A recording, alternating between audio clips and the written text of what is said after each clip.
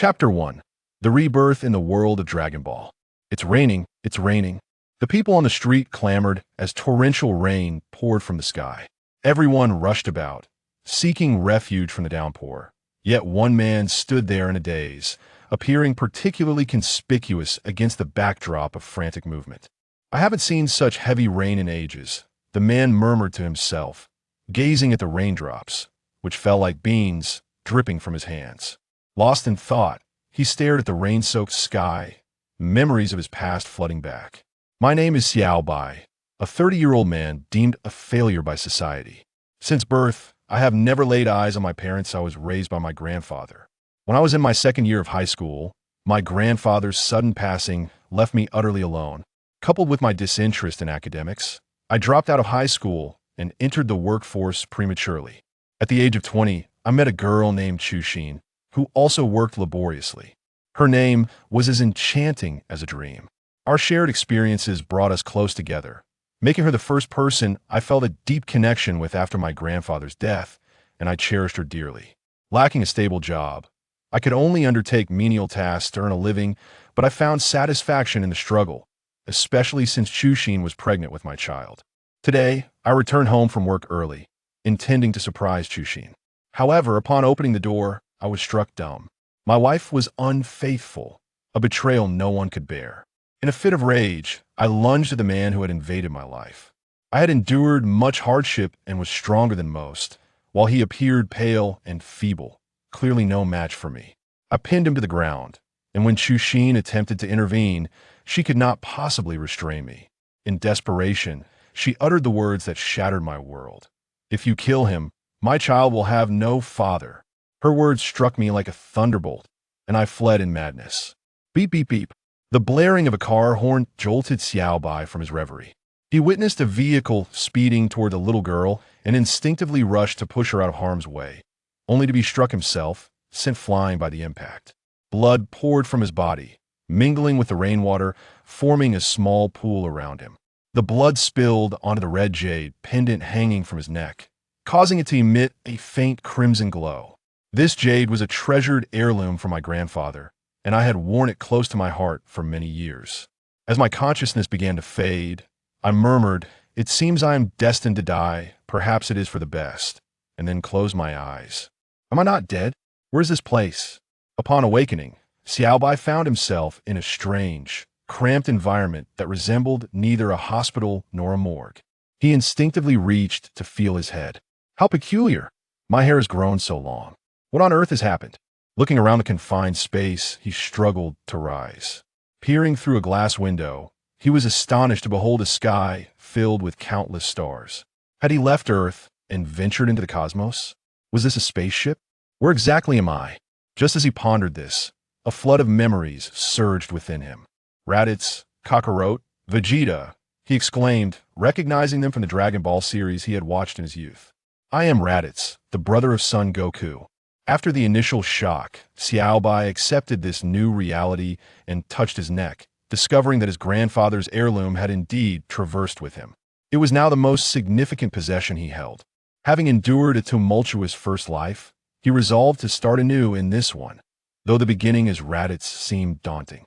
He contemplated his future path carefully. Approximately 30 minutes later, the spaceship landed, and Raditz stepped out, stretching his limbs. What a refreshing atmosphere. Is this the Earth of the Dragon Ball world? As he relished the natural surroundings, a voice interrupted him. "Who are you? Are you an alien?" Raditz turned to see a farmer brandishing a gun, unable to suppress a chuckle. The man was more anxious than he was, despite wielding the weapon. Beep, beep, beep. Power level 5. Raditz glanced at the farmer through his scouter, marveling at the device that could measure power levels, just like in Dragon Ball. Disregarding the farmer, Raditz took flight, soaring into the sky. This is exhilarating. What a remarkable sensation. Meanwhile, Piccolo, deep in his training, sensed an overwhelmingly powerful energy approaching. Who is this? How can anyone possess such strength? Could it be Son Goku? No, it cannot be. This presence is malevolent. Who could possibly be stronger than me on Earth? Upon looking up, Piccolo locked eyes with Raditz, and cold sweat trickled down his forehead. "Who are you?" Raditz surveyed the green-skinned being, realizing he was likely the Piccolo Daimao from the original story.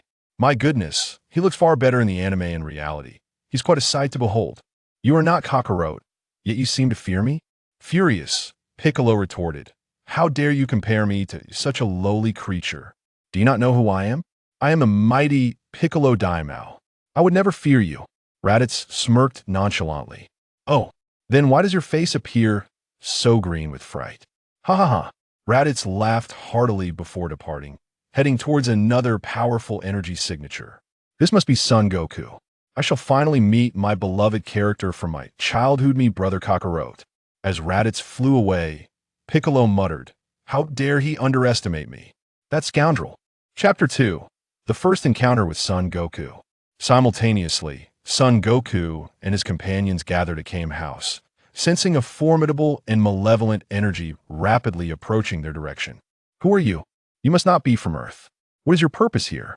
Goku called out to the figure hovering in the air. Kakarot, at last we meet. Allow me to introduce myself. I am your brother, Raditz, from planet Vegeta. We are a warrior race known as the Saiyans. Beep beep beep. Power level, 334. Not bad. The group was momentarily stunned. Brother? Goku has a brother? You must be mistaken. My name is not Kakarot. I am Son Goku. I am an Earthling, not a Saiyan, Goku insisted. You need not deny it. That child is your son, is he not? His tail reveals everything only Saiyans possess tails. You were sent here at birth due to your low power level, with the intent to eradicate all life on this planet.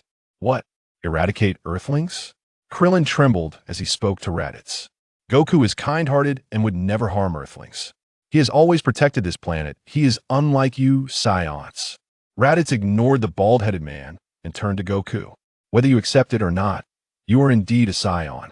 Whenever we see a full moon, we transform, becoming immensely powerful. However, without your tail, you likely cannot transform anymore. Kame Sennin then elaborated on Goku's past, leading him to believe the revelations. Grandfather, I caused his death. Even if I am a Saiyan, what does it matter? What is your purpose here? Goku inquired. Enough talk, let's fight. Let me see your strength. Very well, as you wish. With that, Goku launched himself into the air, employing the Kamehameha against Raditz.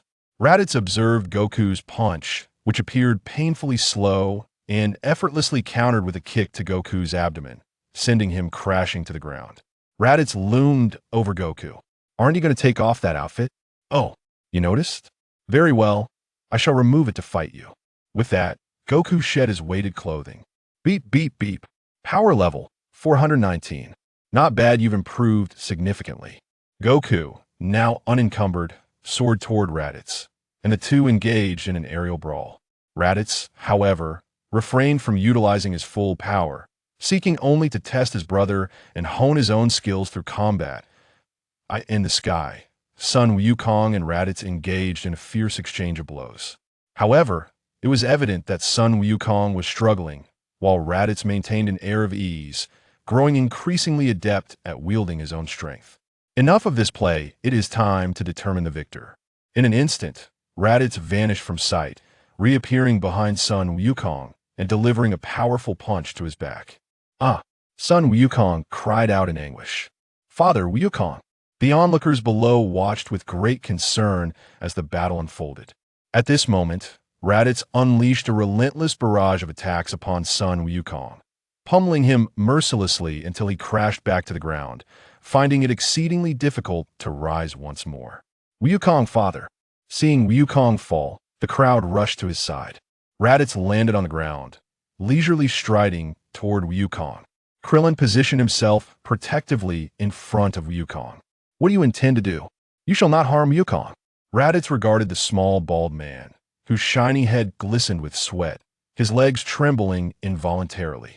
With a hint of amusement, he said, Rest assured, I have no intention of harming him, or any of you. He then crushed the scouter in his hand. The assembled crowd gasped, thinking they must have misheard. Come forth, little green man. How dare you? I, the great King Piccolo, will not be disrespected like this. Do you not fear for your life? Enough. You cannot even defeat Sun Wukong. So what right do you have to threaten me? Raditz replied, exasperated. What did you mean by that? Did you not claim you would annihilate all Earthlings? Now you say you won't harm us? Krillin inquired, eyeing Raditz with suspicion. Raditz glanced at Krillin. Do you, little bald man, truly wish for me to eradicate all Earthlings? No, no. Krillin hastily waved his hands in denial. At that moment, Sun Wukong was helped to his feet by the others. What is your true purpose? Will you truly refrain from harming Earthlings? Raditz looked at Sun Wukong. Kakarot, my initial intention in coming here was to recruit you for an assault on another planet.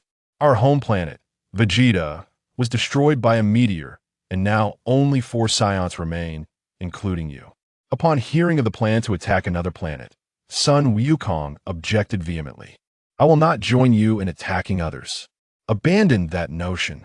Raditz regarded Sun Wukong with a serious expression. Kakarot, I assure you that my original intent was indeed so. However, I have since reconsidered. Raditz was no longer the same as before having been reborn. He could not tread the path of self-destruction again. Moreover, with memories of the oppression he faced from Vegeta and Nappa, he had no desire to relive that life, especially with the ever-present threat of Frieza looming over the Scions. Therefore, he must change. He would leverage his memories from his past life and this opportunity on Earth to forge a new path. Chapter 3. The Hyperbolic Time Chamber. What do you mean? The crowd expressed their confusion. We Scions have long served Frieza, and I have grown weary of this servitude. Though I was compelled to comply for my survival, I now yearn to rebel. The scouter I just crushed contained a monitoring device. Everything that transpires here will be reported to 2 Scions on another planet. Should they discover that I have destroyed the scouter, they will likely come to Earth, and upon their arrival, they will annihilate everyone here and sell this planet. By the way, their power levels are several times greater than mine. What? Impossible. Stronger than you? The crowd exclaimed in disbelief. Stronger than you? I would relish the opportunity to test my strength against them, Sun Wukong mused. How long will it take for them to reach Earth? Approximately 1 year, Raditz replied. Thus, during this year, you must train diligently to prepare for the formidable foes that await you. Rest assured, I will stand with you when the time comes. Krillin leaned in to whisper to Wukong. Wukong, do you believe what he's saying is true? Sun Wukong met Krillin's gaze before turning to Raditz, declaring, I trust you. I will train hard this year, and I will defeat those 2 Scions. Afterward, I hope to have a rematch with you. Is that acceptable? Raditz approached Wukong, playfully flicking his forehead. What are you doing, you disrespectful one? I am your elder brother. Show some respect. Wukong yelped at the sudden gesture. Oh, that hurts. Raditz glanced at Sun Wukong, feigning ignorance. What is your name? Sunday Wukong. Sun Wukong stammered. You should call me Uncle. He gazed at the fearsome countenance of the man who had just injured him, a visage that bore an air of menace yet retained a hint of benevolence. With great difficulty, he managed to utter, Uncle. Raditz responded with satisfaction. The onlookers breathed a sigh of relief at Raditz's current demeanor. Although his aura still held a trace of terror, he appeared considerably more affable. At the very least, it seemed that Earth was momentarily free from danger. A little brother, Goku stammered uncomfortably. What are your plans now? Why not come to the Bunyan Mountain and stay at my home? Wufan echoed Goku's suggestion. Yes, Uncle, you should come stay at my house. Raditz glanced at them with a smile, saying, I will visit when the opportunity arises, but for now, I must focus on my training. Wufan possesses immense potential. With diligent practice, he could become a formidable warrior in the future. Goku cast a skeptical glance at Wufan and whispered, Wufan. But Chi-Chi. In the cosmos, on a distant planet, Vegeta suddenly remarked. Raditz's scouter has exploded. Nappa, incredulous, inquired, Impossible. Could it be that someone stronger than Raditz has appeared on Earth? No, he must have destroyed his own scouter, Vegeta replied. It seems Raditz is defying our authority and wishes to break away from us. Nappa spat disdainfully. Humph. This worthless fool thinks he can betray us. It seems he needs a lesson. Vegeta shot a glance at Nappa. Board the ship. We are heading to Earth. I want to see what audacity this fool possesses to dare betray me. And I shall make him aware of the consequences of his treachery. On Earth, after that day, the Supreme Kai, foreseeing the arrival of Scions in a year, took Goku away and did not return. It seems events unfolded just as they did in the original story. Even if Goku had not died, he would have been taken to train with King Kai. That on this day, Wufan approached Raditz, saying, "Uncle, please teach me how to train. I want to help protect Earth alongside Dad and everyone else in a year's time, to safeguard Mom." Raditz regarded Sun Wukong and asked, "Do you truly wish to train?" "Yes, please teach me." "Then seek out Piccolo. He is far more suited to be your teacher than I doubt." With that, Raditz flew off toward the Supreme Kai's palace. Before long, Raditz arrived at the Supreme Kai's palace. "What brings you here, Mr. Raditz?" The Supreme Kai inquired. "I have two matters to discuss. Firstly, I wish to learn the methods of ki control. Secondly, I would like to borrow the hyperbolic time chamber for training." Raditz replied courteously, "How did you learn of the hyperbolic time chamber?" "Did Goku tell you?" "Very well. I can teach you and allow you to use the chamber," the Supreme Kai said, glancing at the small black orb beside him. "Bubbles, take him there." "Yes, Supreme Kai," Bubbles responded. "Follow me," Raditz. A month later, Bubbles remarked, "Your talent is remarkable. You have mastered ki control. Come with me. I will take you to the hyperbolic time chamber." For a month, Raditz diligently followed Bubbles and the Supreme Kai, learning the application of ki while also utilizing weighted clothing for gravity training. Now, Raditz had completely mastered the application of ki, and the difference was stark compared to before. His power had multiplied several times over. Most importantly, after a month of learning from the Supreme Kai, his ki felt entirely transformed. The previous aura of rage and bloodlust had dissipated, replaced by a serene presence, allowing him to control his ki with precision throughout his body. Having learned all he could at the Supreme Kai's palace, it was time to enter the hyperbolic time chamber for further training. "Thank you, Bubbles." Raditz expressed his gratitude sincerely. "It's nothing. It's simply my duty." Bubbles replied, "This is the entrance to the hyperbolic time chamber. You may enter by yourself. However, be advised that 1 day outside is equivalent to 1 year inside, and each person may only stay for 2 days. If you exceed this time, you will be unable to leave." Bubbles cautioned. "I understand." "Thank you, Mr. Bubbles," Raditz replied earnestly. Chapter 4. Journey to West City. Time flew by, and before long, Raditz had been training in the hyperbolic time chamber for over 8 months. During his time there, Raditz dedicated himself solely to training, with little more than meals to break the monotony. His intention was to train for 2 full years, but he soon realized his error. The harsh conditions and mental strain of this space were overwhelming. After 8 months alone, Raditz could no longer endure it.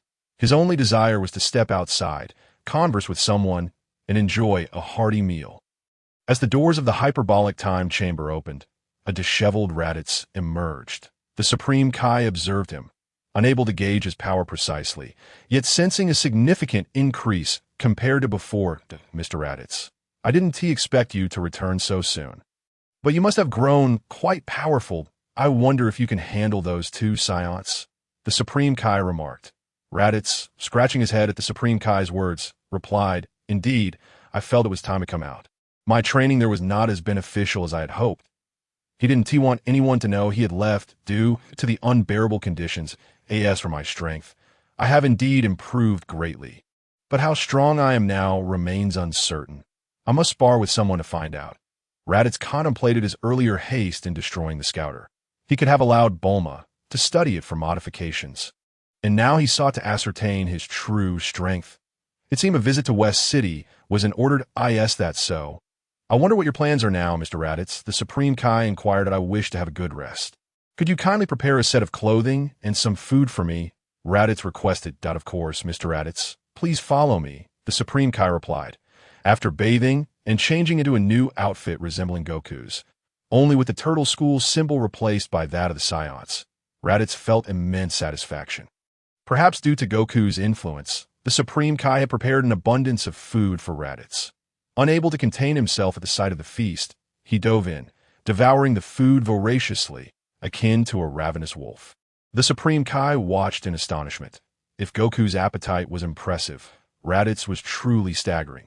Indeed, it seems the family traits ran deep. Having satisfied his hunger, Raditz thanked the Supreme Kai and inquired about the directions to West City and Bulma's residence before bidding farewell to the Supreme Kai's palace.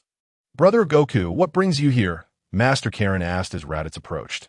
Raditz had first come to Karen Tower in hopes of borrowing some Senza beans for training. Greetings, Master Karen, that I would like to borrow some Senza beans for my training. May I? Raditz inquired curiously. Master Karen hesitated. I can give you some Senza beans, but my supply is limited, and I must reserve some for the upcoming battle, so I can only offer you a few. Thank you, Master Karen. That will suffice, Raditz replied, glancing at the nearby Yajirobe with a resigned sigh. Senza beans were a rare and valuable resource in the Dragon Ball universe. Yet this little creature had consumed them all, causing warriors in the later stages of the series to cherish them even more. After bidding farewell to Master Karen, Raditz soared rapidly towards West City, soon entering Bulma's home.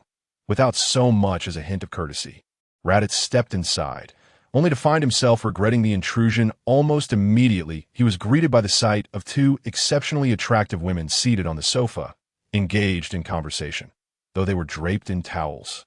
Their attire left much to the imagination, clearly indicating that they had not anticipated the sudden arrival of a man. That, oh my goodness! Both women exclaimed in unison, and Raditz quickly recognized his indiscretion, hastily retreating outside. Moments later, Bulma emerged alongside a woman who bore a striking resemblance to her. To be frank, Bulma was indeed a beauty, surpassing every woman Raditz had encountered in his previous life. Fuming, Bulma pointed an accusatory finger at Raditz and scolded, "You scoundrel! I can't believe you would stoop so low as to spy on girls while they chat and bathe. Just because you're Goku's brother and possess some strength does not give you the right to behave so shamelessly." The woman who resembled Bulma chimed in, "Exactly. What an impolite fellow." Raditz acknowledged his fault. After all, barging into someone's home was inappropriate, let alone witnessing such a private moment. He resigned himself to the scolding, thinking that a few harsh words would be a small price to pay. With a contrite expression, he said, "I apologize. I truly did not mean to intrude." Bulma, momentarily taken aback by the sincerity of his apology, decided to forgive him, considering he had not acted with malice and was associated with her brother, Goku. "Very well. I shall let it slide this time, but do not let it happen again, understood?" Bulma declared. Hands on her hips, chest puffed out with authority. "Understood.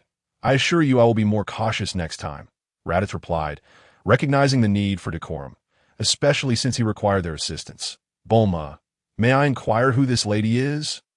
Raditz asked, curiosity piqued. "This is my sister, Tais," Bulma responded. "She is an adventure novelist and usually travels, but returned this time only to find herself interrupted by you." Raditz recalled Tais from a long-ago episode of Dragon Ball. Though he had not paid much attention to her name back then, his focus had predominantly been on the action and characters like Goku and Frieza.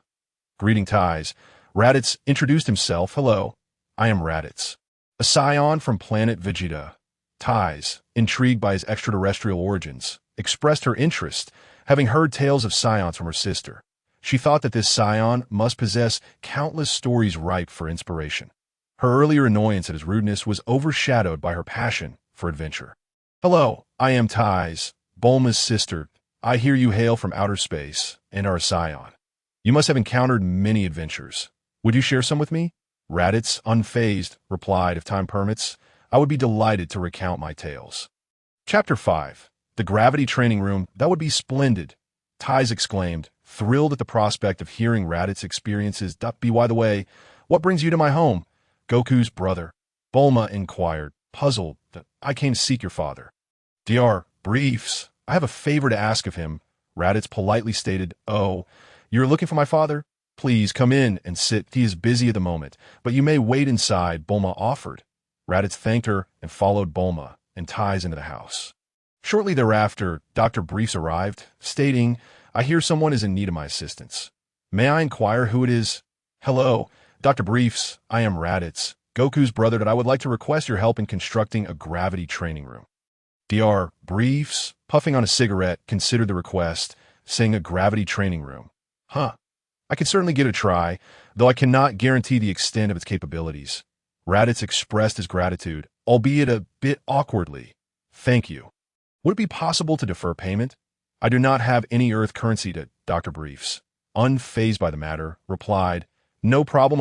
By the way, I was surprised to learn that you know both of my daughters." Just who are you to them? Oh, right. Bulma is with Yamcha. You must be Tai's boyfriend. Tai's, blushing, quickly interjected, Dad, don't say such things. He is merely my sister's friend. Meanwhile, Bulma stifled a laugh at the misunderstanding. Raditz, feeling slightly embarrassed, clarified, You are mistaken. I only met Miss Tai's today. He then swiftly shifted the topic. Although I lack funds, I possess something you might find intriguing. I can offer as collateral. He produced the controller for a spaceship, stating, This is the controller for my spacecraft. I believe you would find it quite valuable. That I would like to present it to you as compensation for the gravity room. Both Dr. Briefs and Bulma were intrigued, while Tai's seemed indifferent, perhaps only interested in adventure stories. Soon enough, Raditz and the Briefs family reached an agreement. He explained the basic operations and concepts of the spaceship, and Dr. Briefs assured him that the gravity room would take a month to complete. Raditz accepted the timeline and bid them farewell, promising to return in a month. Meanwhile, Piccolo was training Gohan. Initially, Gohan sought Piccolo's tutelage based on Raditz's suggestion, despite Chi-Chi's objections, as she deemed Piccolo too dangerous. However, Gohan was determined to grow stronger to protect his mother, alleviate his father's burdens, and fight alongside others to safeguard the Earth. Thus, he secretly ventured far from home to find Piccolo. Raditz sensed Piccolo's energy and arrived at the training site. Upon seeing Piccolo, he greeted him politely. Hello, little green man. We meet again.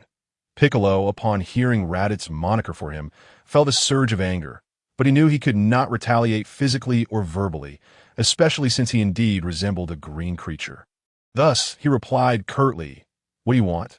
Raditz explained, I have recently made significant strides in my training and seek a sparring partner to solidify my abilities. Though you're quite weak, you're currently the only one on Earth with sufficient strength to help me stretch my muscles.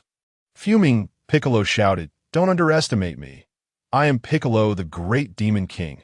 Allow me to demonstrate my progress over the past month. With that, the two engaged in a fierce battle in midair. However, it was evident that Raditz was holding back. The experience was devoid of the thrill of combat. It felt less like a fight and more like a display of Raditz's overwhelming strength against the comparatively weak Piccolo, who was merely a child of 3 years. As the months swiftly passed, Raditz spent his time either training or playing with the young Piccolo, occasionally imparting wisdom to Gohan, his own nephew. Life was indeed quite delightful. On that day, Raditz bid farewell to Piccolo and Gohan and once again arrived at Bulma's residence. To his surprise, Tai's had already left, leaving no opportunity to witness the scene of the two women emerging from their bath. He couldn't help but let out a quiet sigh of regret. He quickly shook off such thoughts, reminding himself that as a man of honor, he should not entertain such notions. Amitabha, infinite celestial venerable, Avalokiteshvara Bodhisattva, he thought to himself that you've arrived. The gravity chamber is ready and located in the courtyard. You may use it at your convenience. My father can only manage a gravity level of 100 times for the moment. However, please exercise caution, as it can be quite perilous, Bulma stated directly upon seeing Raditz. Raditz gazed at the gravity chamber before him, his eyes sparkling with enthusiasm. He expressed his gratitude to Bulma, saying, Thank you.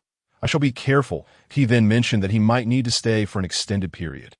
Bulma, unfazed, replied, As long as you can defeat those two Scions and protect Earth in 10 months, you may stay for as long as you wish. Upon hearing this, Raditz reassured her, Rest assured, they will not pose a challenge for me. I am off to train now. Bulma said nothing further and departed. As Raditz stepped into the gravity chamber, he immediately set the gravity to 20 times. He had long since acclimated to 10 times the gravity while in the hyperbolic time chamber. So he simply doubled it. After adjusting to 20 times, Raditz remained unfazed, clearly pleased with his power level. He then increased it to 30 times, and subsequently to 40 times, diligently continuing his training within the chamber. Raditz had decided to adopt a rather reckless approach to his training, driven by the Scion ability to significantly enhance their power upon near-death revival. This was also the reason he sought out Corinne for senzu beans. As time passed, Raditz commenced earnest training in the gravity chamber. What went unnoticed by everyone was that as Raditz trained, the red gem around his neck emitted a faint crimson glow, inducing profound changes in both his body and spirit. Evident in the rapid increase of his power level, Chapter 9. Enhancement of Power Time flew swiftly. Inside the gravity training room, Raditz lay motionless on the ground, his body covered in wounds.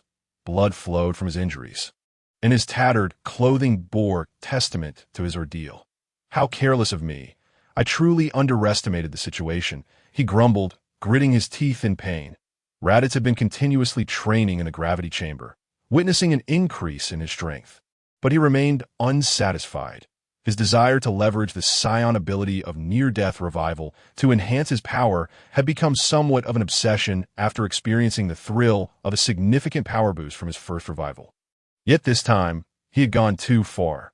Under a gravity level of 100, he had unleashed all his strength upon himself, only to watch in dismay as the last senzu bean slipped from his grasp, landing 10 meters away.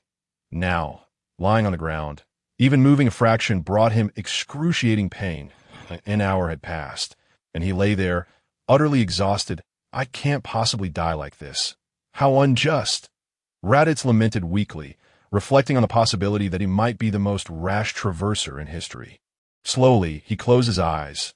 Just as he believed death was imminent, a peculiar energy enveloped him, and he felt his wounds healing at a visible rate.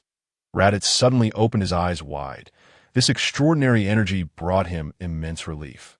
He could distinctly sense that its source was the red gem around his neck. Approximately 3 minutes later, his injuries had completely healed, and he felt a surge of strength far beyond what he had previously possessed. Unlike the power boost from his earlier near-death experience, this newfound strength was beyond his wildest imagination. He realized that this revival and power enhancement were intrinsically linked to the gem his grandfather had bestowed upon him. Energized by his revival, Raditz leaped to his feet. I could take on 10 Friezas, he exclaimed. Though this was merely a reflection of his inflated confidence, he removed the red gem from his neck. Examining it closely, it seemed that his grandfather's gift was far from ordinary. Perhaps his traversal was connected to this gem in some way. However, he had never discovered its potential until today. It appeared that the gem could heal him and revive him when he was near death. He speculated that, during his previous training, he had consumed the senzu bean before the gem could manifest its effects. Raditz took a moment to assess his body. Not only had his power level increased, but he also felt subtle changes within. It seemed that the gem's influence was more profound than he had initially perceived. He resolved to study it further. Raditz's stomach growled, prompting him to seek sustenance. He opened the gravity chamber door and stepped out. Almost immediately, he encountered Ties returning from outside. Is there anything to eat? I'm quite famished, he called out. Ties glanced at Raditz, her face flushing red. What a pervert. Why aren't you wearing any clothes? She exclaimed. Raditz quickly looked down at himself, realizing that his training had rendered his outfit utterly destroyed, that he had been so preoccupied with the gem that he hadn't noticed the state of his attire, leaving him exposed before Ties. My apologies. My clothes were ruined during training. Could you please prepare a set for me, and perhaps some food? I'm quite hungry, he requested, feeling embarrassed, with a blush still on her cheeks. Ties turned to leave, but kindly complied with Raditz's request, preparing what he needed. After satisfying his hunger, Raditz approached Ties and said, I'm sorry about earlier. By the way, I heard from Bulma that you went on an adventure for your novel. Why are you back so soon? Ties glanced at Raditz, and for a moment, she thought she noticed him looking more handsome, causing her cheeks to redden again, but she quickly shook off the thought. This is my home. Do I need to ask for your permission to return? She retorted, recalling her irritation at Raditz's audacity to be unclothed in her house. Speaking of which, didn't you say you would tell me stories about aliens? Raditz pondered for a moment before replying. Those 2 Scions will be arriving on Earth in less than a month. Once I deal with them, I'll have time to share some tales. Ties listened to Raditz's words and felt he was being dismissive, stirring a hint of anger within her. Yet she refrained from voicing her feelings. At that moment, Bulma suddenly approached, exclaiming, Sister, when did you return? And you, the training fanatic, actually managed to come out. What are you discussing with my sister? Raditz cast a glance at Bulma and casually replied, I was regaling your sister with tales of extraterrestrials. Tai's eyes narrowed at Raditz, and she nodded subtly. not wishing for her sister to discover that she had been in a state of undress with a man, for that would surely lead to her sister's ridicule. With a smile, Tai addressed Bulma, saying, "I have come back to retrieve a few items. I shall be leaving shortly." Upon hearing that her sister would depart soon, Bulma felt a twinge of disappointment, yet she supported her sister's decision. Understanding her sister's inclinations, before long, Tai indeed took her leave, prompting Bulma to approach Raditz and inquire, "Is there something going on between you and my sister?" Raditz, unfazed, responded, "There is nothing amiss. You are overthinking it. Your sister is not nearly as formidable as that little bald fellow." Bulma's expression darkened instantly as she retorted, "Are all of you men devoid of sanity? Especially you scions who, like little Sun, are only capable of fighting." She then asked Raditz, "It seems nearly a year has passed. Will you continue to linger in the gravity chamber?" Raditz smiled and said, "No, my current strength is more than sufficient to handle those two.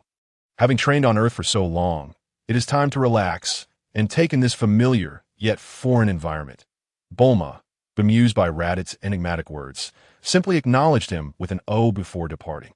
A month swiftly elapsed. On this day, two uninvited guests descended upon Earth. Chapter 7. The arrival of the Science Point 2 spacecraft pierced the sky above Earth, swiftly descending to the surface. With their arrival, two formidable and terrifying energies erupted, shattering the tranquility of the Dragon Ball warriors' training. Far away, in the heavenly temple, Krillin, Ten, and others simultaneously sensed the presences of Vegeta and Nappa, beads of cold sweat forming on their shining bald heads. What a terrifying energy! Krillin clenched his fists, his face tense. Despite being somewhat prepared for the Scion's arrival, he had not anticipated such swiftness, nor the sheer magnitude of their power. Feeling the overwhelming presence of the newcomers, he sighed and addressed his companions. "They have arrived. We must depart." Yamcha and Kaotsu exchanged knowing glances and nodded in agreement. Their arduous training in the heavenly temple had been for this very moment. Subsequently, they soared out of the temple, racing towards the source of the two energies. Meanwhile, Piccolo, engrossed in his training, also opened his eyes, gritting his teeth and sweating involuntarily. He too was taken aback by the overwhelming strength of the newcomers. Although reluctant, he muttered, "Though I have never encountered that detestable fellow in full force, he should be sufficient to handle this." That he then turned to Gohan and said, "Let us go." "Yes, Uncle Piccolo," Gohan replied, and the two of them set off towards the impending energy. On the other side, Raditz, basking in the sunlight, also sensed the presence of Vegeta and Nappa. A confident smile crept across his lips. "They have arrived. I can hardly contain my anticipation." He leisurely sat up and began flying towards Vegeta's direction. At the landing site of the spacecraft, a gathering crowd of onlookers, oblivious to the impending doom, curiously observed the scene. That moment, the doors of both ships slowly opened, revealing two figures, a muscular bald man and a haughty little figure. "So this is Earth?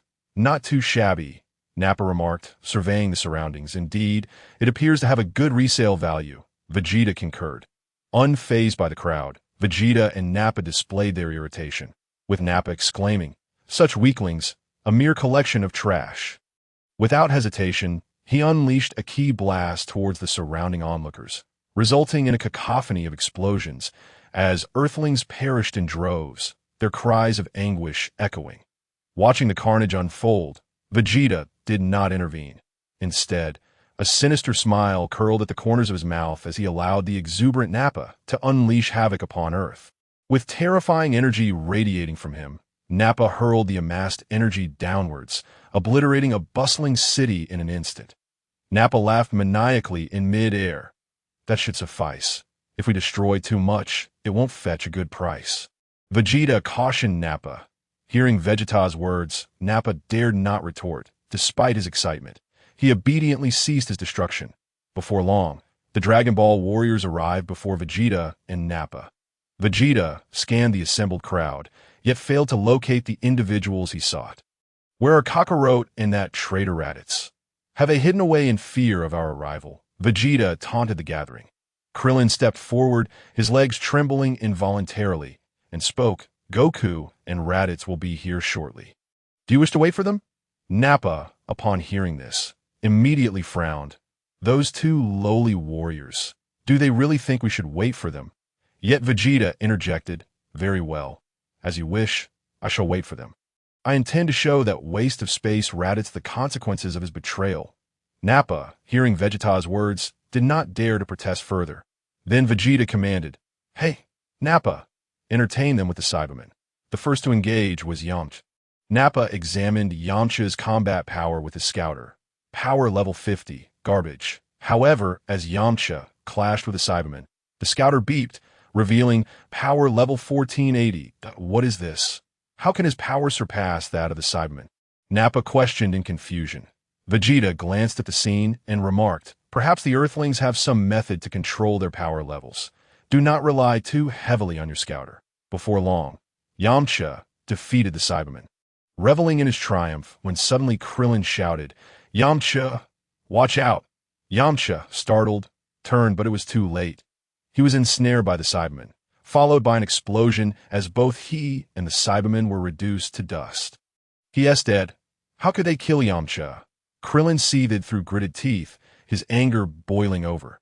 The group, witnessing Yamcha's demise, was filled with rage, their energies surging forth.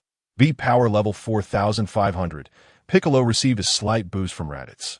Hence his strength is higher than in the original. Beat power level 2800. Beat power level 1770. Beat power level 1830. Beat power level 910. The power levels of all present were displayed on Nappa and Vegeta's scouters. In the face of their fallen comrade, the group was driven to the brink of fury, momentarily forgetting their fear. Piccolo glanced at the group and then at the impetuous Gohan, stating, Hey, you fools, do not lose your reason.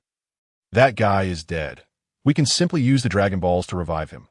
Upon hearing this, the group's anger was somewhat tempered, yet Vegeta overheard the exchange. I am growing rather tired of waiting. Vegeta declared to Nappa, Go and play with them. Since they are not coming, eliminate all of them.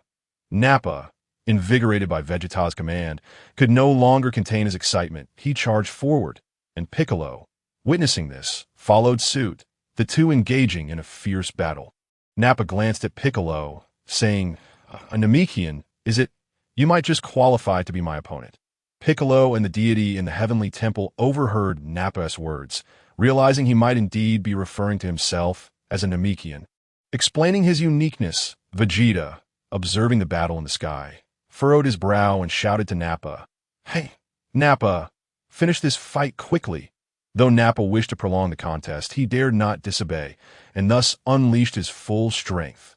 As the onlookers witnessed Piccolo, who had fallen into a disadvantageous position, rushing to assist, they momentarily overlooked the presence of the cultivator. Consequently, a chaotic skirmish ensued. Tin, observing Piccolo being overwhelmed by Nappa, unleashed a kikaho towards Nappa.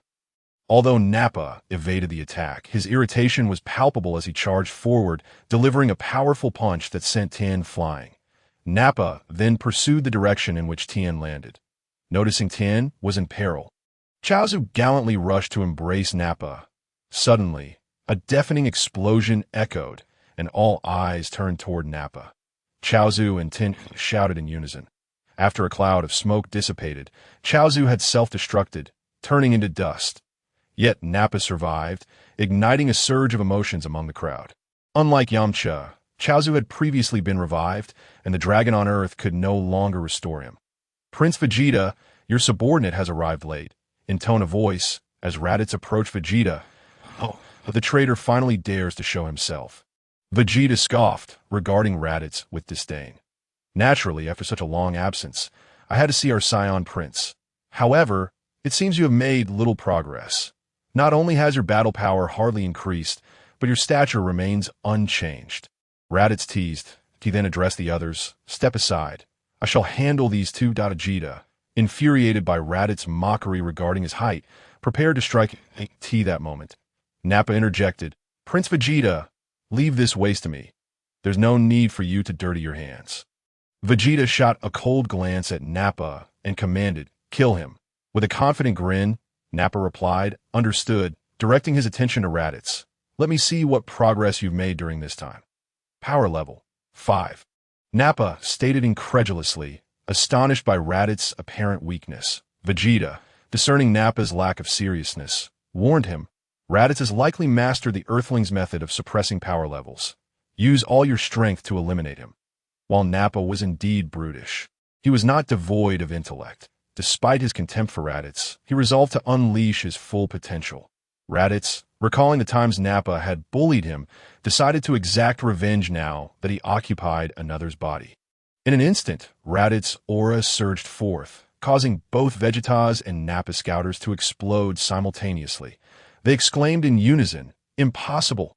Yet before Nappa could fully comprehend the gravity of the situation, he found Raditz inexplicably at his side.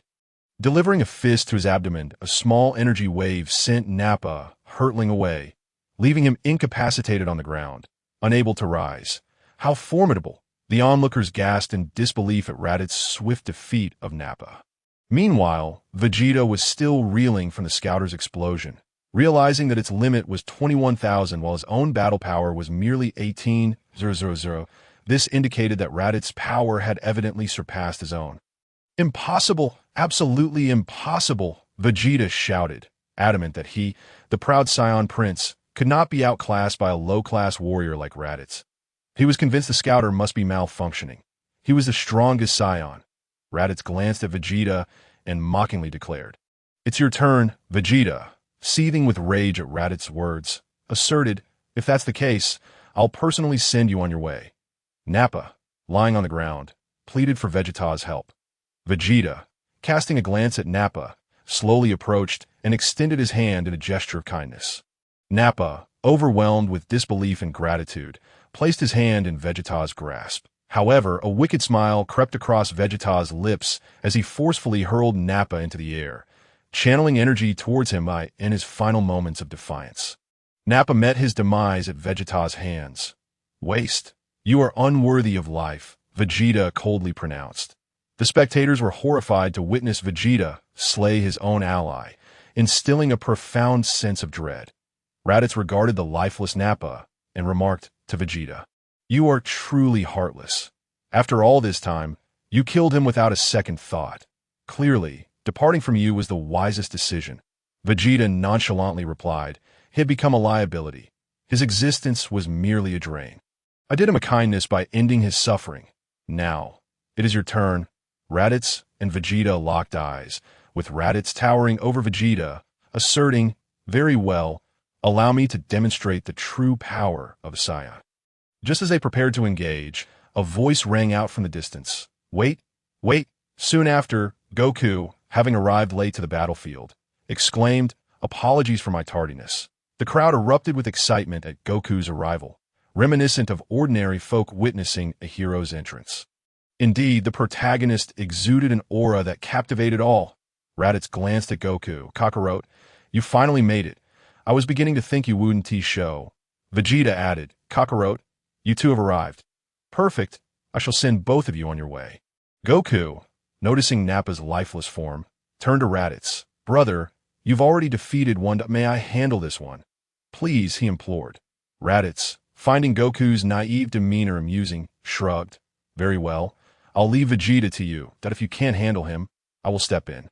"Thank you." Goku expressed his gratitude profusely. Vegeta, incensed by their exchange, growled, "How dare you underestimate me? Come at me together. Today, I will send you both to the underworld." Raditz ignored Vegeta's fury, opting to withdraw from the battlefield. Eager to witness the clash between Goku and Vegeta, exchanging glances, Goku, brimming with excitement, declared, "I'm going in." He quickly dashed to Vegeta's side.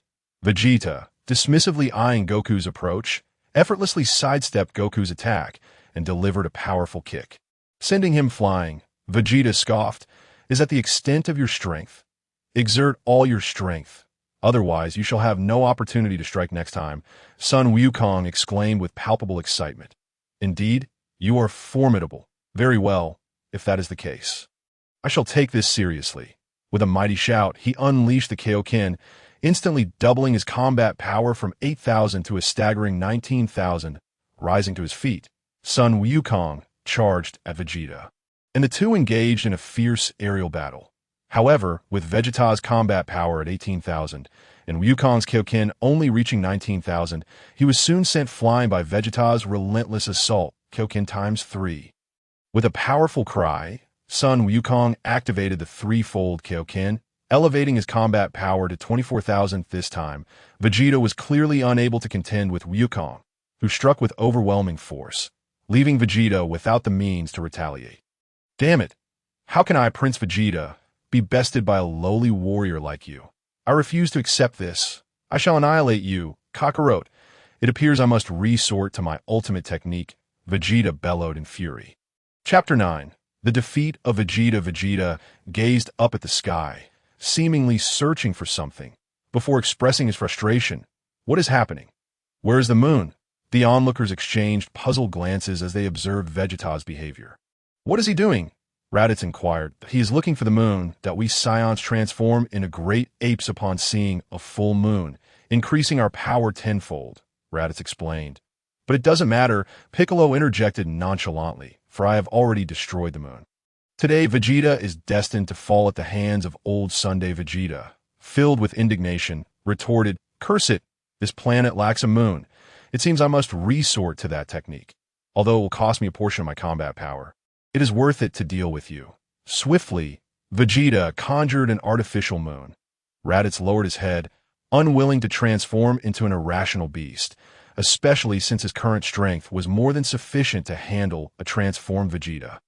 After enduring 3 near-death experiences in the gravity chamber, his combat power had significantly increased, particularly following his revival by the red orbs of energy. While he could not accurately gauge his current power, he conservatively estimated it to be at least 500,000 that once the artificial moon was created, Vegeta transformed into a great ape, yet he retained his intellect. His power surged tenfold, despite the loss incurred from creating the artificial moon. He now boasted a strength of approximately 100,000. Sun Wukong, witnessing Vegeta's transformation into a great ape, was utterly astounded. As it was his first encounter with a Scion's metamorphosis, he rushed toward the towering figure of Vegeta and threw a punch. But to his dismay, it failed to achieve the desired effect, as the great ape effortlessly swatted him away. Damn it! So powerful! Sun Wukong exclaimed. In that case, Kaioken times 4. With a mighty shout, he activated the fourfold Kaioken, boosting his combat power to 32,000. Far away on King Kai's planet, North Kai observed Wukong's transformation and quickly interjected, Wukong, you cannot continue. The fourfold Kaioken has surpassed your physical limits. Yet, Sun Wukong disregarded North Kai's warning. Executing the fourfold Kaioken and placing his hands on his hips, he declared, Kamehameha. A formidable white energy wave surged forth toward the great ape, which, unfazed, effortlessly blocked the attack. Sun Wukong, astonished that his attack had been thwarted, barely had time to react before Vegeta appeared before him, delivering a powerful punch that sent him hurtling away in a swift motion. Vegeta followed Wukong to his descent, mercilessly stomping down upon him. Sun Wukong's cries of anguish echoed through the air, prompting concerned shouts from the onlookers. Wukong! Father! The crowd turned their gaze toward Raditz. Gohan was the first to speak. Uncle, please save Dad. The others echoed in unison. Mr. Raditz, you are Wukong's brother. You are his only hope now. Please, save Wukong. Raditz cast a glance at the group and replied, Very well, it is time for me to take action. As Vegeta reveled in his dominance over Wukong, a figure suddenly appeared before him. Raditz, you wish to intervene? Vegeta inquired, his foot still on Wukong. Raditz replied, Indeed, it is time for me to end this. Vegeta dismissed Raditz's words, confident that in his great ape form, he was invincible. Even if Raditz's power exceeded the limits of the Scouter, he remained unfazed. However, he was caught off guard when Raditz suddenly appeared before him, moving with such speed that Vegeta could barely comprehend. Raditz delivered a powerful punch to Vegeta's abdomen, sending him flying and forcing him to revert to his original form. A small energy blast subsequently obliterated the artificial moon. Impossible! I was defeated with a single punch. How could this be? Vegeta lamented, a dreadful realization dawning upon him. Could it be that Raditz had transformed into the legendary warrior? Impossible! He is merely a lowly fighter. Struggling on the ground, Vegeta crawled toward his spaceship, utterly disheveled. Yet, amidst his turmoil, only one thought occupied his mind. To preserve his life, that if he could survive this encounter, he believed he could eventually surpass Raditz, for he was of noble royal blood, while Raditz was merely a lowly warrior. Moreover, he seemed to have uncovered a secret. The Dragon Balls mentioned by the Namekian, it appeared he would have the opportunity to visit planet Namek after all. Due to his unwavering conviction that the Dragon Balls were undoubtedly connected to the Namekians, he had heard tales of their extraordinary abilities throughout the cosmos. Witnessing Vegeta's defeat, the crowd gathered around. And Krillin, recalling the harrowing scenes of his comrades and countless innocent Earthlings being slain, felt an irresistible urge to approach Vegeta with the intention of ending his life.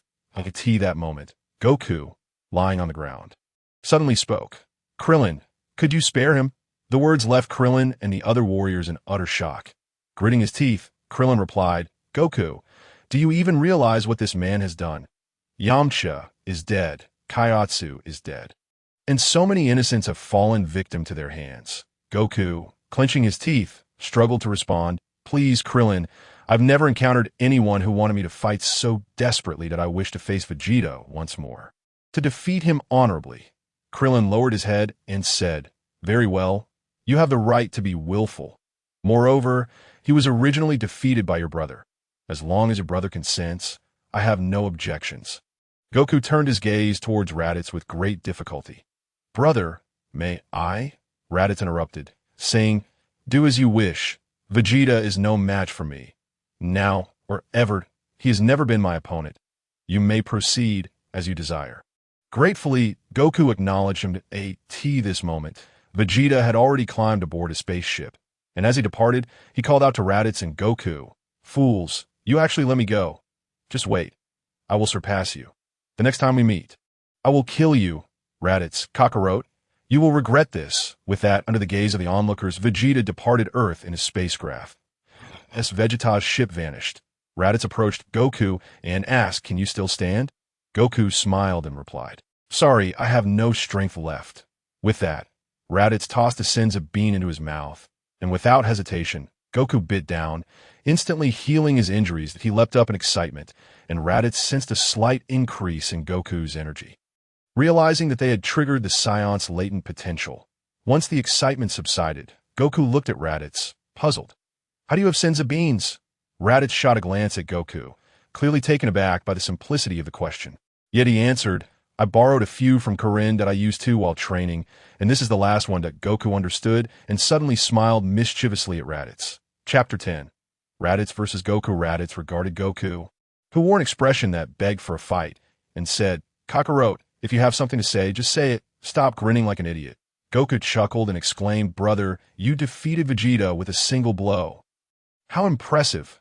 Now that I've recovered, I feel stronger. Can we have a sparring match?" Raditz shook his head in refusal. Goku, dissatisfied, protested, "Why not? Just one match, please." Raditz rolled his eyes at Goku, stating, "You're far too weak right now. I have no desire to engage. Come back when you've grown stronger." Hearing Raditz's unwillingness to spar, Goku pursued him relentlessly. Eventually, Raditz, having no other option, relented. "Kakarot, listen carefully. I will give you one chance. Unleash your full power." Raditz declared. Goku, thrilled at the prospect of battling such a formidable opponent, shouted, "Kaioken times 4. Goku immediately tapped into his full strength and launched himself toward Raditz. Raditz, unfazed by Goku's approach, effortlessly evaded his attacks. Frustrated that he couldn't even graze Raditz, Goku took a few steps back and began to gather energy for the Kamehameha. "Brother, this is my strongest move. I wonder if you can withstand it." Goku announced to Raditz. "Bring it on." Raditz replied, extending a hand toward as a massive white energy wave surged toward him. Raditz confidently smiled, effortlessly blocking Goku's Kamehameha, empowered by the Kaioken technique. Meanwhile, unbeknownst to them, the red gem began to glow once more. "Incredible," Goku exclaimed, astonished that Raditz could so easily withstand his attack, while simultaneously feeling exhilarated. "Brother, I have an even stronger technique, but it requires considerable charging time. However, it might be a bit dangerous. I wonder if you're brave enough to take it on." Goku said, clenching his fists in excitement. Raditz, uninterested in idle chatter, replied, I told you, this is your opportunity. Use everything you've got. Hurry up, so we can finish and go home. Goku complied, soaring into the sky, raising his hands and declaring, this is the ultimate technique I learned from King Kai, called the Spirit Bomb. If you can withstand this, I will concede. Raditz remained silent, patiently awaiting Goku to gather his energy. After a moment, Goku had amassed a considerable Spirit Bomb. Here it comes, Goku yelled. This time, Raditz took no chances. Despite his formidable strength, he understood the Spirit Bomb's destructive potential. After all, it had once defeated Majin Buu. With both hands raised to shield himself, Raditz unleashed his energy, leaving Goku and the onlookers in a state of shock. They knew Raditz was powerful, but they had not anticipated him being this strong. After the clash, Goku excitedly rushed to Raditz's side, exclaiming, Brother, that was amazing. How did you train to become so strong? Raditz looked at Goku with a look of disdain and asked, Do you truly wish to know? Sun Wukong nodded excitedly, and those around him perked up their ears to listen attentively. Then, Raditz declared with a smirk, I won't tell you. He burst into laughter at the sight of the grim faces surrounding him. However, Sun Wukong was not pleased. He voiced his discontent, saying, Don't be so stingy. Just teach me how to cultivate tea. That moment, a helicopter suddenly descended to the ground, and out stepped Bulma, Chi-Chi, and Master Roshi. Chi-Chi rushed out of the helicopter and ran straight towards Gohan, wrapping her arms around him with concern, exclaiming, My Gohan, are you all right? It was so dangerous. It's all your father's fault for letting you participate in such perilous battles at such a young age. Gohan, why aren't you speaking? Don't scare your mother. Gohan, blushing as he looked at his mother holding him and then at the surrounding crowd, replied, Mom, I'm fine that you're hugging me too tightly. I can hardly breathe. Upon hearing that Gohan was all right, Chi-Chi released him like tea. That moment, Krillin approached Bulma, bowing slightly as he said, I'm sorry, Bulma. Yamcha, he sacrificed himself. Bulma paused for a moment before responding, It's all right, after all, the Dragon Balls can bring him back. Everyone come here down on the helicopter. The group chatted happily, while Raditz closed his eyes to rest, choosing not to engage in their conversation. Suddenly, he heard the sound of fists clenching and rubbing together, prompting him to glance over. He noticed Shinhan in the back of the helicopter. Fists tightened, his head bowed in silence. The others noticed something was amiss and turned to look, with Krillin asking, Tin, are you all right? Hearing Krillin's voice, Tin lifted his head, his eyes glistening with tears. Kaiatsu is gone. He has been revived once, so the dragon cannot bring him back again. The group felt a wave of sadness wash over them, and laughter faded into silence. Suddenly, a voice broke the oppressive atmosphere. Perhaps there is still a way to... Everyone's eyes lit up as they turned towards the source of the voice. Raditz. Tin, filled with hope, asked, Raditz, what do you mean? Is there a way to bring Kaiatsu back? Before Raditz could respond, Bulma interjected, Yes. What is it? Hurry up and tell us. Don't keep us in suspense. Sun Wukong, unable to bear Tin's distress, chimed in, Brother, do you have an idea? The creator of the Dragon Balls must be a deity, right? He hails from the planet Namek. Perhaps we could visit Piccolo's homeland, Namek, and see if luck is on our side. Raditz responded, It's easy to solve the spaceship issue. Don't forget, there are still the ships left by me and Nappa on Earth. I had my ship sent to Bulma's father for research over a year ago. If all else fails, we can look for the ship that the deity used to arrive on Earth. He continued, As for the location of Namek, doesn't Wukong know King Kai? He might have that information to AT that moment. King Kai's voice resonated, Wukong, Raditz, I indeed know the location of Namek that I can tell you. The group erupted in cheers. That's wonderful, truly wonderful. Thank you so much, Lord Kai. Tin approached Raditz with excitement, saying, Raditz, thank you. Raditz smiled casually, replying, It's no trouble at all. With these matters settled, the group resumed their cheerful conversations about the past, while Raditz remained seated, eyes closed in meditation. Suddenly, Sun Wukong approached Raditz, rubbing his hands together and asking, Brother, what are your plans moving forward? Raditz looked at his oblivious brother and replied, I plan to settle on Earth. I quite like it here. So, I intend to find a home for myself. Sun Wukong's eyes sparkled with excitement upon hearing this. Then you should stay at my house for the time being. After all, We are brothers. He thought to himself, if Raditz lived at his home, he could train with him anytime and observe his cultivation methods. Feeling clever, Wukong couldn't help but smile foolishly. Gohan, puzzled by his father's behavior, wondered how their relationship had improved so much. But he followed his father's lead, saying, "Yes, uncle, Dad is right. Come stay at our house." Chi-Chi, observing Wukong's silly grin, covered her head, fully aware of his intentions. Yet being a traditional and conservative woman, despite knowing Wukong's motives, she had no choice but to smile at Raditz, saying, "Yes, brother, Wukong and Gohan are correct. You are Wukong's brother, and since you wish to settle on Earth, you should live with us. Staying at Bulma's house is not quite the same. Wukong may lack manners." But as his wife, it was only natural for her to be concerned for him. Raditz looked at this warm family, and, feeling unable to refuse their hospitality, agreed, "All right." Upon hearing this, Wukong exclaimed joyfully, "That's great. We can train together." The others, realizing Wukong's intentions, couldn't help but laugh. Soon, Raditz accompanied Wukong's family to the Capsule Corporation, where the sun had set. Chi-Chi prepared a clean room for Raditz and laid out an abundance of food. After a satisfying meal, Raditz returned to his room and fell into a deep sleep. In his dreams, Raditz found himself in a hazy state, his consciousness replaying a familiar battle. The match between him and Wukong, scenes looping through his mind. The following day, Raditz awoke to find new knowledge in his mind, specifically the techniques of the Kaioken and Spirit Bomb that Wukong had learned from King Kai, along with his own signature move. The Kamehameha. It dawned on Raditz that the jade pendant around his neck was the source of this newfound understanding. It seemed that the pendant's abilities extended beyond merely enhancing physical strength and healing. It appeared capable of recording his opponent's techniques during combat and relaying them back to him. Raditz felt a surge of excitement, while the Spirit Bomb may not hold much significance for him. The Kamehameha and Kaioken were incredibly powerful techniques. Initially, he had been contemplating how to learn the Kaioken, but it seemed he had struck gold this time. 2 days later, the group gathered at Bulma's house, where a massive spaceship stood in the yard, a result of Bulma's father's research on the spacecraft Raditz had provided. Upon learning that everyone was preparing to travel to Namek, Bulma inquired, "I wonder who will accompany me to Namek this time?" The group fell silent, and Krillin stepped forward to ask Bulma, "Are you going too? Aren't you afraid of the dangers?" Bulma shouted back, "What do you mean? This is my family's property. Can I go? Besides, what danger could there be with Wukong and Raditz around? They'll protect me."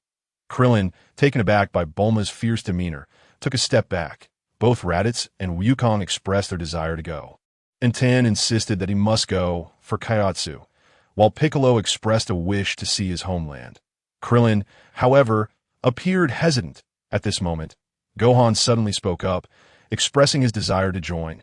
Kiki, upon hearing this, immediately opposed, saying, "Goku may go, but Gohan cannot. Both of you have the potential to become great scholars, and it is unthinkable for Gohan to venture into such perilous places." Listening to his mother's objection, Gohan lowered his head and murmured, "But I wish to see Uncle Piccolo's homeland." Just then, Goku approached Kiki and said, "Kiki, let Gohan go." Naturally, Kiki resisted this notion that moment. Raditz interjected, "Sister-in-law, there is little danger in traveling to Namek." Raditz thought to himself that he likely would not encounter Frieza this time. After he reached Namek, he would unlock his potential and train further, and only then would he confront Frieza. Note: Raditz was unaware that the secrets of Dragon Balls had already been inadvertently revealed by Piccolo to Vegeta and Frieza, who was monitoring from afar. Furthermore, if you wish for Gohan to become a scholar, he must explore the world beyond. As the saying goes, reading 10,000 books is not as beneficial as traveling 10,000 miles. This would greatly aid Gohan's future. Upon realizing that this would benefit Gohan's scholarly pursuits, Kiki reluctantly consented, but admonished him not to neglect his studies. Gohan nodded eagerly, casting a grateful glance at Raditz. Thus, the personnel destined for Namek was finalized, comprising Raditz, Bulma, Son Goku, Son Gohan, Tien Shinhan, Piccolo, and the understanding Krillin AS for Yamcha, who had been resurrected by the Dragon Balls a day prior. He remained on Earth, subsequently, amidst the farewells of the others. The spaceship took off, leaving Earth behind, destined for Namek. Chapter 12. Goku's near-death revival in the cosmos. A lizard-like extraterrestrial being was attending to Vegeta in a rescue pod. All done. The pod's door will slowly open. You have been healed. You may now open your eyes, Lord Vegeta, the alien stated. Vegeta smirked devilishly and muttered softly, Raditz, Kakarot, and that bunch of miscreants from Earth. Just wait for me. He then burst into a hearty laugh. His eyes sharp with resolve as he thought, I have uncovered your greatest secret. That Namekian spoke of the Dragon Ball's ability to resurrect others. It seems the legends of a universe hold truth. Namek possesses extraordinary powers, and it is indeed connected to the fabled wish orbs. This journey to Earth has thoroughly validated that the legend is real. Raditz, that fool, must have grown stronger due to this. Once I obtain the Dragon Balls, the wish orbs, my noble scion prince lineage will ensure I become even more formidable, and to that time, you, the traitor, will be doomed, along with that Frieza. I, Vegeta, am the true ruler of the universe. The surrounding extraterrestrials, witnessing Vegeta's maniacal laughter, whispered among themselves, is Lord Vegeta's mind intact? He must have faced an incredibly formidable foe. Prepare a fresh set of clothes for me, and arrange a spaceship. I have matters to attend to. Vegeta commanded coldly. Yes, the others replied in unison. After changing into new attire, Vegeta slowly made his way outside. As he exited, one of the alien beings noticed Vegeta had dropped something and quickly reminded him. Lord Vegeta, your scouter, I no longer require that device. Vegeta replied dismissively as he exited the base. Upon stepping outside, he spotted an individual he found particularly disagreeable. He had more pressing matters to attend to and attempted to walk away. However, he was blocked. Step aside. I have no time for your nonsense, Vegeta retorted, not wishing to engage. Yet the peculiar, purple-skinned alien with a beard obstructed his path, saying, Lord Frieza is exceedingly displeased with your trip to Earth. However, he has generously forgiven you, for you have discovered something of value. It seems the legendary wish orbs are indeed real, and Lord Frieza has already departed for Namek. Upon hearing this, Vegeta's composure faltered. What did you say? Frieza has gone to Namek. Get out of my way, or I shall kill you. Kuei erupted into laughter, defiantly replying, What can you do? Ignoring Kuei's taunts, Vegeta refused to waste further time with this fool. If Frieza were to acquire the Dragon Balls and make his wish, Vegeta would have no future. He swiftly ran towards the spaceship, heading for Namek. Kuei, seeing Vegeta flee, immediately pursued him. Meanwhile, not far from the base, an individual overheard the conversation between Vegeta and Kuei, a sinister smile creeping across his face. Namek, you say? How intriguing that on the other side of the cosmos, a colossal spaceship was also en route to Namek.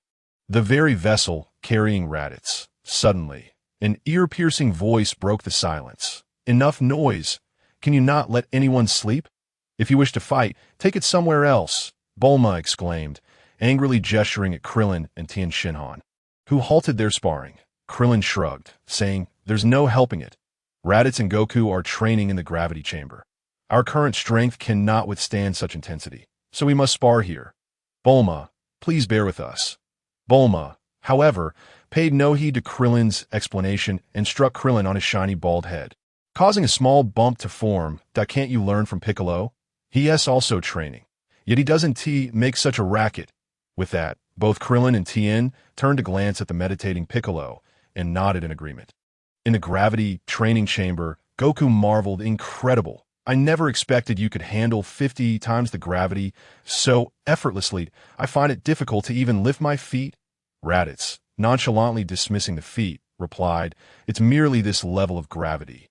I have long since adapted to it. Curiously, Goku inquired, Is this how you became so powerful? Certainly not. How so? Do you wish to know? I shall teach you, Raditz said with a mischievous grin. Really? That's splendid. Please teach me quickly. Goku exclaimed excitedly. Very well, Raditz replied, exhaling a single word, and in a flash he appeared before Goku, delivering a powerful blow to his vital spot. In an instant, Goku was sent flying, collapsing to the ground, motionless, seeing Goku on the brink of death. Raditz quickly fed him a Senza bean, and Goku was instantly revitalized. That was close. I nearly met my end. Raditz, what are you trying to do? Goku, now revived, was somewhat irate. Even his typically carefree demeanor faltered at the near-death experience. And he no longer referred to Raditz as his brother, expressing his dissatisfaction instead. Kakarot, do you now feel your energy? Is it not significantly more potent? Upon hearing Raditz's words, Goku sensed his power and realized he was indeed much stronger than before. Perplexed, he inquired, what is the meaning of this? This is a unique Scion ability. Resurrection after nearing death greatly enhances combat strength. I have attained my current prowess through numerous brushes with death. Raditz explained. I see. Why had I not realized this before? Just as Goku reveled in his newfound strength, Raditz once again appeared beside him, delivering another blow that sent him flying. However, this time Raditz did not target a vital spot and restrained much of his power, merely inflicting pain upon Goku. Raditz approached the gravity chamber's entrance and turned back to Goku, saying, while this method rapidly increases strength, it is best not to attempt it carelessly. Otherwise, you may find yourself in a dire situation.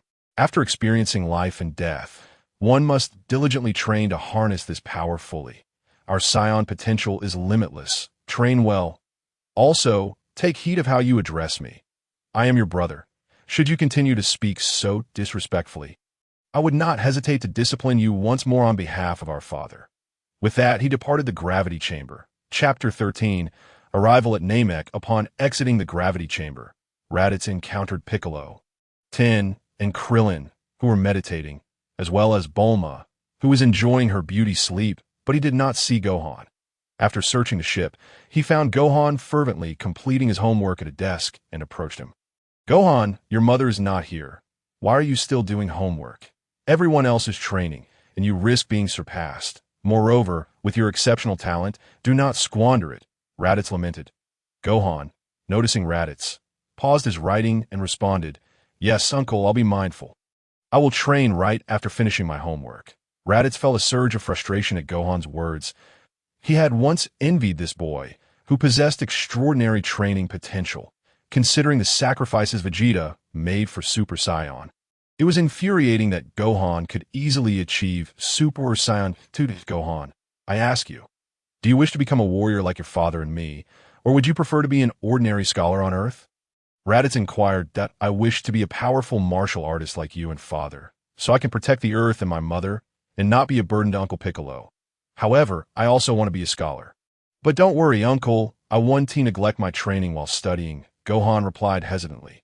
Raditz sighed, shook his head in silence, and left. Gohan, after all, could not escape the fate of being a scholar like his mother. Chi-Chi. 9 days later, the ship carrying Raditz and his companions finally arrived above planet Namek. This is planet Namek. What a beautiful world, Gohan remarked curiously. Piccolo concealed his excitement. He was finally returning to his homeland. Then, Bulma shouted, we're landing. Everyone, buckle up. The ship traversed through Namek's atmosphere and descended onto the surface. As the ship's door slowly opened, everyone rushed out. Uncle Piccolo, this place resembles where you and I trained, Gohan said to Piccolo. Piccolo nodded in agreement. That moment, Bulma burst out, visibly angry. You guys have no sense of safety, recklessly rushing out like that. Everyone sensed numerous powerful auras nearby, each exuding an ominous energy. Observing the shocked expressions of his companions, Raditz merely smiled. It's all right. No matter how formidable the enemy, I will handle it. Now, let us focus on our task at hand. Raditz felt a twinge of confusion. Why were Frieza and his minions present on planet Namek? They should not have known about the Dragon Balls. After hearing Raditz's reassurance, everyone felt at ease. By the way, how do we begin searching for the Dragon Balls? Tien asked anxiously. No worries. I brought the Dragon Ball radar. For Dragon Balls are already clustered together. Bulma revealed a small radar device, prompting everyone to gather around. Meanwhile, King Frieza, sensing several strong power signatures that suddenly vanished, inquired, should I investigate? A tall, handsome man suggested, it's inconsequential. Just send someone to check it out. Our priority is to deal with that traitor, Vegeta, Frieza commanded from his floating wheelchair. Rest assured, King Frieza, Kaiatsu has already caught up with Vegeta. Their strengths are evenly matched, making it sufficient to handle him, a pink, rotund subordinate stated. How is that possible? Kaiatsu was killed by Vegeta. Frieza coldly glared at Dodoria, saying, "Is this what you consider capable of resolving our issues?" Dodoria trembled under Frieza's gaze and fell to his knees, pleading, "King Frieza, grant me another chance. This time, I will personally eliminate Vegeta." He then soared into the sky down on the other side. After killing Katsu, Vegeta also slaughtered a Namekian tribe, acquiring a Dragon Ball. Haha, I've learned everything about the Dragon Balls from that tribe. It turns out that gathering all 7 allows the fulfillment of any 3 wishes that, if I conceal this Dragon Ball, Frieza will be unable to realize his wishes. I, Prince Vegeta, am truly brilliant. Just as Vegeta hid the Dragon Ball, he encountered Dodoria flying toward him. Simultaneously, Raditz and his group, guided by the Dragon Ball radar, set off toward the Dragon Ball's location. Suddenly, their flight was interrupted by Krillin's exclamation. "What is that?" Everyone turned to look. "You little brat, you can't escape. Surrender and die," a grotesque soldier threatened. "Stop dawdling, Nakoya. Quickly kill him, so we can return for our reward." Another equally ugly soldier chimed in. Just as the two prepared to strike, 2 figures, Krillin and Gohan, soared in to save the endangered Namekian. Where did these brats come from? Seeking death, seeing the meddlesome Gohan and Krillin, the soldiers turned their attention toward them. However, Gohan and Krillin's combat prowess was far beyond that of the soldiers, and they swiftly dispatched the 2. "Thank you for saving me. My name is Dandy, and I'm grateful to you both." The rescued Namekian expressed his gratitude to Krillin and Gohan. "Ah, he resembles Uncle Piccolo," Gohan observed with a curious expression as he spoke to Dandy. Upon hearing this, Krillin nodded in agreement. Dandy, catching their conversation, turned to glance at the Piccolo behind him, tears streaming down his face as he lamented, "You are also a Namekian, aren't you? Many wicked individuals have come here, and our entire tribe has been slaughtered. I am the sole survivor." Piccolo regarded Dandy with an inexplicable emotion stirring within him. "I am not. This is my first time in this place." Just then, Raditz interjected, interrupting their dialogue. "Your name is Dandy, correct?" Dandy glanced at Raditz, a flicker of fear igniting within him. He thought to himself that among this group, Raditz appeared the most menacing. However, since he was allied with his savior, he presumed he was not a villain. "Yes, I am Dandy. May I inquire what business you have?" Raditz replied, "We have come to Namek primarily for 2 reasons. First, to utilize the Dragon Balls to resurrect our companions. And second, to meet your elder." Dandy, cautious, responded, "How do you know about the Dragon Balls, and what do you seek from the elder?" Raditz observed Dandy and the others before stating, "The individuals who pursued you earlier were under the command of Frieza. I too was once a subordinate of Frieza, but I have since turned over a new leaf. Frieza is a brutally malevolent being, an epitome of evil, known as the Emperor of the Universe. His strength is unquestionable. Even now, I cannot guarantee I could defeat him." Goku, fully aware of Raditz's power, found it hard to believe. "Even you cannot contend with him? How immensely powerful must he be?" Raditz continued. "Indeed, Frieza's might is beyond your current comprehension. That I have heard that the Elder of Namek possesses a miraculous ability to unlock the latent potential within individuals, which is why I wish to seek his assistance. As for a trade, I can help you defeat Frieza. What do you say?" Dandy, biting his lip, reflected on the formidable power of those malevolent beings he had witnessed firsthand. Although he had never encountered Frieza in battle, he surmised that his kin could not withstand him. After a moment's contemplation, he nodded, saying, "Very well. I shall take you to the Elder for the sake of Namek, provided you uphold your promise. Rest assured, a man of honor keeps his word," Raditz replied with a smile. Subsequently, the group set off once more towards the Elder's residence. Meanwhile, on the other end, Vegeta's situation was dire. Ever since he had slain Kai, he had come to realize the truth behind the destruction of planet Vegeta. Though he feigned indifference, vengeance brewed within him. Just as he had concealed the Dragon Balls, he was discovered by Dodoria. With his current prowess, he effortlessly dispatched Dodoria, and thus the saga akin to Hoa Save's grandpa commenced. As Zabon reappeared in Vegeta's path, "To think you could defeat Dodoria is rather unexpected. yet you dare to betray Lord Frieza. Today marks your demise, Zaban declared, fixing his gaze upon Vegeta. Haha, cease your grandstanding, Zaban. I, Prince Vegeta, am the mightiest of all. First, I shall eliminate you, and once I procure the Dragon Balls and fulfill my wish, I will send Frieza to accompany you. Vegeta retorted confidently, his hair swaying in the gentle breeze, a sneer of disdain illuminating his features. With that, the two engaged in combat, Vegeta's strength slightly surpassing that of Zaban, allowing the self-assured prince to dominate the encounter. Zaban, weren't you quite the braggart? How is it that you possess such meager strength? Vegeta mocked, his brows raised in confidence. Zaban, incensed by Vegeta's taunts, retaliated, "You wretched prince, you have forced my hand, though I have refrained from using this grotesque form. It is worth it to eliminate you." Upon uttering these words, his once slender physique morphed into a grotesquely bloated version, his once handsome visage transforming into an unsightly mask, evoking a sense of nausea. Vegeta, witnessing Zaban's transformation, burst into laughter. "Huh, Zaban, you dare consider yourself a handsome man. This is utterly laughable." However, as soon as the laughter subsided, the prince found himself regretting his words. The transformed Zaban moved with astonishing speed, catching Vegeta off guard and delivering a brutal punch to his abdomen, causing him to double over in pain, gasping, "Impossible, this cannot be." Ignoring Vegeta's protests, Zaban struck again, landing a blow that marred the prince's once proud visage. Blood streaming from his nose the proud monkey was not so boastful a moment ago. That weren't you claiming to be the Prince of Scions? Why is it that you now lay prostrate, unable to rise? Zaban's words cut deeply into Vegeta's pride, igniting a spark of fury as he charged at Zaban despite the excruciating pain. Yet his efforts proved futile. Zaban seized Vegeta by the neck, forcefully slamming him to the ground, and unleashed a relentless barrage of punches at a staggering speed, each strike landing with fervent brutality. "Having had enough of the play, I shall now send you on your way. Our Prince Vegeta." The formidable energy gathered in the hands of Zabo, directed towards Vegeta, demanded, "Speak your final words. Damn it, damn it." Just as Zabo was about to deliver a fatal blow to Vegeta, a striking figure appeared before them. "Who are you?" Kakarot. Son Goku, witnessing Vegeta on the brink of death, addressed Zabo. "He has lost the will to resist. There is no need to kill him."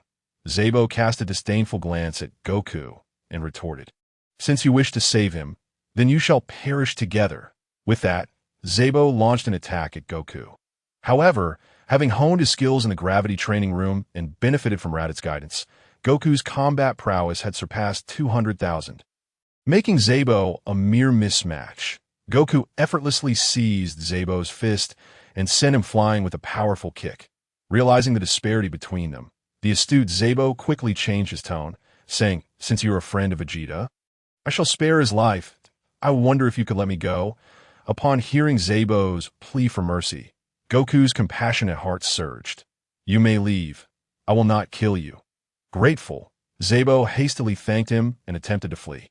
But just as he believed he had escaped, Raditz suddenly materialized in front of him. "Raditz, why are you here?" Zabo inquired. "Kakarot, that naive fool, has agreed to let you go, but I have made no such promise." With a swift punch to Zabo's gut, Raditz whispered, "Why? Why?" Zabo could scarcely believe do not ask. "The answer is simply that you are too ugly." With that, an energy blast struck Zabo on the head. Ending his life, he had already pleaded for mercy. There was no need to kill him, Goku remarked, somewhat displeased. "Fool, showing mercy to an enemy is cruelty to oneself. How could you not grasp such a fundamental truth? Perhaps it is a miracle you have lived this long, thanks to your naive Earth friends." Raditz scoffed, casting a disparaging glance at Goku. He then turned his attention to Vegeta, approaching him slowly. Chapter 15. The Grand Elder Goku anxiously watched Raditz approach Vegeta. Fearful that he might act as he did with Zabo, he hurried forward to intervene. "Brother, you have already killed Zabo. Let Vegeta go. This was your promise to me. Besides, you yourself said a man of honor must keep his word. You cannot go back on it. I have yet to fight him fairly." Raditz looked at Goku in disbelief. "Who says you are foolish? This is rather clever, isn't it?" Very well, in that case, I shall leave his fate in your hands. Goku knelt beside Vegeta, helping him up and personally feeding him a senzu bean, instantly reviving the nearly dead prince. Upon revival, Vegeta's aura erupted with intensity, surpassing even Goku's. Raditz, witnessing Vegeta's newfound power, remarked, "So, you've regained your strength. If you wish to fight, I would not mind sending you back to where you were moments ago." Infuriated by Raditz's words, Vegeta realized he was not yet a match for him. And having betrayed Frieza, he needed allies after experiencing death. He did not wish to endure that feeling a second time. Suppressing his anger, Vegeta proposed, "Raditz, shall we consider our previous grievances settled? We are both scions, and I have a secret to share." Raditz, intrigued, asked, "What secret do you hold?" "Very well, I shall hear you out." Vegeta, clenching his fists, declared our homeland, Planet Vegeta, was not destroyed by a meteorite, but by that scoundrel Frieza himself. Your father, my father, and all Scion people perished at his hands. I propose that the three of us unite to defeat Frieza together. I have learned that the Dragon Balls on Namek can grant 3 wishes, and each of us may claim one. Raditz, taking this for granted, replied, "Oh, I already knew that. Impossible. How could you know?" Vegeta retorted, incredulous. "You need not know how I came to this knowledge. Even if you did not speak, I would still seek to kill Frieza. As for your proposal to join forces, I can agree, but you must follow my lead. Otherwise, it is off the table." Vegeta huffed, but remained silent. Raditz chuckled. "Since you did not object, I shall take that as your acceptance. Now that we are friends, come with us." Thus, Vegeta joined their ranks. However, Tien and Vegeta were at odds, given that Tien's friend Kairatsu had been killed by one of Vegeta's minions, yet upon Raditz's assurance that Kairatsu could be revived, Tien begrudgingly acquiesced. Meanwhile, upon learning of Zebo's demise, Frieza felt a pang of distress. He had run out of useful subordinates, prompting the need to inform the Ginyu Force. An hour later, the Ginyu Force appeared before Frieza, their dramatic entrance accompanied by an awkward yet polite introduction that even the nefarious Frieza found mildly embarrassing.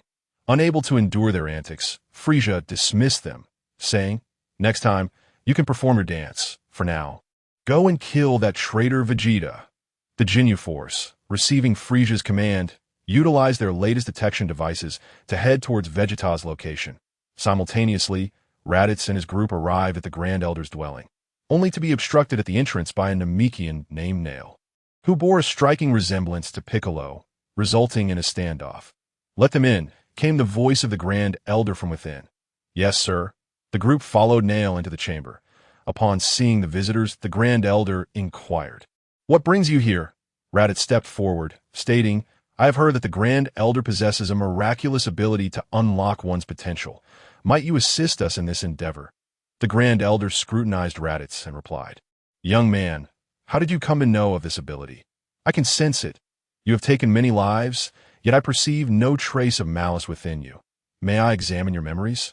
"Rest assured, I shall only seek what I need to know." Raditz firmly responded, "No, memories are my privacy, and I will not allow anyone to delve into them.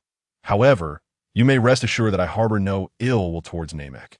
Once you unlock my potential, I promise to aid you in resolving the crisis facing your planet."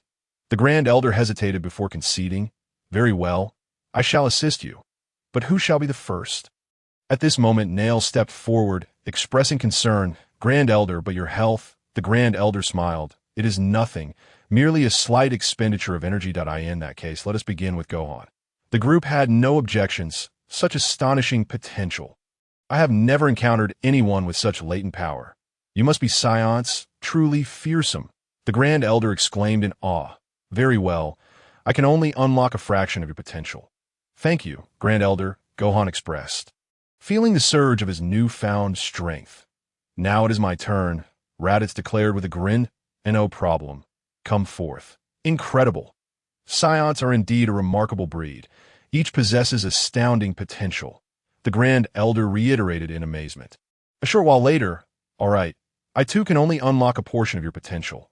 Your latent power is astonishing, even greater than that of the previous child. You scions are truly extraordinary." These words reached Vegeta's ears, igniting an intense excitement within him. They were merely lowly warriors.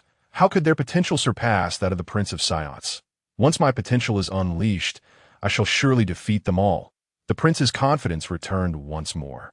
Subsequently, the Grand Elder unlocked the potential of each individual, but when it came time for Vegeta, an unexpected turn of events occurred. I cannot unlock your potential. The Grand Elder spoke sternly. Why? Vegeta asked, slightly irked. I sense that your hands are stained with the blood of my children. I will not unlock your potential. Upon hearing this, Vegeta recalled the time he had indeed slaughtered a village of Namekians for the Dragon Balls. Clenching his fists, he muttered resentfully, Damn it.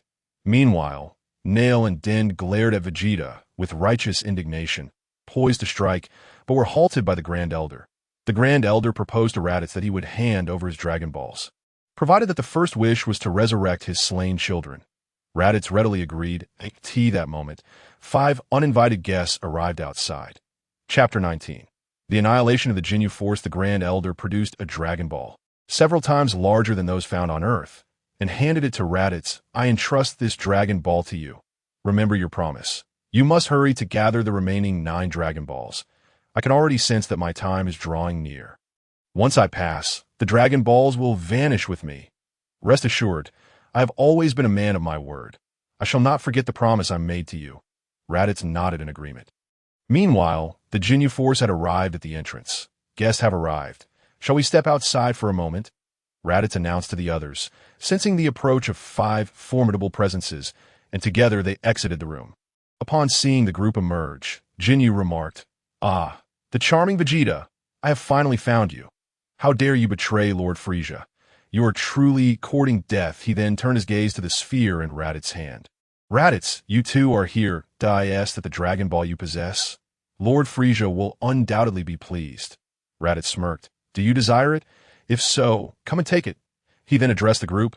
Leave Ginyu and that little dwarf to me. I have no interest in the other 3. You may deal with them as you wish. Raditz's eyes were fixed intently on Guldo. In his previous life, he had learned of this individual's unique ability to pause time, a divine skill manifested in a mere human. He pondered whether the blood gem could replicate such a power during their confrontation. The others had no objections, for Raditz possessed the greatest strength among them. Raditz, you pitiful wretch, how dare you challenge me? I have heard tales of your victory over Vegeta. Let me witness your current prowess. Ginyu scoffed at Raditz. Would you care to examine your scouter? He inquired. Beep, beep, beep. Power level, 5. Beep. Power level, 50, 000. Beep, beep. Power level, 200. 000. A.S. Raditz's power escalated. Ginyu's scouter exploded into fragments. Impossible. Your power level exceeds 200. 000. Ginyu exclaimed in disbelief. Before breaking into a cold laugh, he extended his right hand and plunged it into his own heart, shocking the others into silence. Seeing this, Raditz quickly closed the distance between them, grasping Ginyu's heart and crushing it instantly, whispering in his ear, Did you think I was unaware of your intentions to injure yourself and swap bodies with me? I shall not grant you that opportunity. Rest in peace. Ginyu gazed at Raditz in disbelief, unable to comprehend how he had discerned his thoughts. With resentment, he muttered, You lack honor, before collapsing into a pool of his own blood. Lifeless, the remaining 4 members of Ginyu's team, witnessing their captain's demise and Raditz's overwhelming power, were paralyzed with terror, scattering like startled birds. However, their speed was no match for Raditz, who dispatched each of the 3. Save for Guldo, with lethal efficiency, before slowly advancing towards him. Guldo, witnessing the effortless slaughter of his comrades, fell to the ground, supporting himself with trembling hands, stammering, Didn't come any closer. Please, spare me. Raditz, observing the panicked Guldo, coldly declared, Strike at me, and you shall meet your end. Guldo, paralyzed by fear, realized that Raditz would not relent. He activated his ability to pause time in a desperate attempt to escape. Yet before he could flee far, the strain of maintaining the ability overwhelmed him. As he prepared to make his escape, he looked up to find Raditz standing before him, his gaze fixed intently upon him. In his ear, the chilling words echoed. Strike at me. Faced with Raditz, who appeared as a demon incarnate, Guldo hastily invoked another ability, the freeze technique. However, this tactic proved ineffective against Raditz, who swiftly broke free. Guldo vowed that he had never experienced such fear in his life. He unleashed a burst of energy towards Raditz before once again attempting to pause time. Yet this time, he could not even maintain the ability for a single second before collapsing under the pressure. Raditz, recognizing that the moment had come, knew there was no need to prolong the encounter. Guldo would not have the capacity to pause time again. He swiftly ended Guldo's life. Thus, the infamous Ginyu Force was utterly annihilated in the cosmos. With all enemies vanquished, Son Goku approached dissatisfied, saying, "Brother, you promised us those three. You've slain them all. What are we to do for fun?" Vegeta concurred. "Indeed, I have long found these individuals insufferable. I had hoped to deal with them myself." Raditz chuckled lightly. "Next time, I shall ensure you have your chance that I was simply too eager to act this time. It was effortless to eliminate them. Now, let us seek Frieza and claim those 5 Dragon Balls." At this point, having undergone a potential awakening from the Grand Elder, Raditz's power had surged to around 10 million. Recalling that Frieza's power was approximately 120 million, he felt confident that, despite not transforming into a Super Saiyan, his mastery of the Kaioken technique learned from the Blood Gem would suffice. With that, the group set out towards Frieza's location, guided by Bulma's dragon radar. "Frieza, come forth and face your reckoning. Experience the might of this prince," they proclaimed as they arrived at Frieza's base. Vegeta shouted into the interior, "Frieza, come forth and meet your demise." Upon hearing this, Frieza emerged with a bemused expression. "I never expected things to unfold in this manner. You have eliminated all my capable subordinates. Unforgivable. You lowly creatures shall suffer a fate worse than death. Especially you, Vegeta. I cannot fathom the audacity that grants you the confidence to speak to me in such a manner." At this, Vegeta took a cautious step back and glanced at Raditz, who merely offered him a knowing look, as if to say, "Go on, Prince Vegeta. Did you not accuse me of denying you the chance to act? I have gifted you Frieza. Is that not generous?" Vegeta clenched his fists tightly, beads of cold sweat forming on his brow. Yet he steeled himself and advanced, muttering, "Damn it, Prince Vegeta, shall not falter," with a defiant shout. He cried, "Frieza!" Chapter complete. Chapter 17. The Great Battle with Frieza. Vegeta bellowed, "Frieza, come forth and perish." Frieza's eyes sparkled with cunning as he erupted into laughter. "Such bravado! I wonder where you draw your confidence from. Very well, I shall kill you today and send you to join your foolish father." With that, he unleashed a powerful punch towards Vegeta, who quickly reacted to catch Frieza's fist. The two engaged in a fierce struggle, energy surging as they vied for dominance. "I see. Your strength has significantly increased, and no wonder you dare to be so arrogant." Frieza sneered, momentarily adopting a more serious demeanor. In an instant, the two broke apart, leaving a gash across Vegeta's face that I shall not hold back. "Do not be frightened," Frieza warned, darting toward Vegeta and sending him flying with a single blow. "Impossible. How can he be so fast?" Vegeta gasped in disbelief.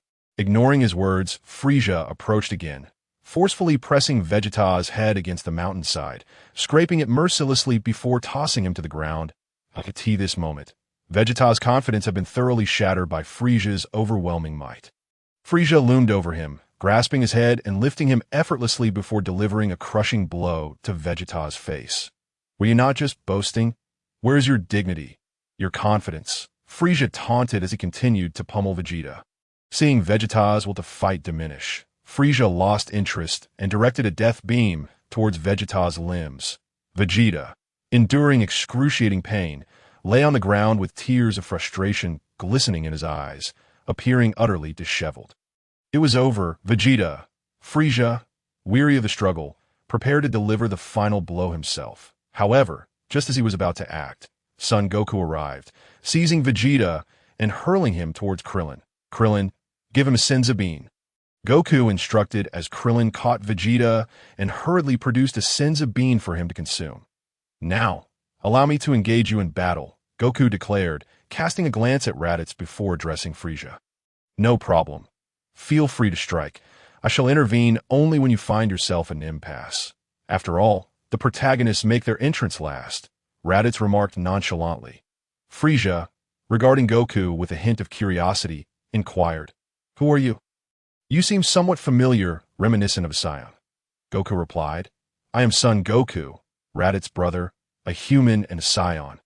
Frieza dismissed him indifferently, stating, "I care not whether you are a scion or a human. You shall die today." "Let us see about that," Goku retorted, and the two ascended into the sky, engaging in a fierce confrontation. Their powers were relatively matched. At that moment, Goku, having unlocked his potential through the Grand Elder, boasted a battle power of 550,000, while Frieza's was 530,000. Soon, Goku gained the upper hand, grasping Frieza by the throat and slamming him into the ground, leaving a long trail in his wake. "All right, Frieza, if you've had your fun, reveal your true power and show me your real form," Goku asserted resolutely. "How did you know?" Frieza questioned. "That I witnessed the battle between Vegeta and that being named Zarbon. I realized that aliens can alter their appearance to increase their strength, and I sense your power is far greater than this." Goku responded, "I am nothing like Zarbon, and my power is so immense that I have had to suppress it. Since you seek death, I shall demonstrate it for you to witness," Frieza declared before commencing his transformation. As his clothing shredded, his form expanded, and his energy surged, a colossal, pink, bull-headed Frieza appeared before the onlookers. "Now that you've beheld my might, do you feel a sense of dread? By the way, my current battle power exceeds 1,000,000. Frieza stated, gazing at Goku. "Indeed, you have grown considerably stronger. Let me test my abilities against you," Goku replied eagerly, launching himself into action. Frieza's tail lashed out towards Goku, who swiftly dodged, only to be caught off guard by a sudden, brutal assault from Frieza, sending him crashing to the ground. "Do you now comprehend my terror?" Frieza said coldly. Yet Goku rose again, smiling as he shook off the impact. "Quite impressive. However, Kaioken," Goku exclaimed, unleashing the Kaioken technique, which exponentially enhanced his power, enveloping him in a radiant red aura. Frieza, taken aback by Goku's transformation, remarked, "Fascinating, truly fascinating." With his newfound strength, Goku once more clashed with Frieza, dominating the exchange. Suddenly halting, Goku stated, "Frieza, you must possess even greater strength. If this is all you have, then I am sorely disappointed."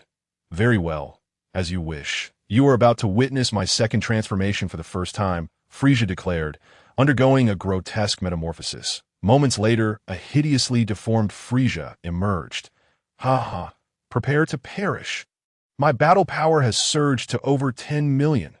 Frieza proclaimed triumphantly. "You have indeed grown stronger, and your injuries have miraculously healed." "Impressive," Goku replied, his excitement palpable. "Brother, I wish to face him in a fair contest." "Please do not intervene," Raditz urged. "Rest assured," Goku assured him. "All right then, I shall unleash my full power as well. 20 times Kaioken," Goku shouted through gritted teeth. Initially, Goku hadn't anticipated Frieza's transformation to be so formidable. He had thought his 10 times Kaioken would suffice. But now he was compelled to employ a technique he himself struggled to control. As Goku activated the 20 times Kaioken, vibrant red energy surrounded him, elevating his battle power to 11,000,000. In the sky, Goku and Frieza locked eyes, each probing the other's strength, the impending clash poised to erupt. Chapter 18. Raditz takes action on the planet Namek. In the sky, Son Goku, radiating a brilliant red light, faced off against the diminutive, grotesque creature Frieza. Goku initiated the assault, charging towards Frieza, and the two engaged in a fierce aerial battle, the intensity of which left all but Raditz in a daze. Such astonishing speed, it is impossible to follow. The spectators marveled at the fierce exchange. After a brief skirmish, both Vegeta and Goku gleaned a measure of understanding regarding each other's capabilities. Frieza, observing Goku, remarked, "Your name is Son Goku, isn't it? You are far more formidable than I had anticipated, worthy of knowing your name. Yet you shall never triumph over me." "Yes, that's so.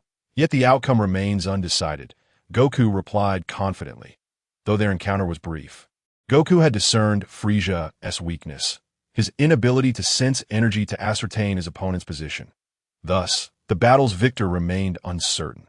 Suddenly, Goku vanished, reappearing behind Frieza and launching a concentrated energy blast. "Here you go," he declared, catching Frieza off guard and sending him plummeting into a lake.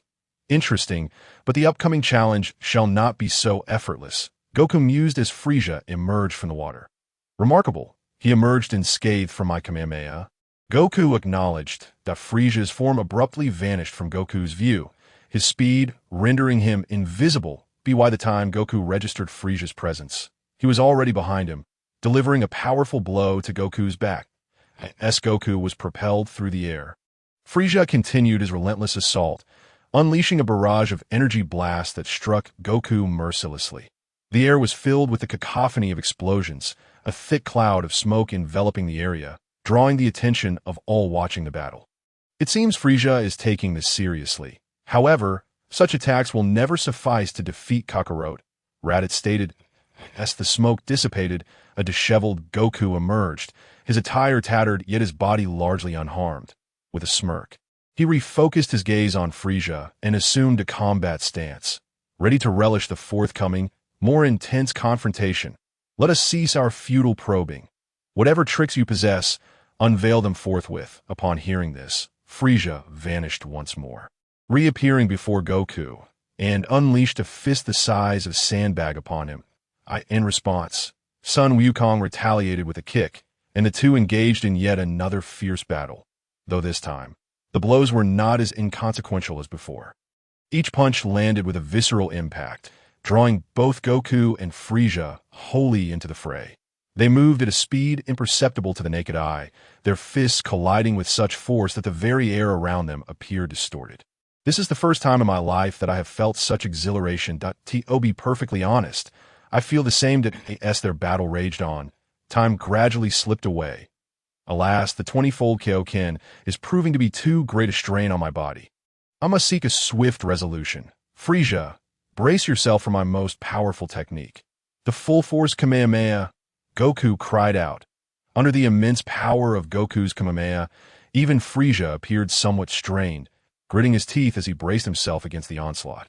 As the brilliant light began to fade, the earth lay ravaged and desolate from their clash. Goku, unable to sustain the augmentation of the Kaioken any longer, slowly collapsed to the ground, and Krillin hurriedly rushed to support him. Cackling malevolently, a battered Frieza emerged from the ruins of the earth, causing all present to gasp in astonishment. Could it be? Frieza is far too formidable. How could Goku's overwhelming attack fail to vanquish him? How infuriating! Sun Wukong, it appears your body is reaching its limits. It seems this battle is mine to win. Nevertheless, in light of the joy you have given me today, I shall grant you a glimpse of true despair. Prepare to witness my ultimate transformation, and may you and your pitiful companions perish in the throes of utter terror. With that, Frieza commenced his third transformation. What? He can transform again, amidst the astonished gazes of the onlookers. A small, bald figure emerged. Last, he has decided to take action. Raditz stepped forth. Upon seeing Raditz, Frieza could not contain his laughter. I was curious who your last hope would be. How amusing it is to find it as you. Raditz, it seems you scions have forgotten the fear I instilled in you. Allow me to help you recall it. Vegeta, upon hearing Frieza's taunts, clenched his teeth in anger. Frieza, do not be so arrogant, though it pains me to admit it. I must inform you that Raditz has now become the very being you dread. A Super Saiyan. Your demise is imminent. Frieza scoffed, dismissing the legend of the Super Saiyan, especially regarding someone like Raditz. Oh, Raditz, I did not expect you to have become a Super Saiyan, that I wonder just how much power this so-called Super Saiyan of yours possesses. Raditz remained non-committal. Frieza, let me be frank. I'm not a Super Saiyan at present, but I will be in the future. However, even without that transformation, I possess more than enough strength to deal with you. Upon hearing this, Frieza found it somewhat amusing. You think you can defeat me? It seems that all you scions, apart from your arrogance, are equally adept at boasting. Surely you haven't forgotten the sight of Vegeta. I am nothing like him. I am far more powerful. Likewise, I surpass you as well. Enough of this idle chatter. Frieza, I am aware that you are not utilizing your full strength. Unleash your complete power. I will vanquish you in one swift blow. Raditz coldly declared, since you are so eager to witness it. Very well, I shall graciously allow you to experience what true power feels like before you meet your demise. With Frieza's veins bulging, his energy continued to surge. 90%, 90%, 100%. This is my full strength. With a terrifying battle power of 120 million, that you lowly beings are fortunate to witness my true form. Now, prepare to perish. Subsequently, Frieza concentrated a horrifying amount of energy at his fingertips, preparing to unleash the death ray. Die! Frieza bellowed, and the death ray surged forth in all directions towards Raditz. Unfazed, Raditz smirked and shouted, Kaioken! Instantly, a red aura enveloped him, reminiscent of Son Goku's transformation. Witnessing this, Goku gasped in astonishment, exclaiming, Ah! How can you use the Kaioken? Raditz advanced towards Frieza, his movements precise, while the barrage of death rays failed to inflict any harm upon him. Oh, think you've grown so powerful behind my back. Scions truly are a repugnant race. Today, I shall expend some effort to eradicate you detestable monkeys, but you must possess the capability to do so, Raditz retorted. With that, he launched himself into the fray, engaging Frieza, now in his ultimate form, in a fierce aerial battle. Their speeds were astonishing, and the ferocity of their attacks was unparalleled. Within a mere 5 seconds, they had exchanged hundreds of blows, their movements a blur to the onlookers. Frieza's strikes were vicious, yet Raditz's defense was as impenetrable as a fortified wall. The collision of their bodies echoed through the air, creating a cacophony of tearing sounds, while the ground trembled beneath the intensity of their clash. Incredible! Exclaimed Krillin, his eyes wide with awe. Indeed, Raditz is extraordinarily powerful, far surpassing Goku. Piccolo concurred. Goku, exhilarated by the spectacle, remarked, This is truly incredible. It seems I must train even harder. In contrast to the optimistic crowd, Vegeta appeared increasingly impatient. His teeth clenched and brow furrowed as he crushed the stone in his hand into powder. How infuriating! Kakarot and Raditz have both surpassed me. Why? They are merely lower-class warriors. I am Prince Vegeta. I must defeat them.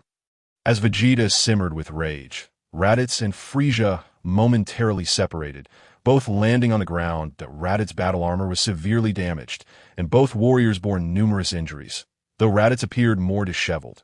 Frieza, still incredulous, thought to himself how a lowly monkey could contend with a genius like himself.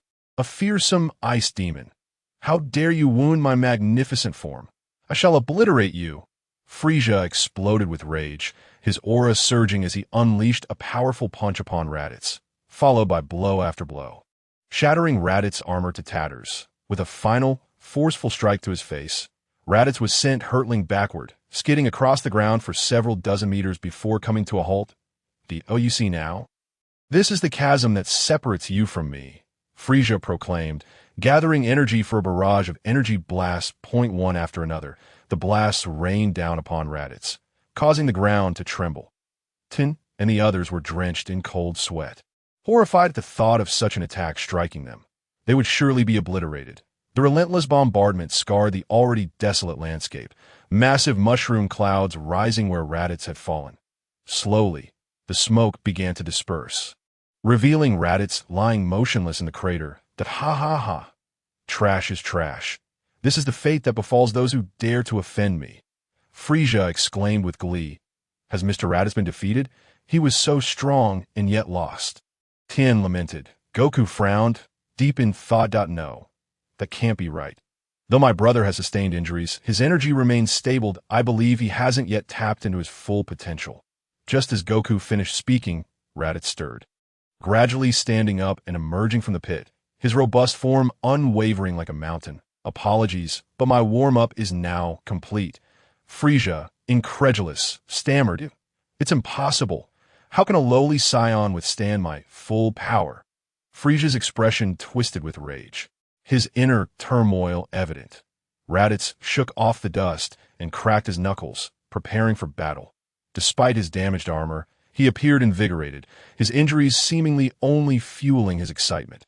You have exhausted your strength, yet I have yet to truly engage. Now, the real battle begins. 15 times Kaioken.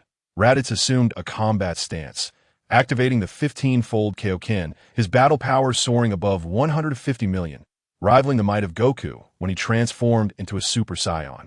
Far surpassing Frieza's 120 million. Frieza's face contorted in shock, while the others beamed with joy, anticipation gleaming in their eyes, especially Goku, whose blood boiled at Raditz's newfound strength.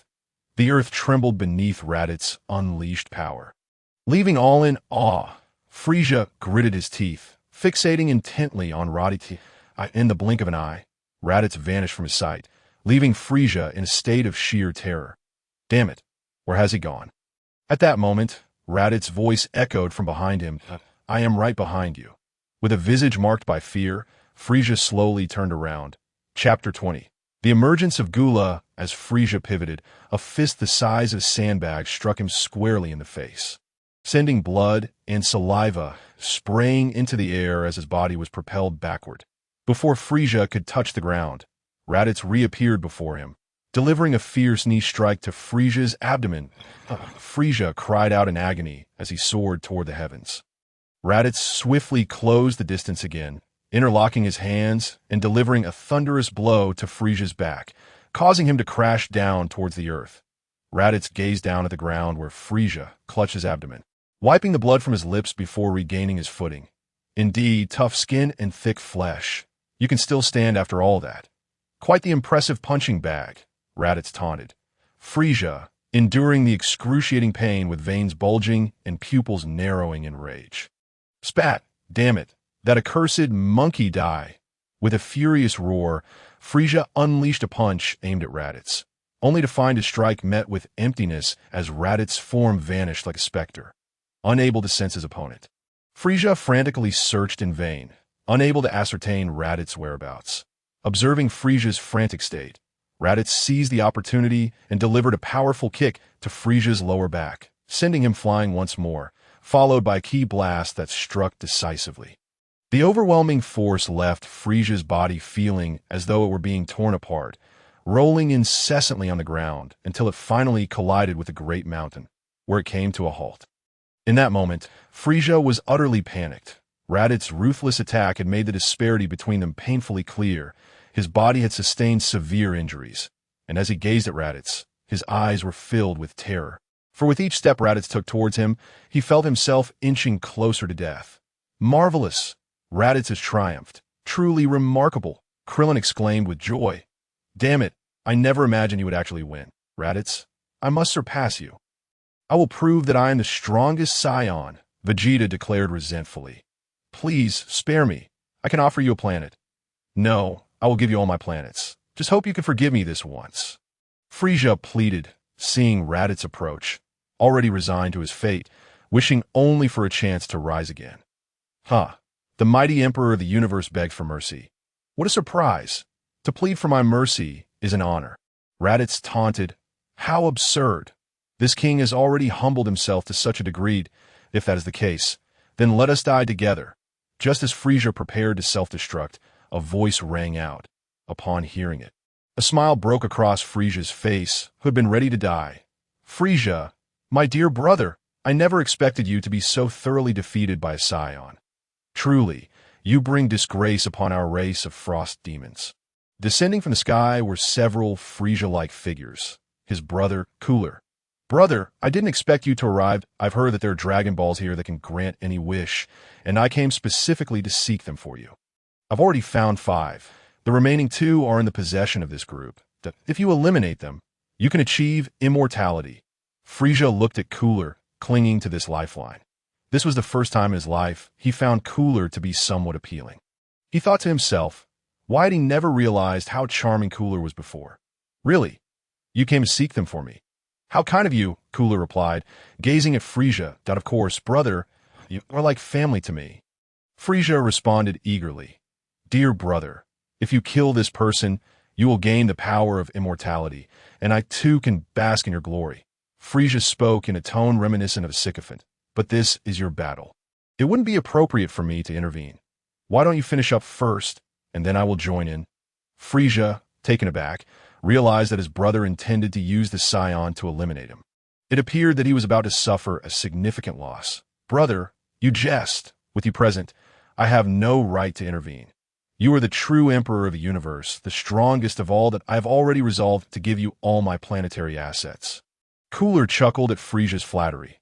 Although he despised his brother and wished to eliminate him, witnessing Frieza's current obsequious demeanor was oddly satisfying. Thus, he reluctantly agreed. Very well, I shall handle this, Scion. You deal with the rest of the rabble and retrieve the remaining 2 Dragon Balls. Cooler instructed Frieza. Frieza found Cooler's tone distasteful, but for the sake of survival, he swallowed his pride and smiled. Yes, brother. Raditz furrowed his brow. With Cooler's arrival, the previously oppressive situation was instantly transformed. The others did not recognize Cooler. But as a time traveler, he knew all too well that Cooler's power far surpassed Frieza's. Additionally, he possessed a 4th transformation that Raditz could not hope to contend with. Clenching his fists, Raditz felt a wave of anxiety. Who would have thought that besides my father and myself, there exists another capable of defeating Frieza? But you will never be my match. Your strength is commendable that I offer you a chance. If you are willing to serve as my subordinate, I shall spare you. Henceforth, you will stand just beneath me. Consider it carefully. Cooler, having recognized Raditz's potential, felt reluctant to eliminate such a powerful warrior. How can anyone know the outcome of a battle they have not fought? I will not become a dog for another, Raditz stated resolutely. Do you know how many in the universe have wished to be my subordinates? Yet I have refused them all, since you are so ungrateful. I shall have no choice but to eliminate you, just as my brother suggested. Come, let us fight. Thus the battle commenced. Continued. Oh, the pain, the agony. What are you doing, Raditz? Why have you struck me? Sun Wukong, clutching his abdomen with a hint of resentment, gazed at Raditz and spoke. Yet, unbeknownst to him, Raditz had not exerted any true force. Although Sun Wukong had transformed into a Super Saiyan, his power level was a mere 150 million, insufficient even to contend with Gula.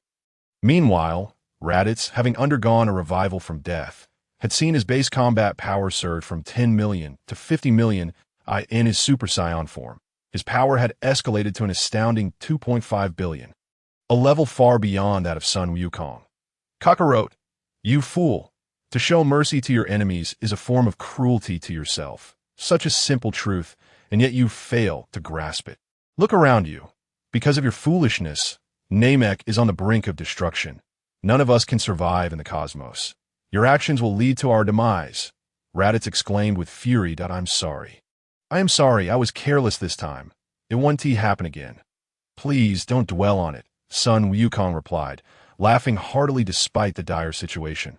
Raditz, witnessing Sun Wukong's foolish demeanor, was both exasperated and amused.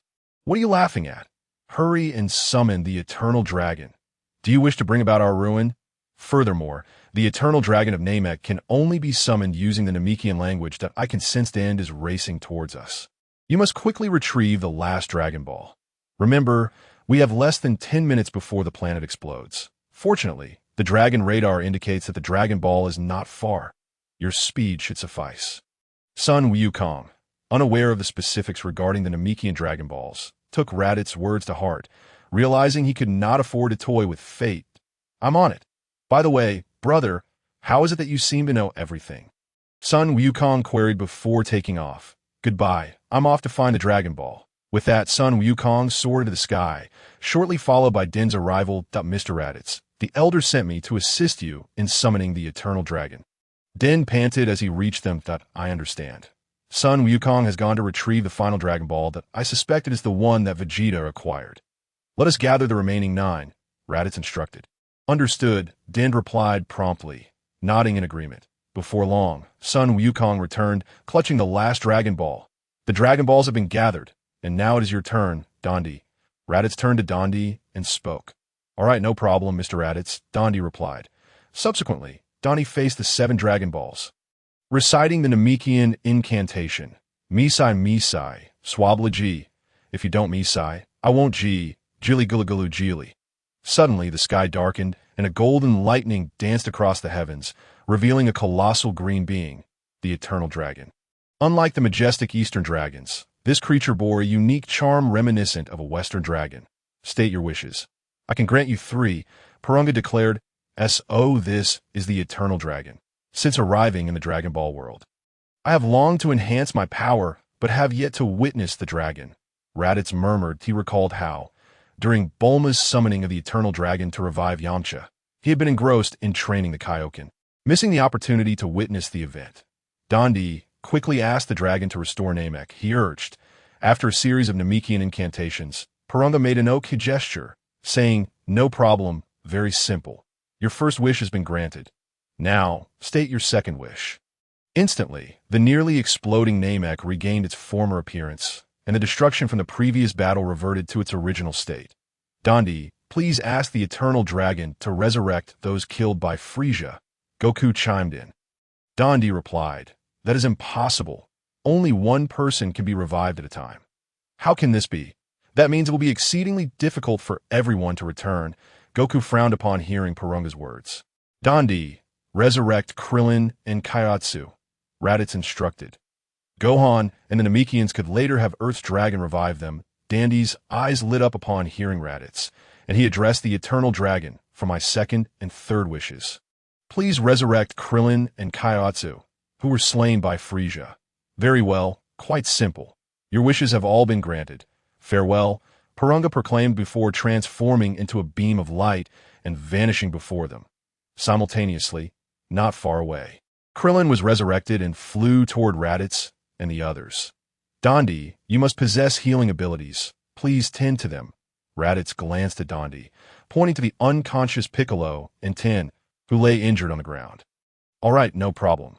Goku, I'm so relieved to see you safe," Krillin exclaimed, tears in his eyes as he embraced Goku. "By the way, why haven't I seen Gohan since my resurrection? I recall he perished alongside me at Frieza's hands." Goku scratched his head. "Krillin, you have died once already. Earth's eternal dragon cannot revive you. Therefore, I used Namek's Dragon Balls for your resurrection, and we can use Earth's Dragon Balls to bring back Gohan later."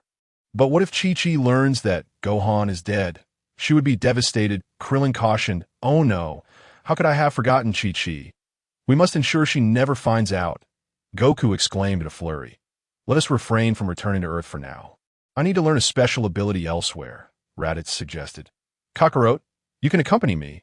It will be beneficial for our future battles. When the Earth Dragon Balls are usable again in a year, we can resurrect Gohan and return together." Goku, filled with gratitude upon hearing Raditz's words, responded, "Really? That would be wonderful. Then we shall wait a year before heading back." At this moment, Dundee spoke up, revealing that Piccolo and Ten had fully healed and stood upright. "It is splendid that everyone is well. Has Frieza been vanquished?" Ten, seeing everyone unharmed, felt a wave of relief, knowing they had come to Namek to help revive Kaiotsu. If anything had happened to them, he would have been consumed by guilt. Frieza is dead, and everyone is safe. Moreover, Kaiotsu has been resurrected. We have successfully completed our mission. Krillin sighed in relief. "Everyone, the Grand Elder is nearing his end. He wishes to speak with Mr. Raditz. Is that possible?" Dundee interjected. "Of course. Let us go to the Grand Elder," Raditz replied. Thus, the group of 9 soared toward the Grand Elder's dwelling. Chapter 25. Departure to Yardrat. After making their wishes, Raditz and his companions arrived at the Grand Elder's abode. Upon entering, they found Bulma animatedly gesturing and exclaiming, "You've finally returned. Had I known it would be so perilous, I wouldn't have come." Krillin approached Bulma, attempting to comfort her. "Weren't you the one who insisted there was no danger?" However, as expected, Bulma retaliated with a couple of punches, shouting, "How could I have known there was danger? Besides, without me, would you all have made it to Namek and gathered the Dragon Balls?" The group was accustomed to Bulma's temperament, and seeing Krillin caught in her ire made them chuckle without further comment. In the chair sat a massive, elderly Namekian, quietly seated with closed eyes. Dundee approached slowly. "Grand Elder, Mr. Raditz, and the others have arrived." The Grand Elder wearily opened his eyes, surveying the assembly. "Congratulations to you all for realizing your wishes. I never expected to see 2 legendary scions appear simultaneously today. Young ones, do you recall our promise?" Raditz stepped forward. "Rest assured, Grand Elder, I will fulfill my word. When Earth's Dragon Balls are available again, I will resurrect the Namekians." "That puts my mind at ease," the Grand Elder said, turning to Piccolo. It seems you have harmonized with Nail. You are a genius of the Namekian race. It is a pity your body is not complete.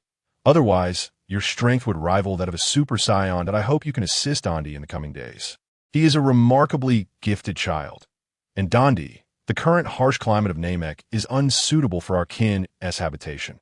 When they are revived, I hope you can use the Dragon Balls to help them find a suitable environment to dwell in. Younger one, though I do not know who you are, I can sense that the gem you bear is extraordinary. Raditz was taken aback and quickly inquired, "Do you recognize this gem?" The Grand Elder shook his head. "I have said all I needed. My time has come to an end. I hope you continue on your path of strength with a kind heart. Farewell." With that, the Grand Elder's figure faded from view. Grand Elder, as he watched the last of his cherished race depart, Dandy's eyes welled with tears. "What are your plans now?" "I do not intend to return to Earth just yet.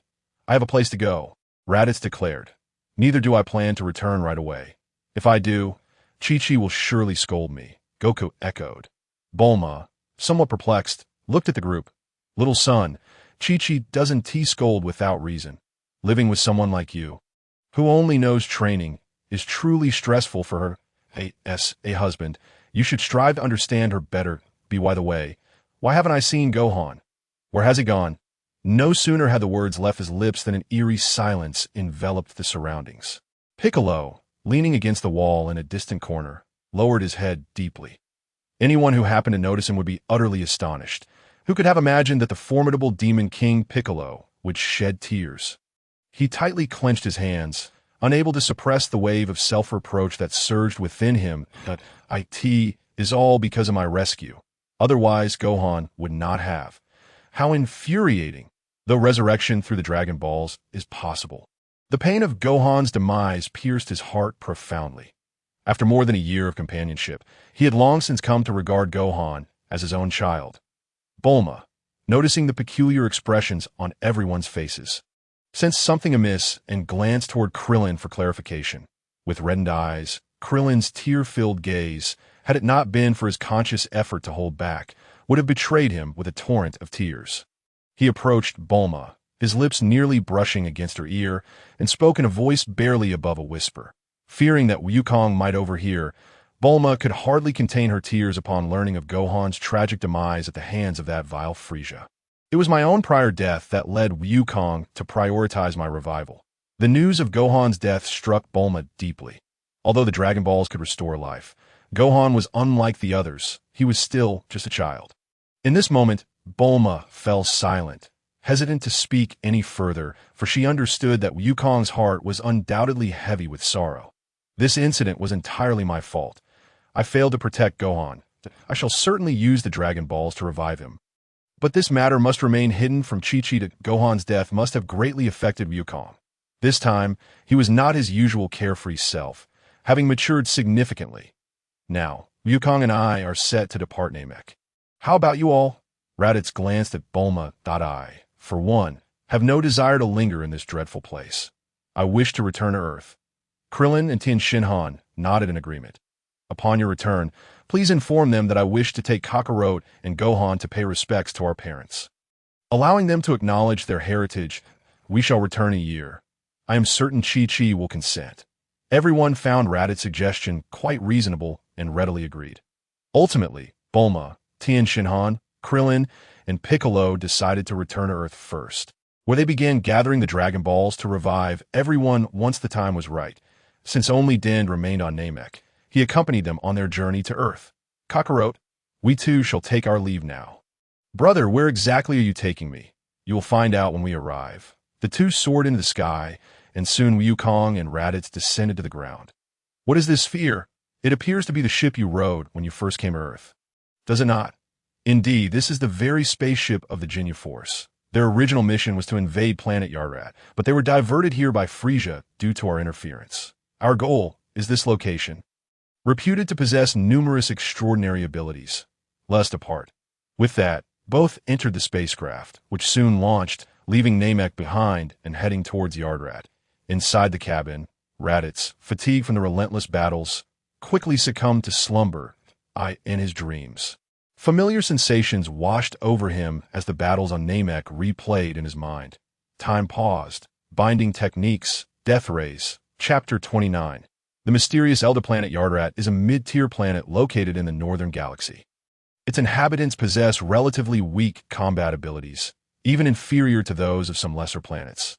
Yet they are endowed with many wondrous skills. In the vast and dark expanse of the cosmos, two spherical spacecraft soared at incredible speeds, leaving behind two trails of white light. Inside the cabin, Raditz gradually opened his eyes, stretched, and muttered sleepily. That was a delightful NAP, my suspicions were indeed correct. This battle has granted me their techniques and abilities. Time-stopping and binding techniques. Truly extraordinary skills that warrant thorough study. That it is a pity I did not acquire Ginyu's body-swapping ability. Perhaps it is best not to be too greedy, especially since I have fully adapted to this body. Such a skill would be rather redundant. As for the death ray, Frieza's technique. It is quite fitting for showmanship, but the others are largely similar, rendering them unnecessary to learn.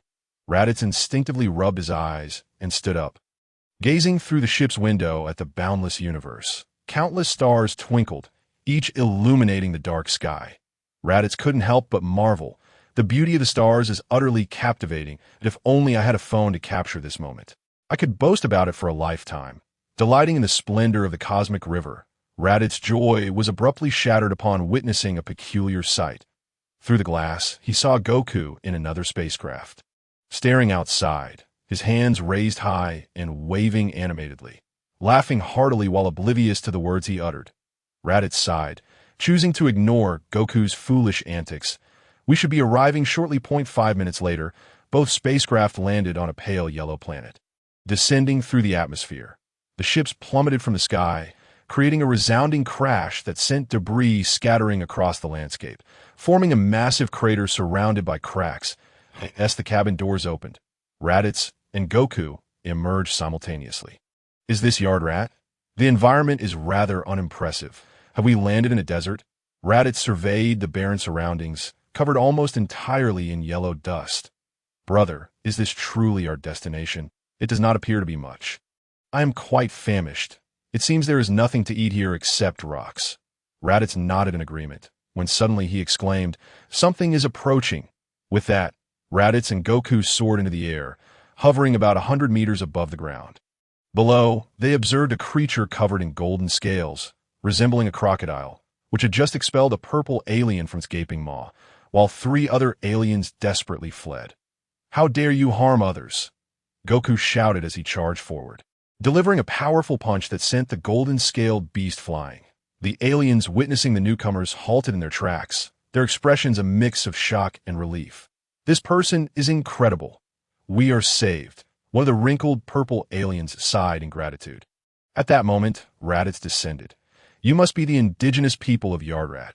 "Indeed, I am Jira, and these are my children. Thank you for rescuing us. That you're welcome." "Greetings, I am Son Goku."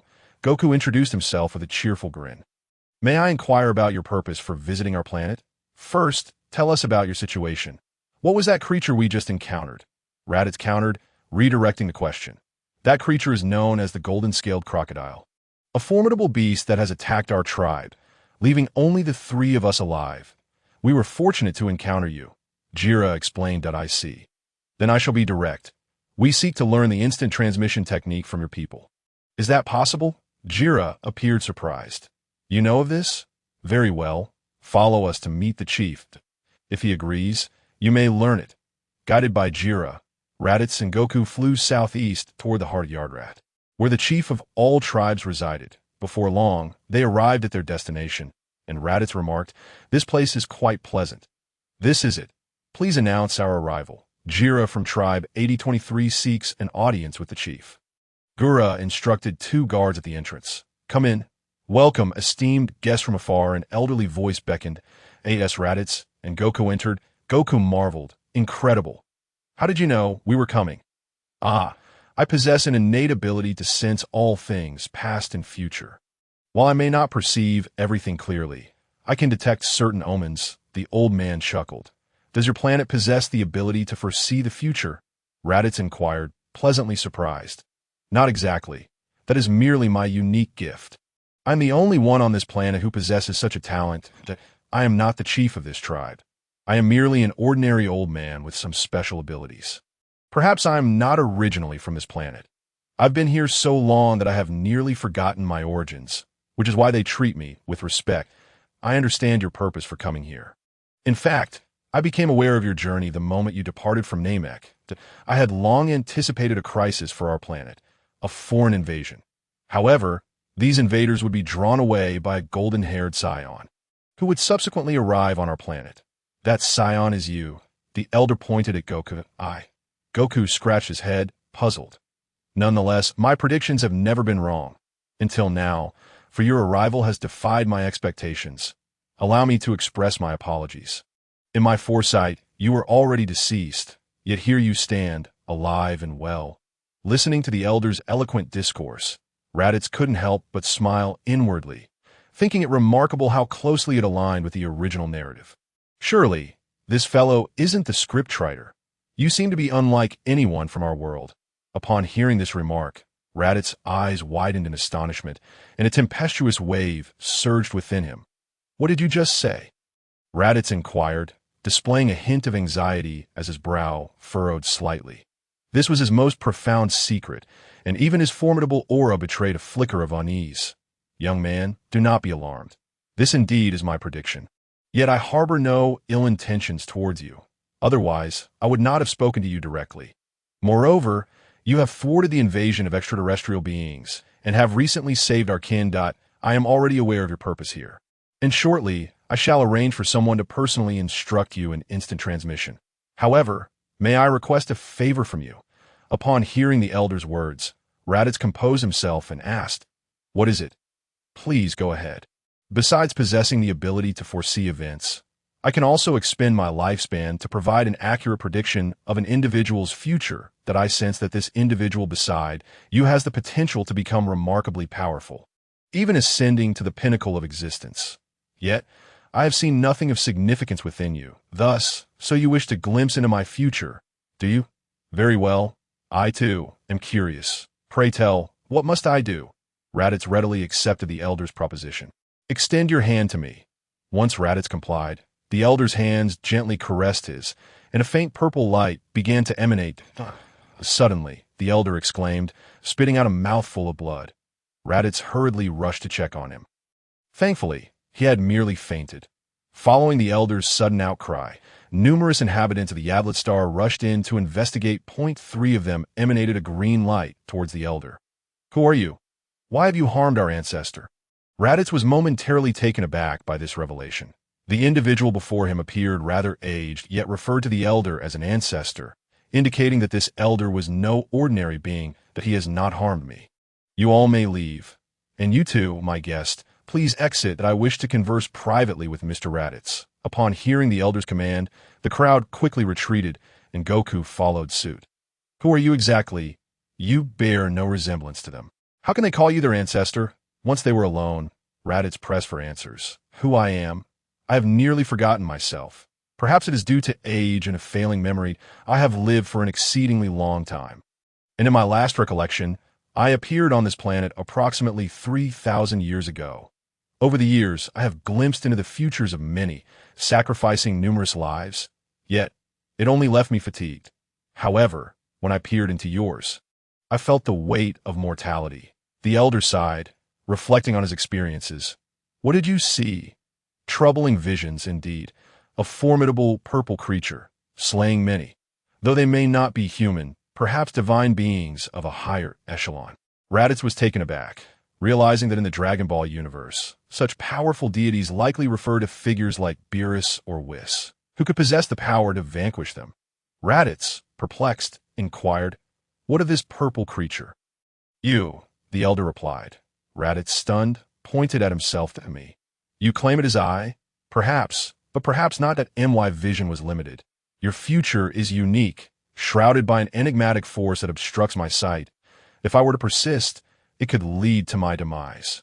However, I believe I glimpsed a moment when this world was briefly opened, which may explain my fainting. The more Raditz listened, the more bewildered he became. What did this all mean, and how is it connected to him? May I inquire your name? A name is merely a label, a T times. I nearly forget it myself. Call me whatever you wish. Very well. I have completed what I set out to do, and all that needed to be said has been spoken. If you wish to learn instant transmission, I shall ensure someone guides you. I am rather fatigued, and shall retire for now. As the elder departed, Raditz found himself ruminating over the elder's words, a sense of urgency gnawing at him. Perhaps it would be best to set aside these thoughts for now and focus on learning instant transmission. The future could wait. With a more relaxed demeanor, Raditz exited the chamber, only to be immediately approached by the inquisitive Goku. Brother, what did that elder say to you? Hurry, tell me. Did he teach you some extraordinary technique? Will you share it with me? Carrot, step away. What transpired is a private matter, and he taught me nothing of significance. Raditz replied with a look of disdain directed at Goku. Two esteemed guests. Please follow me. I am Jimmy C, the one tasked with instructing you in instant transmission. A voice interrupted their exchange. Very well. They both responded in unison, promptly following the instructor.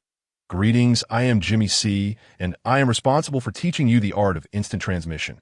Allow me to elucidate the principles behind it. Jimmy C began his explanation. Within each individual resides a unique energy, which in the cosmos is quantified as battle power. You may refer to it as ki, while we term it he. In essence, instant transmission is a straightforward technique that relies on the precise manipulation of he. The principles involve the diffusion and fusion of he. First, you must learn to perceive and control your own he. Second, you must become attuned to the he of others. Third, you must extend your he outward to sense and merge with another's he. Imagine yourself as a form of energy. Once you gain mastery over it, you can seamlessly merge with another's energy and appear at any location where you have sensed their he.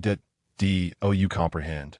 Raditz instinctively nodded, though Goku appeared anxious, clasping his hands together and exclaiming, "This is so difficult. I cannot grasp it at all. Could you please explain it once more?" Jimmy C, displaying remarkable patience, kindly reiterated his explanation. Time swiftly passed, and a month later, "Brother, you are incredible.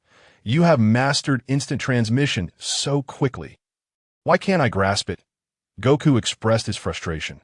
Carrot, take your time. Not everyone possesses innate genius. That it is only natural for me, as your elder brother, to learn at a faster pace. After all, a younger sibling is always a younger sibling. Raditz replied, stifling a chuckle behind his hand. Now, let me attempt instant transmission. I shall first seek out this key. Yes, that one will do. With that, Raditz vanished before Goku's eyes. Meanwhile, on another front, curse it, my two sons have been slain. How is it that I am only now aware of this? What are you worthless fools doing? King Cudel bellowed from his throne, unleashing his wrath upon his subordinates. Who is responsible for this? Have you determined the culprit? Lord Frieza and King Cooler both perished on Namek, slain by the legendary Super Saiyan, came the report. However, there was no one left there, according to the intelligence relayed from the cosmos. That group of individuals had departed from Namek and headed towards Earth. Trembling, they responded. After hearing this, King Cudel fell into deep contemplation. The Super Saiyan, who would have thought the legend was indeed true? Earth, you say? I shall surely avenge you. Chapter 28. King of the North, where am I? This place seems somewhat familiar. Could it be that I have arrived at King Kai's planet, after spending a month on Yarrat? Raditz successfully mastered instant transmission. Driven by a curious spirit, he eagerly tested his newfound ability, searching for energy signatures amidst the vast starry expanse of the North Galaxy. After considerable effort, he finally located an individual of considerable strength and used instant transmission to arrive here. The location he found himself in appeared to be a rather diminutive planet, small enough for him to discern its entirety with the naked eye. Raditz immediately thought of King Kai's planet. Gazing around, he noticed a lush green lawn with only a small house, beside which stood a few solitary trees in the center of the planet. A road encircled a parked car. This place is indeed desolate. One must be incredibly bored to reside here for an extended period. Just as Raditz was admiring King Kai's planet, a gorilla appeared before him. Oh. The large ape danced and gesticulated in front of Raditz. Clearly excited about the arrival of a guest, that moment, a figure emerged from the house. An individual no taller than 1 meter 50, adorned with 2 antennae atop his head, dressed in peculiar attire, and donning sunglasses. This was the master of the planet, King Kai. It's you, Goku's brother. What brings you to my humble abode? King Kai inquired, surprised to see Raditz. Upon recognizing the individual before him, Raditz understood his identity. However, as it was their first meeting, he chose not to reveal any hints, feigning ignorance by asking, "Who are you? And how do you know me?" "Haha. I am the supreme deity, the King of Kings. The ruler above, even the King of Hell. The King Kai fist you learned originates from me." King Kai chuckled heartily, grandly introducing himself. After hearing this, Raditz approached respectfully and said, "Ah, it is an honor to meet you. King Kai, thanks to your King Kai fist, I have managed to escape peril on numerous occasions. You truly are a genius for devising such a powerful technique." Seeing Raditz's commendable attitude and praise for his signature technique, King Kai beamed with pride, stroking his little mustache. "Ha ha ha, it's fairly standard. Your talent is commendable as well. You master my King Kai fist after just a few viewings." Raditz pondered for a moment, then respectfully beseeched King Kai, "Might I train here, my lord?" Although Raditz's strength was such that he no longer required it, he recalled that Goku often trained with King Kai in Dragon Ball. Goku achieving the Super Saiyan 3 transformation was undoubtedly linked to him. Moreover, despite Raditz's formidable abilities, they primarily stemmed from the gravity chamber and his Saiyan heritage.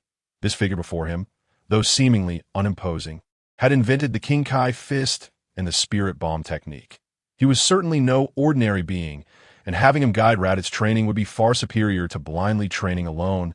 King Kai, somewhat astonished, replied, "Your strength far surpasses mine, and you have already mastered the King Kai fist. Why then do you wish to train with me? It seems rather unnecessary." Detecting King Kai's reluctance, Raditz quickly responded, "My lord, please do not say that. While my strength may be somewhat impressive, it relies heavily on brute force. You are the supreme deity who has created the King Kai fist and the spirit bomb. How magnificent! If I could train by your side, it would be an immense fortune. Moreover, should you enhance my strength, others would surely recognize that it is your guidance that brought me such prowess. And you, King Kai, are tall and majestic, with a striking appearance that could captivate countless maidens. Your talents are truly astonishing, reverberating through the ages, and my admiration for you flows endlessly, akin to the ceaseless rivers, and shines as brilliantly as the stars, guiding my path forward." Half an hour later, after Raditz skillfully flattered King Kai with his silver tongue, the king found himself quite pleased, exclaiming, "I never realized how perceptive you are, Raditz. My hidden merits have been uncovered by you. You're far cleverer than that fool Goku. It seems your parents' intelligence and honesty have indeed been passed down to you. How delightful it is to encounter someone so to my liking, ha. However, if you wish to train under me, you must first pass my test.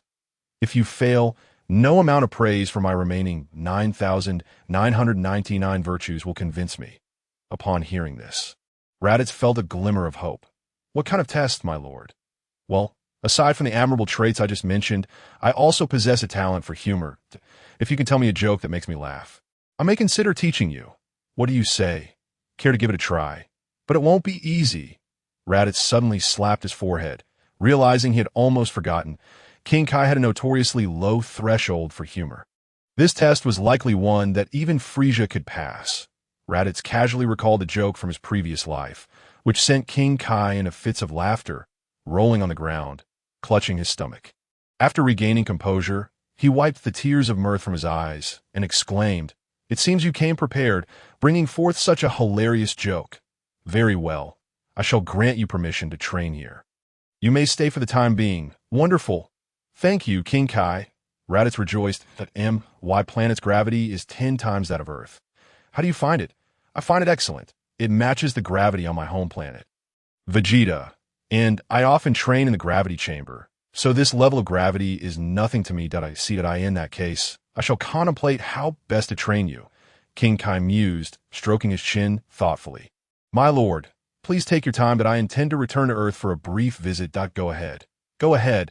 King Kai waved his hand dismissively, still deep in thought. Raditz then used instant transmission to vanish. Earth in a darkened room. Raditz wondered, "Where am I? Why is it so dark?" Just then, he heard footsteps approaching, followed by a woman's voice. "Sister, the switch should be right here," as soon as the words left her lips. The previously dark room was suddenly illuminated, and three individuals exchanged glances that, Two startled shrieks echoed through the air as Raditz's eyes widened, a surge of heat coursing through him, causing him to involuntarily bleed from his nose.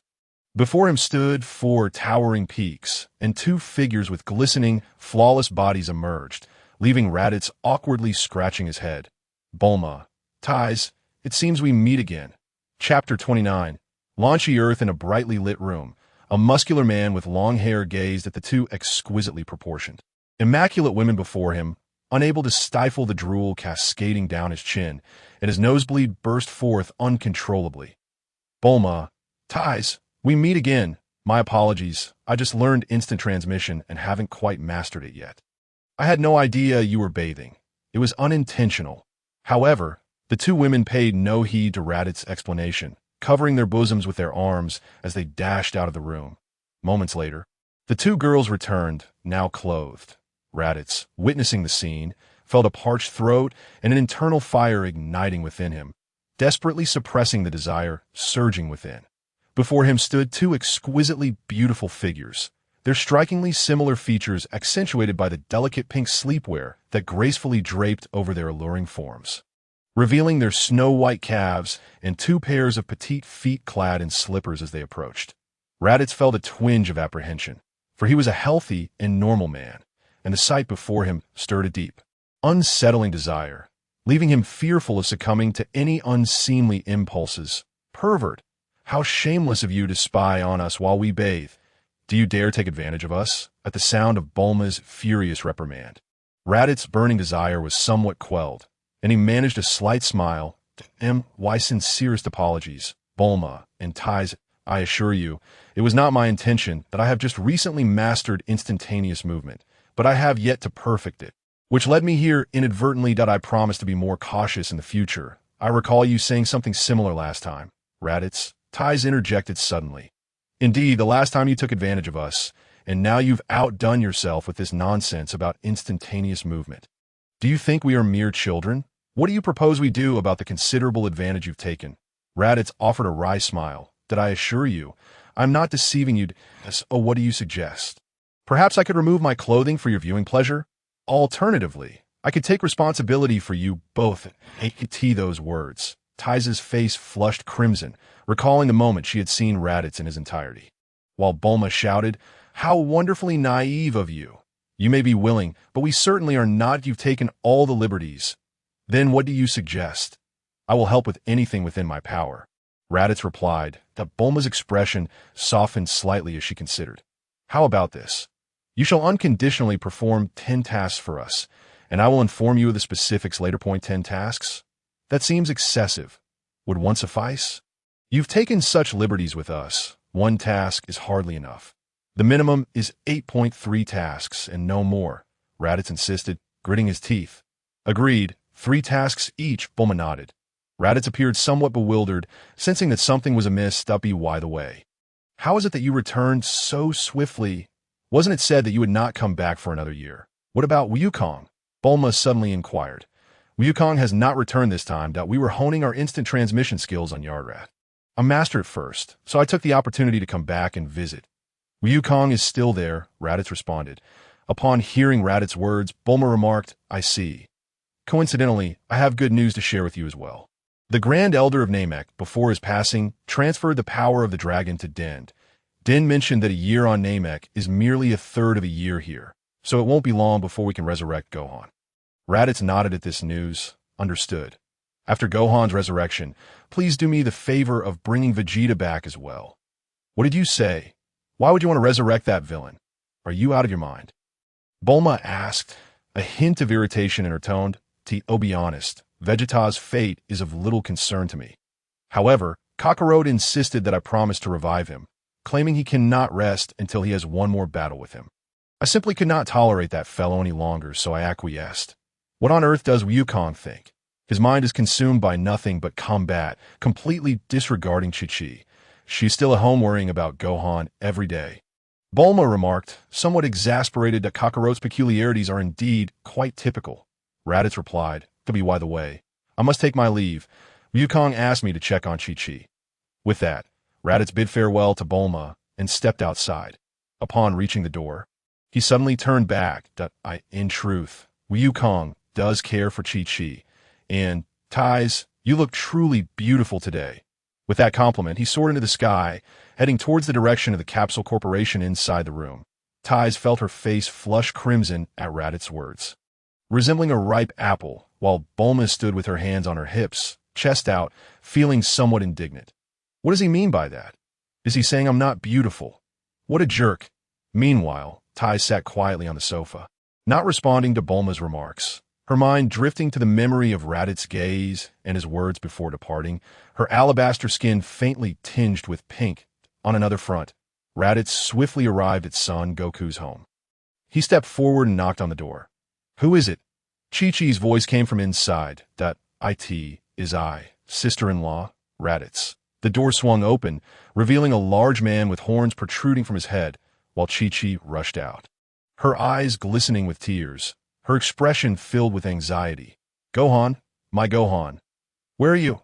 "Sister-in-law, Wukong and Gohan have yet to return. I am here alone, but do not worry.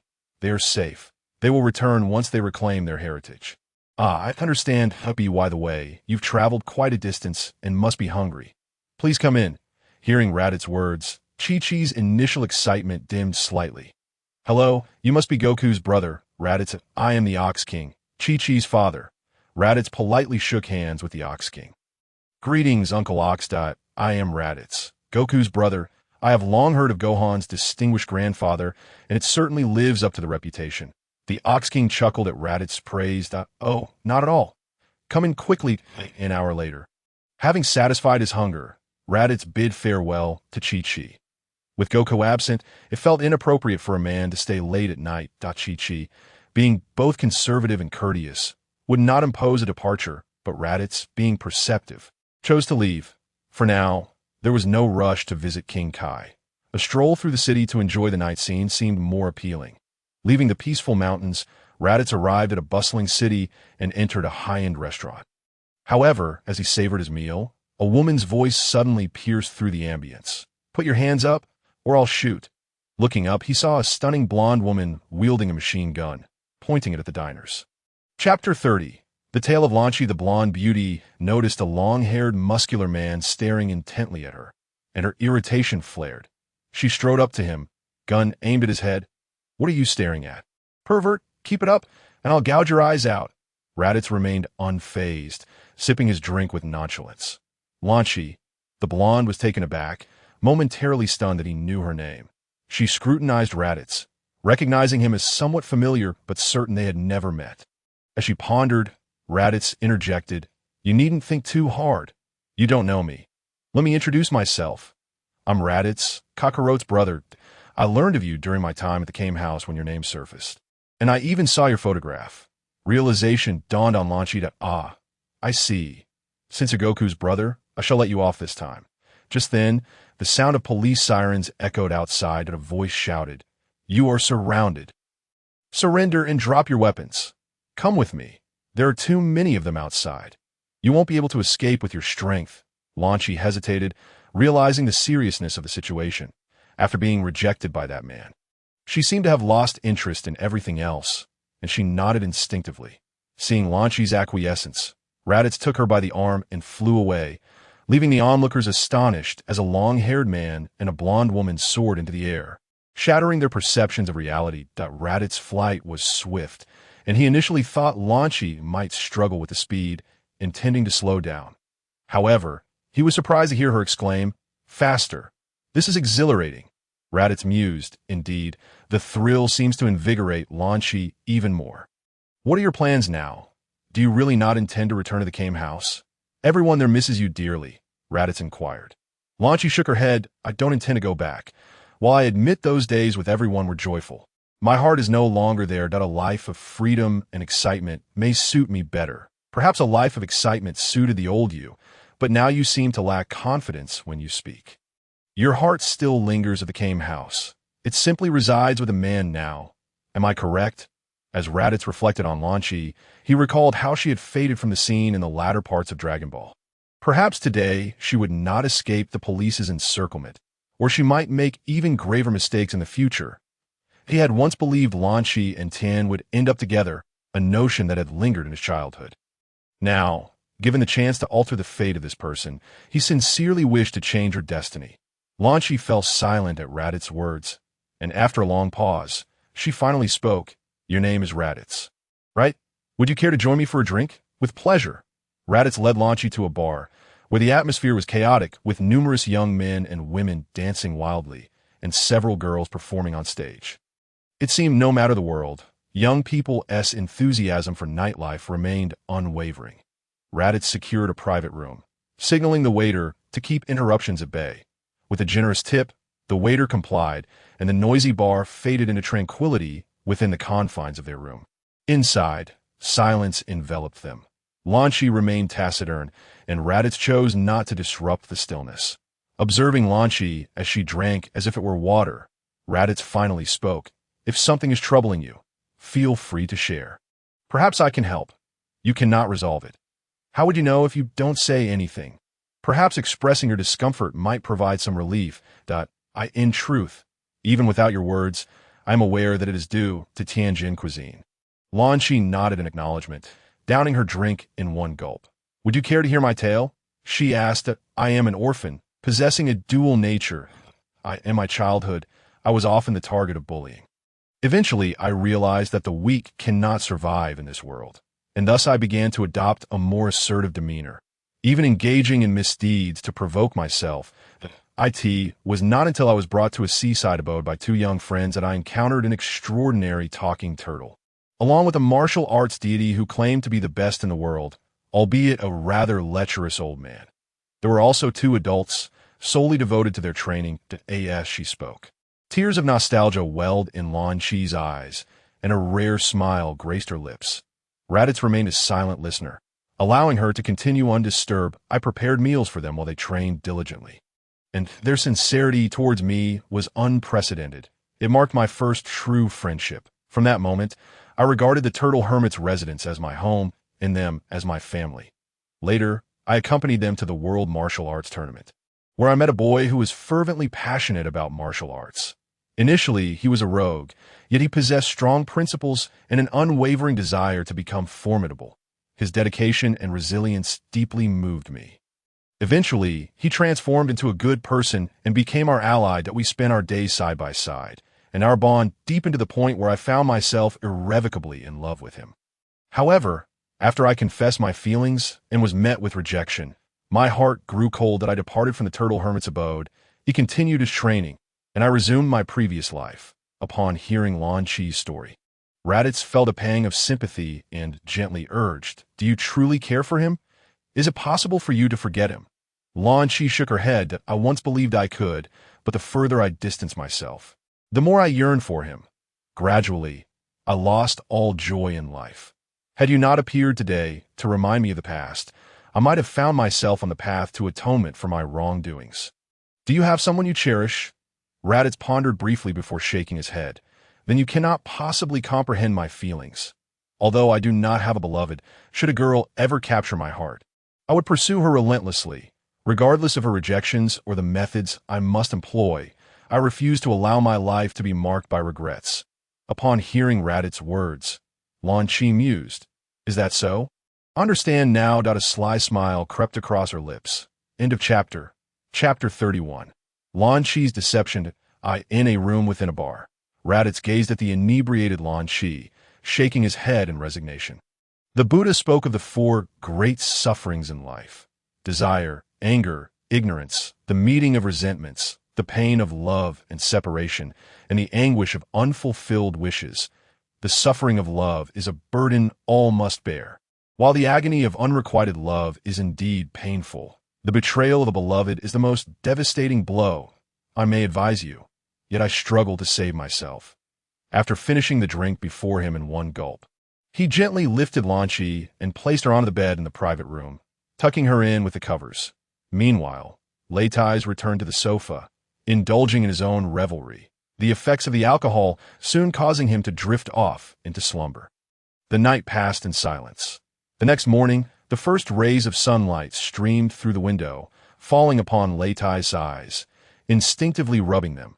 He awoke from his dreams, stretching his limbs as he stood up.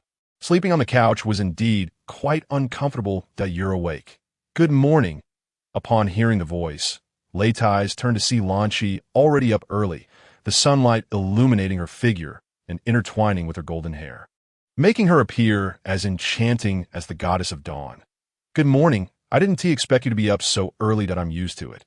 Ever since I was little, it's been this way. If I were sleeping too often, I might have long been eliminated.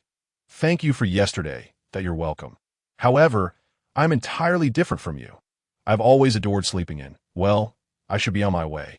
As she started towards the door, Lan Chi called out, Where are you going? Can you help me with something? I can't resolve it on my own. Leitai turned back with a smile that we often wish for someone to lend us a hand during our most challenging times. Yet, when we take a moment to reflect, we realize that no one can truly help us. The only one who can assist is ourselves. The sea of suffering is boundless, and only we can navigate ourselves through it. The matters between you and Tianjin Fan can only be resolved by you, that if your heart is not steadfast, no amount of assistance from others will suffice. However, if your heart is as firm as a mountain, why would you even need help from others? Thank you, I understand now. Lan Chi nodded in response. Leitai said, I met you first, I might have fallen in love with you. Yet, my heart has long been given to him. Leitai was taken aback, wondering if this girl's worldview might lead her astray, and quickly added, fated events should not be pondered over. Otherwise, they will only bring harm to oneself and others. I understand your meaning. Could you do me one last favor? Please take me to find Tianjin Fan. I have something to say to him. Leitai pondered for a moment. Very well. I can sense his presence. Please place your hand on my shoulder. At the moment Lan Chi's hand rested on Leitai's shoulder, the two suddenly vanished from the room, reappearing thousands of miles away. Where are we? How did we end up here? Lan Chi glanced around at the flourishing greenery. Perplexed, I utilized instant transmission. Look over there by the waterfall.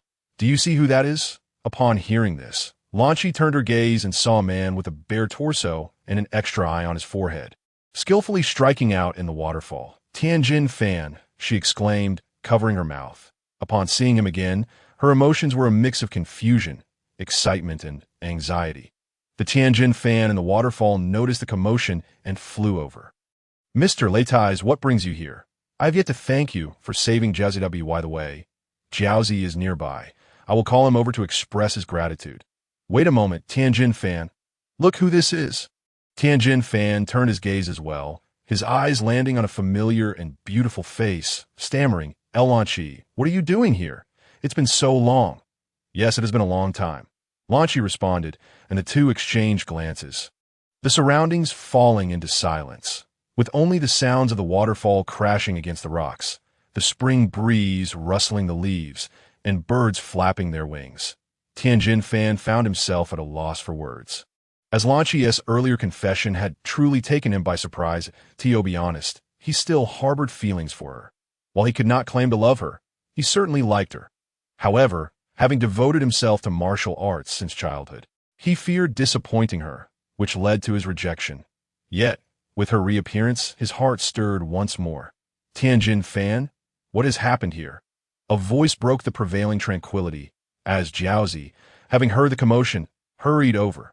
Jiaozi, you're here. This is Mr. Leitai. Your resurrection was entirely thanks to him. Upon Jiaozi's arrival, Tianjin Fan quickly shifted the topic to dispel the awkwardness. Thank you, Mr. Leitai. Not all, it was but a small effort. By the way. Mr. Leitai, what brings you back so suddenly? Has Goku been revived? Tianjin Fan inquired, puzzled. Not quite yet, but it will be soon. This time, it's just me. Goku hasn't returned that I see. Then why don't you stay and share a meal with us? Jiaozi and I have settled down here. Tianjin Fan warmly invited. Before long, Leitai and Lan Chi followed Tianjin Fan to his humble abode, which, though not large, was steeped in antiquity and surrounded by the melodious chirping of birds and the fragrant blooms of nature. Providing a refreshing ambience. Mr. Leitai, Lan Chi, Please have a seat that I'll prepare some food for you. And oh need, Tianjin fan, that I have quite an appetite, and it would take too long for you to prepare. How about you let Xiaozi and me go instead? You stay here and entertain Lanchi. With that, Leitais took Xiaozi by the hand and left without waiting for Tianjin fan's agreement. I in the room. Only Tianjin fan and Lanchi remained, sitting across from one another in silence. Sensing the awkward atmosphere, Tianjin fan broke the stillness first. Lanchi, how did you end up with Mr. Leitais? He saved me. Lanchi's response was straightforward, lacking in elaboration, and the atmosphere fell quiet once more. I see. Lanchi, how had you been all this time? Why haven't you returned to Kame House? I was rejected by the man I liked. I have no face to go back. Besides, that place is not my home. Upon hearing Lanchi's words, Tianjin fan lowered his head, unsure of what to say. Tianjin fan, let me ask you something. After all this time, do you have even a little bit of affection for me? Look me in the eyes and speak the truth. Lanchi inquired assertively. However, Tianjin fan could not muster the courage to look up, let alone meet her gaze, his fists clenched tightly. Deep down, he did have feelings for her. But he was genuinely afraid of disappointing her. He longed to express his feelings, but found himself unable to voice them, even preferring to face Frieza again than confront this moment. Just then, Leitais and Xiaozi returned. Chapter 32. Lanchi schemed too as Leitais and Xiaozi entered the room. They noticed Tianjin fan's demeanor, prompting Xiaozi to ask anxiously, Tianjin fan, are you all right? You look a bit off. Seeing Leitais and Xiaozi arrive, Tianjin fan felt a wave of relief and quickly changed the subject. Xiaozi, we were just reminiscing about the past. By the way, let us hurry and prepare some food for Mr. Leitais and Lanchi. They must be starving. With that, Tianjin fan hurriedly left with Xiaozi. Observing their departure, Leitais turned to Lanchi with an inquiring look. How did it go? Were you successful? Seeing Lanchi shake her head, Leitais felt a twinge of helplessness. Take your time, that I can sense that he likes you. He may just be afraid of disappointing you, or may have some unresolved issues in his heart. Really? He truly likes me. Indeed, I can sense it. Leitais affirmed, secretly pondering. He probably can't feel it. It's just my educated guess from my past life. Approximately 20 minutes later, Tianjin fan prepared a lavish spread for Leitais and Lanchi. But it was Leitais alone who indulged in the feast. Lanchi's eyes were fixed on Tianjin fan, while Tianjin fan kept his gaze lowered, with Xiaozi curiously observing the two. Before long, Leitais finished all the food. Realizing the odd atmosphere around him as he looked up, Tianjin fan, come outside with me. I need to speak with you. Leitais stood up and said. Tianjin fan followed Leitais outside. Mr. Leitais, what do you wish to discuss? You saved Xiaozi's life, so I would do anything for you, even if it meant facing peril. Is that so? Leitais inquired with a sly grin. Of course. Then how about I ask you to take care of Lanchi for a lifetime? Tianjin fan fell silent at this, while Leitais chuckled. A grown man, unafraid of peril, yet afraid of a woman. Let me put it this way. I happened to encounter Lanchi being pursued by the police upon my return to Earth, and I saved her. She shared your story with me, which is why I brought her to find you. You know, Lanchi is just an ordinary person. She is not a martial artist. The things she does may eventually lead to her being captured by the police. And that would be the end of her. Her heart belongs only to you. Perhaps only by being with you can she find her way back to the right path. That I know you have feelings for her. But you're so focused on martial arts that you fear she might hinder you, and you fear you might disappoint her. Am I right? Tianjin fan nodded slowly in response, seeing him continue to nod. Leitais pressed on, you're not a child anymore. Just look at Kakarote's son, who is already so grown up. And look at you. Besides, hasn't Kakarote gotten married? Yet he continues to pursue martial arts. Has his skills declined? Martial arts are your dream. Your unwavering dedication to it is commendable. But do not overlook the person you should cherish the most. Don't wait until you're old to regret your choices. Tianjin fan opened his mouth to speak but was cut off by Leitais. I've said what I needed to say. Think it over carefully and don't rush. Reflect on it with your heart. With that, he patted Tianjin fan on the shoulder and returned to the room. After a while, Tianjin fan approached Lanchi. Lanchi, let us have a chat.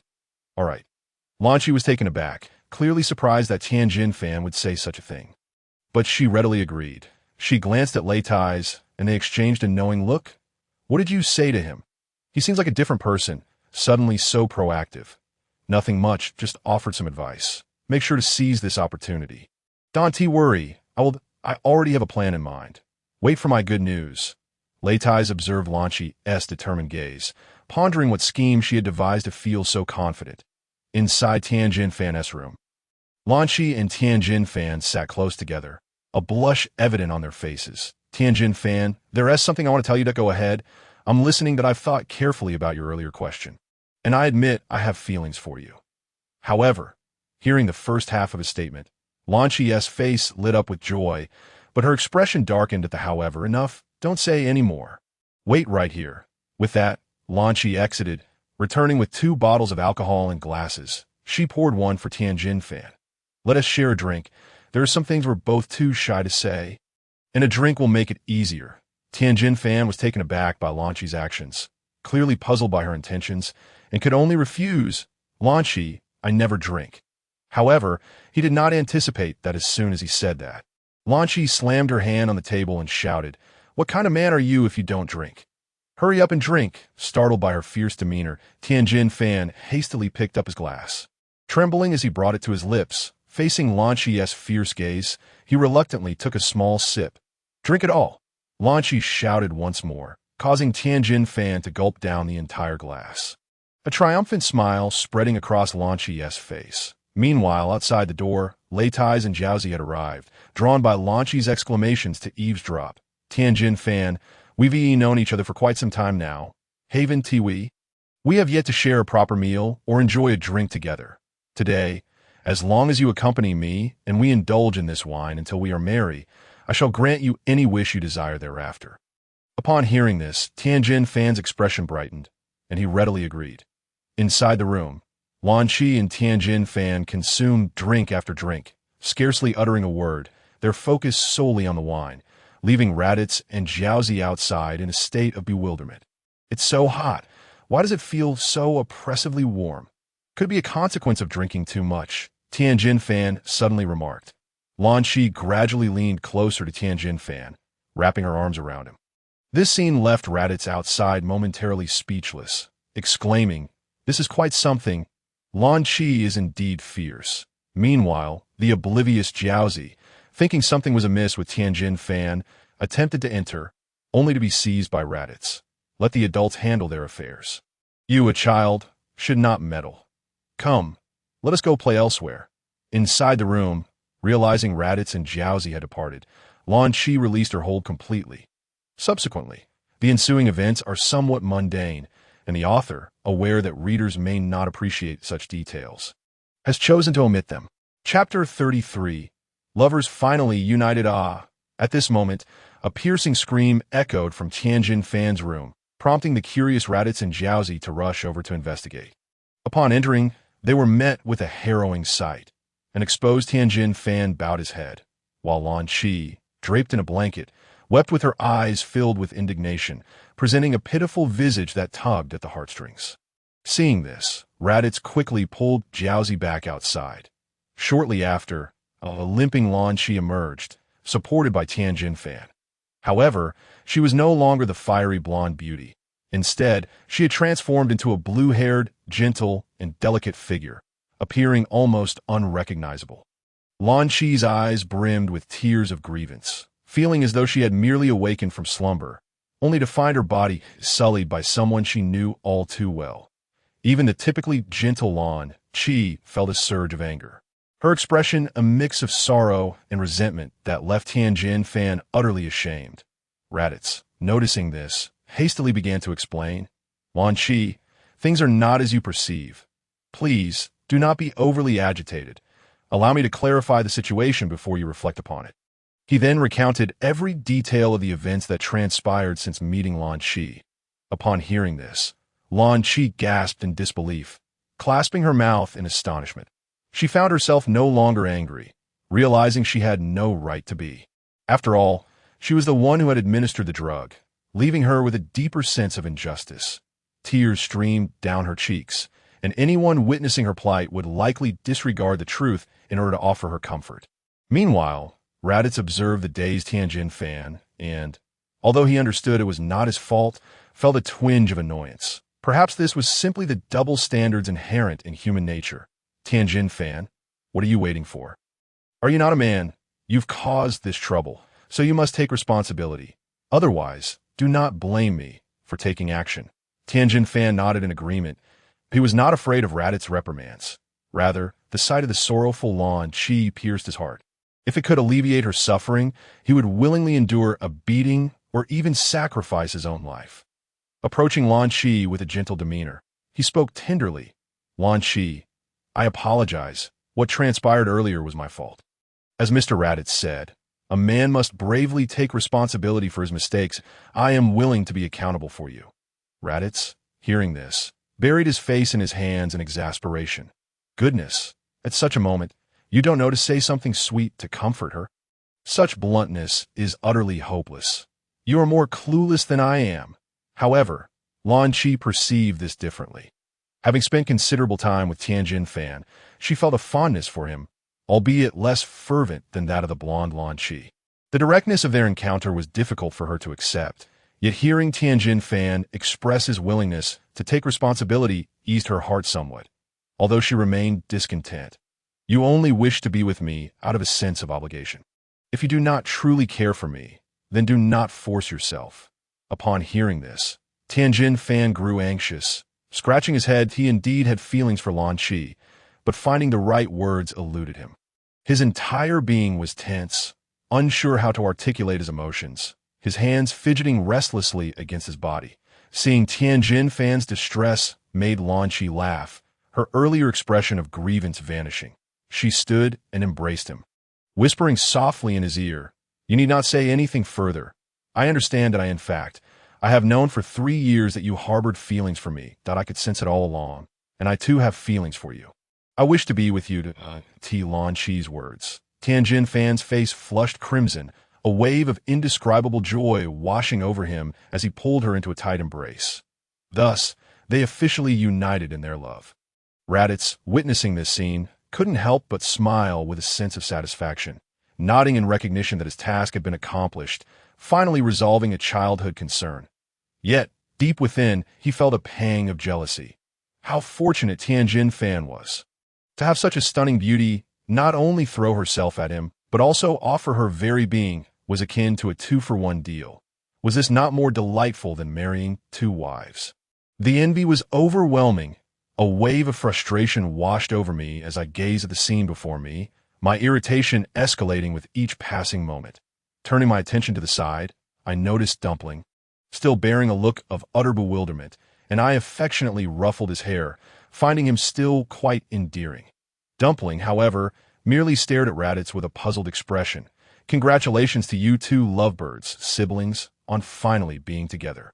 Now, you can enjoy your world as a couple. I have matters to attend to, and it is time for me to take my leave, Raditz proclaimed, bestowing his blessings upon the duo before him. Thank you, Mr. Raditz. I've come to realize that there are individuals worth cherishing beyond martial arts. From this day forth, I shall dedicate myself to my training, not merely for ambition, but because I found something precious to protect. Tianjin fan expressed gratefully, casting a glance at Raditz. Understanding is key. You will undoubtedly become an exceptional martial artist in the future, provided you follow through on your words, even if your martial prowess does not reach the heights of Kakarot and the others. In my eyes, you surpass him. Raditz continued, a man, regardless of strength or weakness, who is willing to fight fiercely for his beloved is worthy of respect. In this regard, you outshine Kakarot. With that, he vanished from sight using instant transmission. King Kai, you have returned. Judging by your expression, it seems your task was quite successful, remarked the North Kai, as Raditz materialized on King Kai's planet. Indeed, Lord K, I.my business is concluded, and I wish to commence my serious training. Until now, I have relied solely on my scion bloodline for my cultivation, but it has lacked direction. I humbly seek your guidance, Raditz replied earnestly. Excellent. Like Goku, you possess a heart that yearns for strength. A commendable trait. North Kai responded, now, immerse yourself in your training here on King Kai's planet that in due time, I shall introduce you to a special location. Raditz, curiosity piqued, inquired, Lord Kai, where might that be? Pray tell, you shall find out in due course. For now, focus on your training. It is a place teeming with formidable warriors, and I am certain it will pique your interest. North Kai responded, stroking his little beard, his demeanor shrouded in mystery. As the chapter concluded, Raditz expressed his eagerness to refine his skills under North Kai's tutelage, recognizing the latter's training methods as invaluable, akin to the esteemed Master Roshi in the Dragon Ball universe. Do not rush into training just yet. A friend will be arriving shortly, and you can meet him first, North Kai advised. That a friend? Could it be? Raditz pondered when suddenly a familiar voice called out, Uncle, what brings you here? Turning to the source, Raditz smiled slightly. Indeed, it is you, Gohan. King Enma informed me that you wish to traverse Snake Way to train with me. Given your and Goku's relationship, I readily consented. However, your strength is quite impressive. You arrived much earlier than Goku. Gohan, now far stronger than his former self, had evidently spent considerable time training with King Enma. Uncle, you are insightful as always, Gohan chuckled. Now, Raditz, since Gohan is here, you may commence your training. However, both of you must complete my assessment first. North Kai declared, an assessment. Must we undergo a trial? Krillin interjected, bewildered. With a wave of his antennae, North Kai directed radiant waves towards Raditz, sensing his energy. This fellow possesses a formidable inner strength and an unwavering resolve to grow stronger, rivaling that of Goku. Yet his physical prowess surpasses Goku's by leaps and bounds. That I initially believed Goku to be more suited for the Kaioken, but perhaps Raditz could truly unleash its full potential. Now that you are prepared, let us begin your training. Don this attire. I shall enhance its gravity. You are forbidden from transforming into a Super Saiyan. When you feel the weight becoming unbearable, I shall cease the augmentation. Understood, Lord Kai. I am ready, Raditz affirmed, aware that gravity training was among the most effective methods, especially for Saiyan.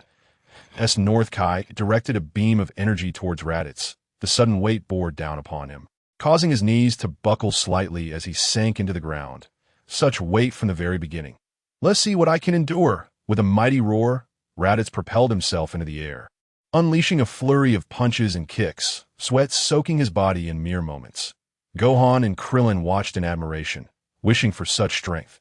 Meanwhile, North Kai observed, perplexed, as Raditz effortlessly flew despite the 2 tons of added gravity. His speed astonishingly rapid.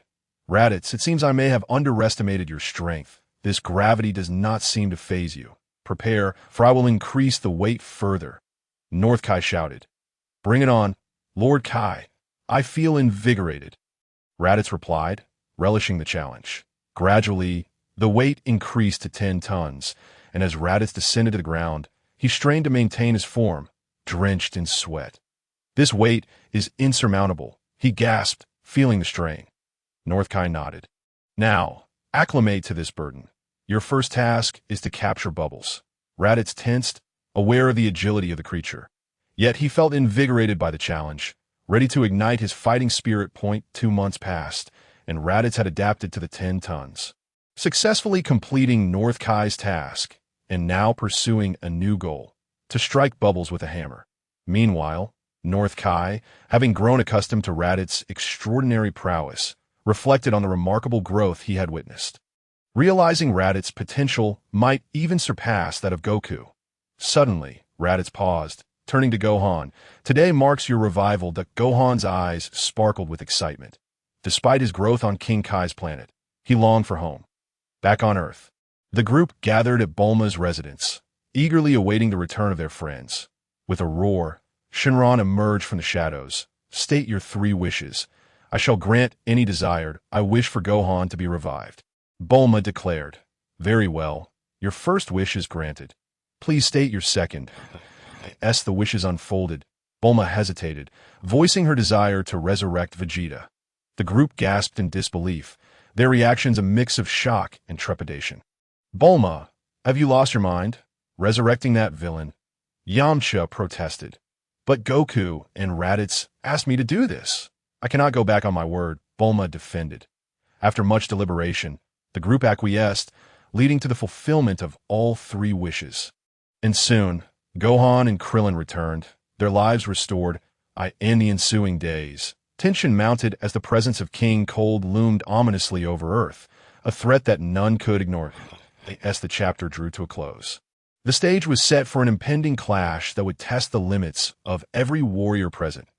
As the transformation was successfully completed, the aura of King Kurd rapidly spread, leaving all present in a state of astonishment at his formidable power. "So, how the Scions found me in my current form?" He chuckled. "How infuriating! How could I be stronger than the androids? Is my very existence the reason this world has descended into such chaos? I absolutely cannot endure another hellish existence on Earth," Trunks declared with a sense of defiance. In an instant, King Kurd appeared before Trunks with lightning speed, delivering a crushing blow that sent him flying, while playfully toying with Trunks' treasured sword. Indeed, a fine blade, but alas, it has chosen the wrong master. With a resounding crack, King Kurd cleaved Trunks' sword in two and discarded the pieces carelessly. Trunks, now on the ground, looked up at King Kurd with eyes filled with rage, proclaiming, "Even if I cannot kill you, Goku will surely bring about your demise. History has decreed that you will perish at his hands." King Kurd, slightly irked by Trunks' words, placed a foot upon his face, bending down to whisper in his ear, "Goku, is it? I shall remember that. After I dispose of you, I will hunt down every Earthling, and ultimately, I will savor the torment of your precious Goku until he meets his end." Trunks, lying on the ground, was consumed by fury. "That I've had enough? I refuse to allow you to harm the people of Earth any further," he shouted. "Now you show fear? Wait until you experience true torment. It will terrify you even more." With a primal scream, Trunks' anger surged, transforming him into a ferocious warrior. His power escalated, propelling King Kurd backward. He unleashed a flurry of powerful punches, relentlessly assaulting King Kurd while declaring, "I shall not fear you, you grotesque monster, nor the tortures of hell, for I have emerged from the very depths of it. I will not let you turn Earth into a living nightmare. I shall rend you to pieces." In that moment, Trunks had fully overwhelmed King Kurd, driving him deep into the mountainside. Utilizing the prince's combat technique, he unleashed a barrage of energy waves, causing the entire mountain to crumble under the force of his attacks. Shrouding the area in swirling smoke, Trunks concentrated his might, hurling his strongest energy towards the obscured King Kurd. "We've won. That young warrior has triumphed. Earth is saved," Krillin exclaimed, excitement evident in his voice. "Not so fast.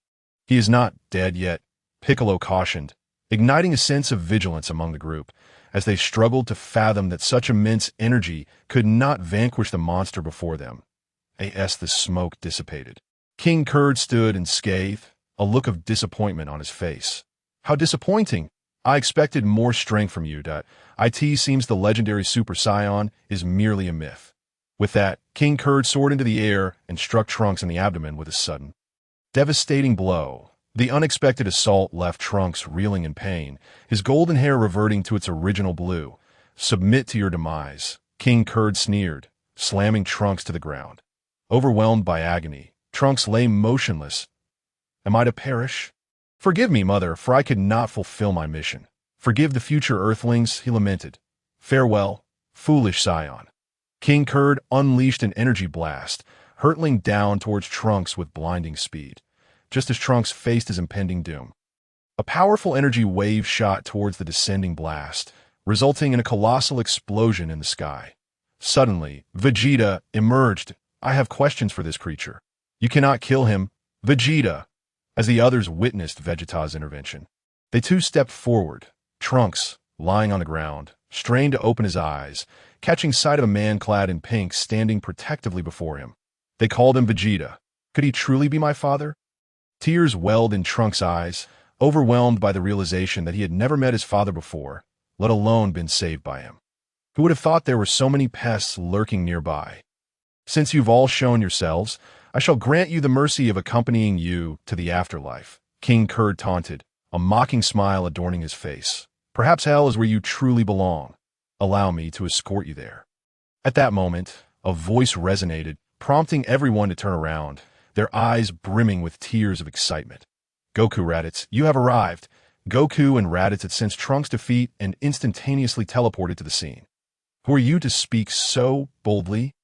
King Kurd scoffed that we are both Scions. "You came to Earth seeking vengeance for your son, did you not? Allow me to inform you that I have slain your sons, Frieza and Cooler," Raditz remarked disdainfully. Eyeing King Kurd with contempt, "I cannot fathom why your family is so eager to rush to their demise."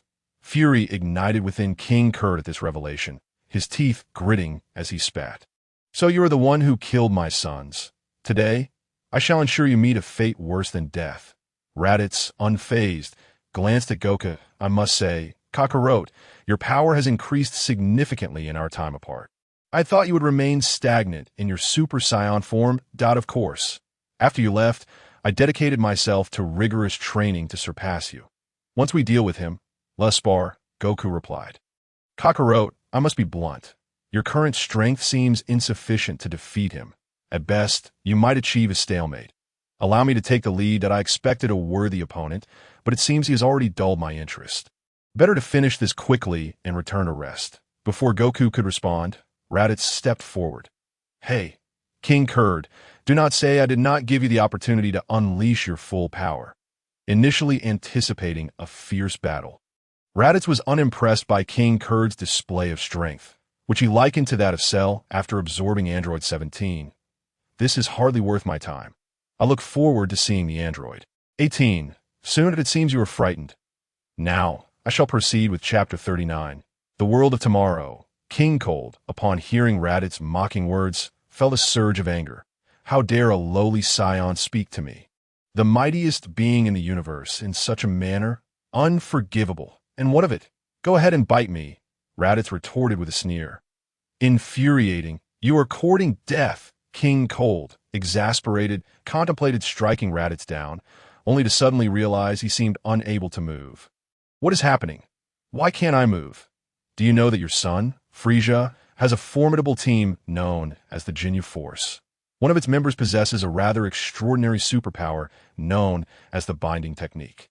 Do not mistake your strength for superiority. Even if you are stronger, as long as you are not overwhelmingly so, I can restrain you for a time. How does it feel, being unable to move?" Transformed into a Super Saiyan, Raditz slowly approached King Cold, whose body was entirely immobilized, his eyes reflecting sheer terror. "What do you intend to do? What can I do to you? You are hardly a beauty. I could simply kill you."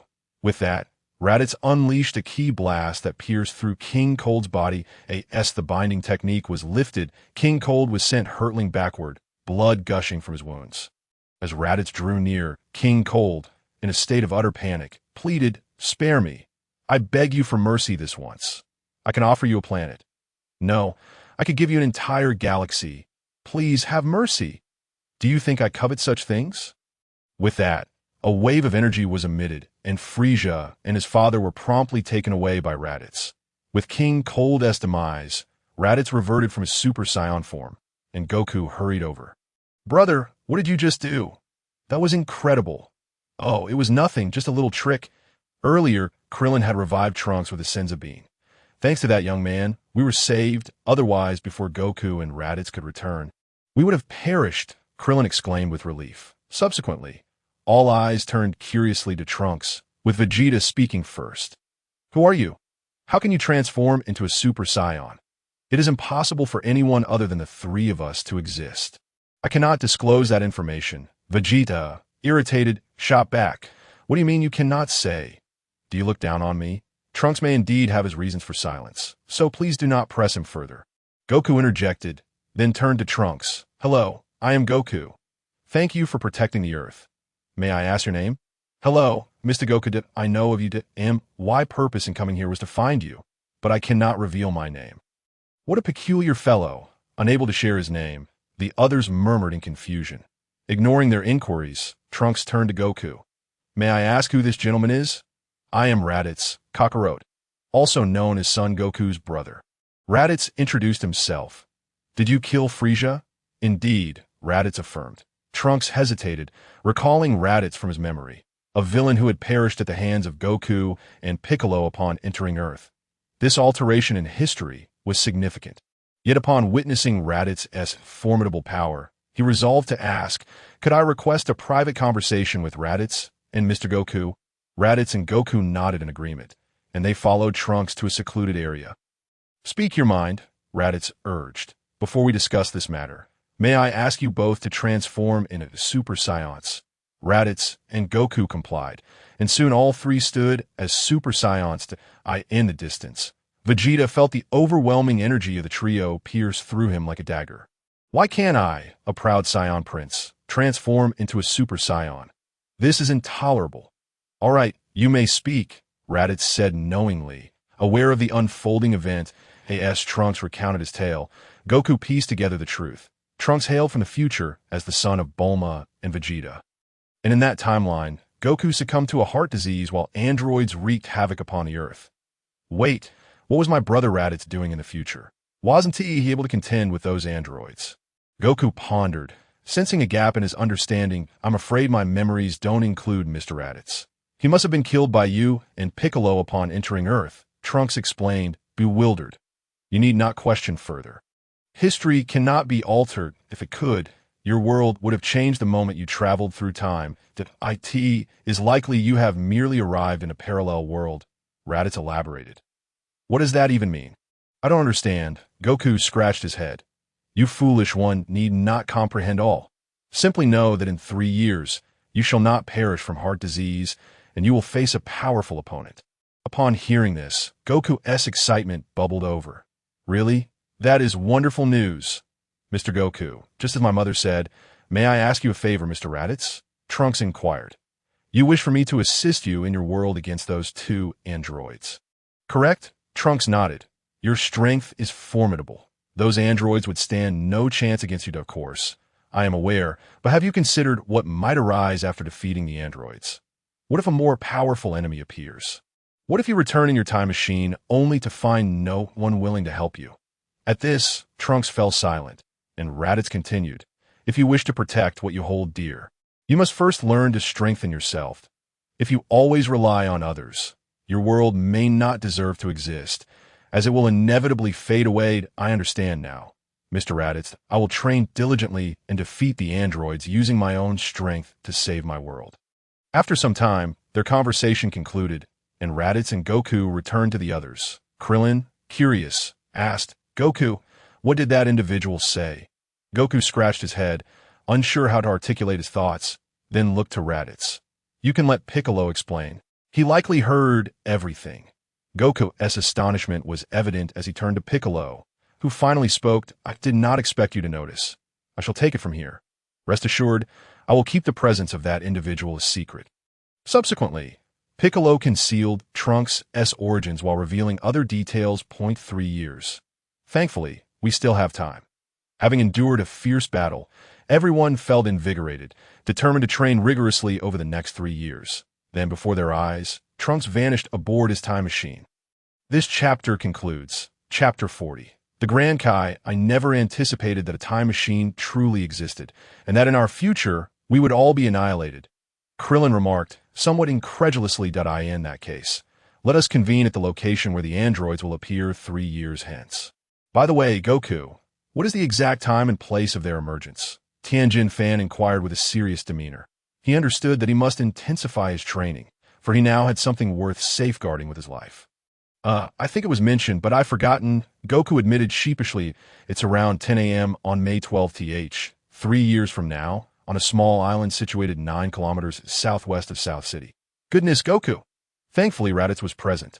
"How could you forget such a crucial detail?" Bulma exclaimed, "Oh dear, I'll certainly pay more attention next time." "Huh." At that moment, Bulma interjected, "How about we eliminate Dr. Gero, the creator of the androids, right now? Although we don't know his whereabouts. We could always consult Shinron." "Splendid idea. This way, we can resolve the matter without engaging in battle." "Bulma, you are truly a genius," Krillin concurred. "Anyone who meddles in this matter shall face my wrath," Vegeta threatened, clenching his fists at the group. "What do you mean by meddling? This is not child's play. It concerns the fate of Earth and everyone's lives. Goku, you and Raditz surely feel the same way." "Correct," Bulma countered. However, Goku scratched his head. "Sorry, Bulma, but I actually prefer fighting. Besides, Dr. Gero hasn't done anything yet. How could we justify killing him? Though Kakaroto's logic was rather unconventional, it held merit. Earth might soon face various formidable foes, and one must grow stronger to protect it. Furthermore, with diligent training, the androids would prove utterly ineffective. Seeing Raditz agree with Goku, Bulma grew exasperated and urged everyone, we need not indulge these Scion lunatics. They are all battle maniacs, and we could very well perish. I support Mr. Raditz's perspective, and I shall intensify my training as well, Tianjin Fan asserted resolutely. Indeed, evasion is but an act of cowardice. Piccolo and Yamcha chimed in agreement. I am truly at a loss with all of you, Bulma sighed. Very well, since everyone is in accord, let us train diligently for the impending battle 3 years hence, Goku declared with enthusiasm, raising his right hand. Kakarot, Raditz, do not think that becoming Super Saiyans makes you exceptional. Not forget that I possess the most potent bloodline of the Saiyans. I shall undoubtedly defeat you, Vegeta proclaimed before taking his leave. Then let us bid farewell for now. We shall meet again in 3 years. Indeed, until we meet again. With that, everyone departed to their respective homes. That you're back. I'm aware of the android situation. But that child traversing time and space is quite concerning. If those in higher positions were to find out, it could lead to complications, the Grand Kai remarked, observing the departing group before instantaneously appearing before Raditz, cautiously offering a warning. Fear not, Grand Kai. We shall address future matters in due time. Did you not mention wanting to take me to a place filled with masters? When shall we set off? Raditz inquired, somewhat puzzled. I cannot believe you still remember after all this time. Had you not reminded me, I would have forgotten. Since you brought it up, prepare yourself. I shall take you there. Thank you, Grand Kai. 2 days later, let us depart. Grand Kai, by the way, where exactly are you taking me? Raditz asked, somewhat perplexed. Today, I will introduce you to one of the most exalted beings in the afterlife, the Grand Kai. He stands at the pinnacle of the 4 Kais, possessing the highest status and the most formidable power, and he has a particular fondness for grand martial arts tournaments. Upon hearing this, Raditz suddenly recalled someone even more powerful than Perfect Cell residing in the afterlife, Pork Rib Rice. It seemed he had hope of breaking through his limits and achieving Super Saiyan 2. Soon, Raditz followed the North Kai through the afterlife, traversing the realm of heaven until they arrived at the Grand Kai's planet. It's you. What brings you here? A voice exclaimed as Raditz and the North Kai turned in unison, spotting a figure whose appearance and attire resembled that of the North Kai, pointing rudely at Raditz. Ah, it's you, West Kai. What brings you here? Raditz retorted, I haven't visited the Grand Kai in quite some time, so I brought along Raditz, the strongest from the North Galaxy, for a visit. The West Kai scoffed silently, thinking to himself that there was little to be impressed by in the North Galaxy's strength. Had Pork Rib Rice been present, he could have defeated the West Kai with ease. Raditz, feeling insulted by the West Kai's dismissive attitude, challenged, then have that Pork Rib Rice come out and face me. Let's see who the true strongest is. You insolent wretch. How dare you raise your voice at me? Do you know who I am? I am the West Kai. Truly, the world is fallen. Now anyone can claim to be a god, Raditz remarked derisively. The West Kai was rendered speechless with indignation. Huh, well said. Such a person could be considered a god? Let us ignore him, Raditz. Come along. The North Kai chuckled, covering his mouth in amusement at his rival's embarrassment. I could see that moment. An eccentric old man dressed in trendy attire, dancing as he walked, approached them. Grand Kai. The North Kai and West Kai bowed their heads respectfully upon seeing him. I apologize for interrupting your conversation. I overheard your discussion. I, too, wish to host a martial arts tournament, so let us have both Raditz and Pork Rib Rice participate. Indeed, Grand Kai. The North and West Kai agreed instantly. Time swiftly passed, and 3 days later, the Grand Kai's planet was abuzz with activity. Raditz gazed at the throng of people, a sense of astonishment washing over him as he muttered quietly. Although most here are beneath my level, there are certainly some powerful individuals among them. What an impressive gathering! My blood is already boiling. I long to take them all on. The North Kai, standing beside Raditz, nearly stumbled at his words. This man truly had no filter that he realized that with so many opponents, he might not even be able to leave this place unscathed. He suddenly felt that bringing Raditz here might have been a mistake. It has been far too long since we last held a martial arts tournament. Everyone, follow me, the Grand Kai declared as he rose from his seat, addressing the crowd. They followed him to a grand arena. Here will suffice, the Grand Kai remarked, nodding in satisfaction at the venue. Now, let the competition begin. This chapter concludes. Chapter 41.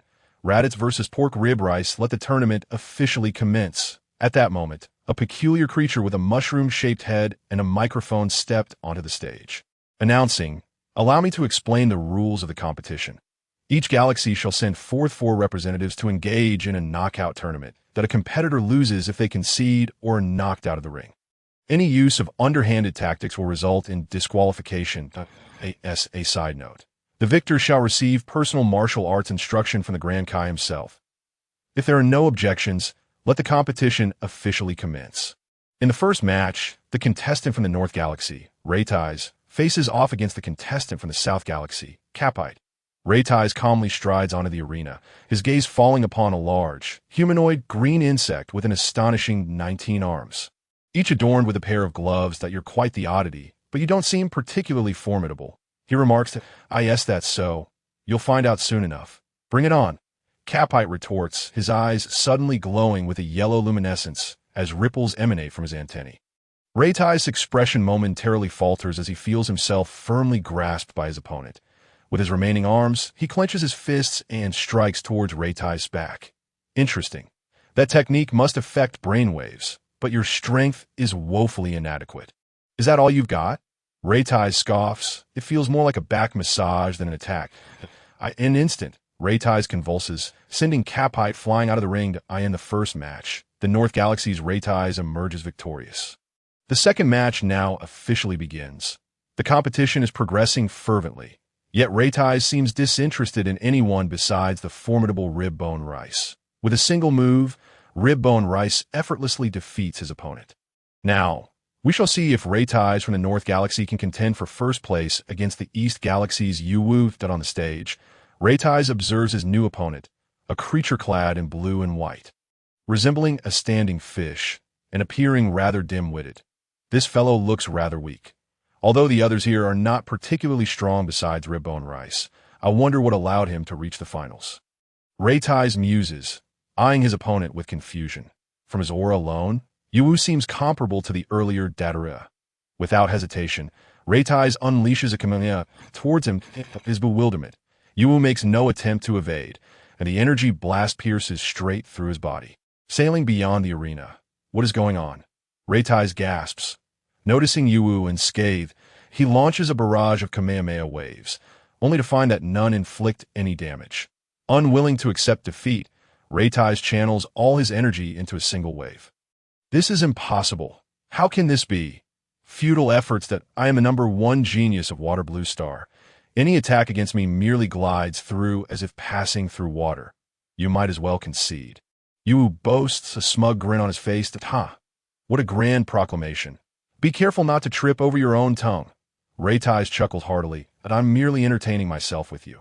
Did you truly think I was serious? If no one can harm you, then what is the meaning of that halo above your head? Yu's expression darkens at the mention of his death, a source of deep embarrassment for him. Yet, as he prepares to retaliate, he realizes he cannot move, an effect of Raditz's binding technique. That what's the matter? Why do you stand there in a daze? Get on with it. Curse you, if you have the guts. Free me and let us duel. Yu challenges. Very well, but Raditz chooses not to prolong the game. With a swift gust of energy, he sends Yu tumbling out of the arena. I declare the North Galaxy's Raditz the victor. Next, he will face Rib-Bone Rice from the West Galaxy. Last. Raditz smiles faintly. Your strength is commendable, but you're still far from my equal. You should consider surrendering. Clearly, Rib-Bone Rice does not regard Raditz as a worthy opponent. One must face their opponents to truly understand their prowess. I've never encountered someone so arrogant. Prepare yourself. On the arena, the figures of both combatants vanish as they move at blinding speed, the air ringing with the sounds of impacts. Approximately 15 minutes later, Raditz is sent flying by Ribbone Rice. Rising once more, he wipes the blood from his lips. Exhilarated, it's been ages since anyone has fought me so thrillingly. Raditz laughs heartily. Hey, Ribbone Rice, remove your clothing. I know you're wearing a weighted suit that I, too, will unleash my full potential for a truly exhilarating battle. As you wish, Ribbone Rice replies, casting aside his attire, which lands with a thud, creating a deep crater upon impact. Ah, Raditz cries out simultaneously, then transforms into a Super Saiyan, unleashing his full power. The spectators gasp in astonishment as Raditz radiates a golden aura. Ribbone Rice stands in shock. What is happening? How can someone possess such power? His aura has surged tremendously upon transformation. The three Supreme Kais observe, jaws agape. What has this young man done? However, amidst the astonished crowd, only one individual beams with delight. The North Kai. Fear not. Raditz has merely transformed into a Super Saiyan, not a Super Saiyan. I never imagined the legend to be true. This young man is indeed a warrior who appears once every millennium among the Saiyans. The Grand Kai remarks, Ribbone Rice, how does it feel to witness my true strength? Raditz, I can see that I underestimated you, but do not think victory will come easily. That I ask that so. Then allow me to demonstrate this technique. The Kamehameha Wave. Raditz unleashed the Kamehameha he learned from Goku, directing it towards Reboku Fan. After a brilliant flash of white light, however, there was no sign of Reboku Fan on the arena. Impressive speed, he managed to evade it. Raditz glanced upward and saw Reboku Fan standing in the sky with his hands behind his back. Come on, Raditz, let me show you my unique secret move, the Reboku-style whirlwind. Reboku Fan's body transformed into a fierce tornado, enveloping Raditz entirely. The biting winds relentlessly assailed Raditz's body, forcing him to shield his vital areas. Yet he still felt excruciating pain.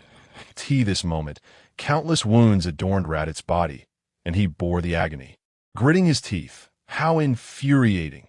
In that case, time stop technique. As Raditz invoked the skill he had never used before, the world around him seemed to fall silent.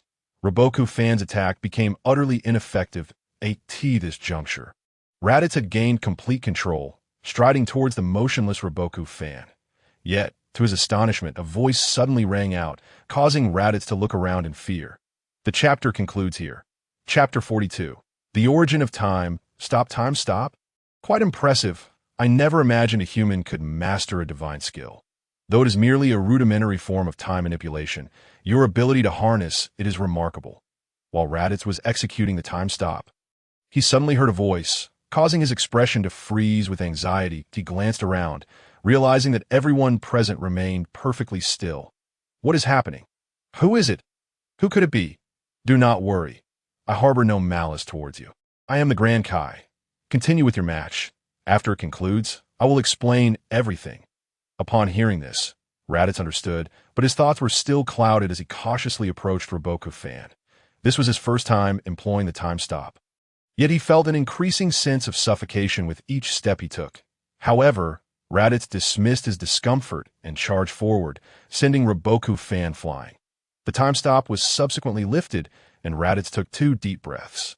What just transpired? Not only Reboku Fan, but also all those present wore expressions of disbelief, wondering how Reboku Fan had suddenly been launched away. Though I am unsure of what you did. Prepare to experience my next move, the Thunder Flash Wave. Reboku Fan shouted, gathering an immense and terrifying energy in both hands, powerful enough to induce cold sweat even from Raditz. Come on. Raditz summoned all his energy for defense.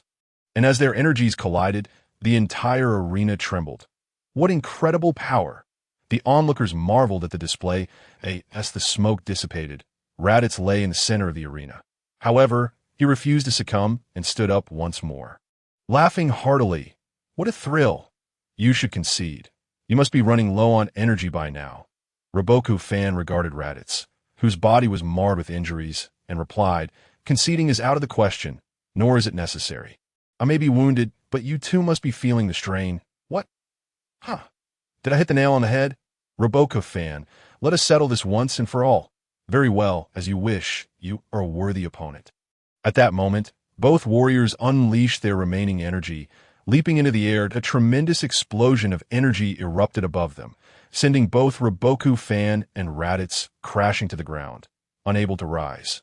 Seeing this, North Kai and West Kai grew concerned and hurried to check on them, relieved to find they were merely unconscious at that moment. The Grand Kai emerged that I declare that the result of this match is a tie between Reboku Fan and Raditz. The crowd erupted in excitement upon hearing this outcome, affirming that true strength commands respect, regardless of the location. North Kai, once Raditz awakens, bring him to me. Today's match was splendid. Everyone else may return home. Understood.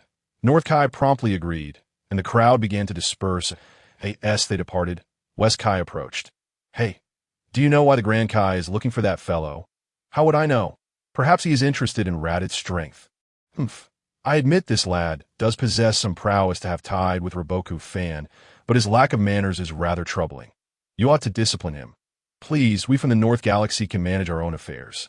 North Kai retorted dismissively. Who cares? With that, West Kai took Reboku Fan and left the Grand Kai's planet point 3 hours later. Raditz gradually regained consciousness. Raditz, you're awake. Upon waking, Raditz surveyed the unfamiliar surroundings and inquired, Grand Kai, where exactly are we? We remain on the Grand Kai's planet. He expressed a desire to meet you once you regained consciousness. You know why he is seeking you. North Kai leaned in, curiosity evident in his tone. Well, I'm not entirely sure. Since the Grand Kai wishes to see me, let us proceed, Raditz replied, a hint of apprehension in his voice. Very well, follow me. Raditz accompanied North Kai to the Grand Kai's residence, where the Grand Kai awaited them at the entrance. You've arrived. North Kai, please wait here. Raditz, come inside with me.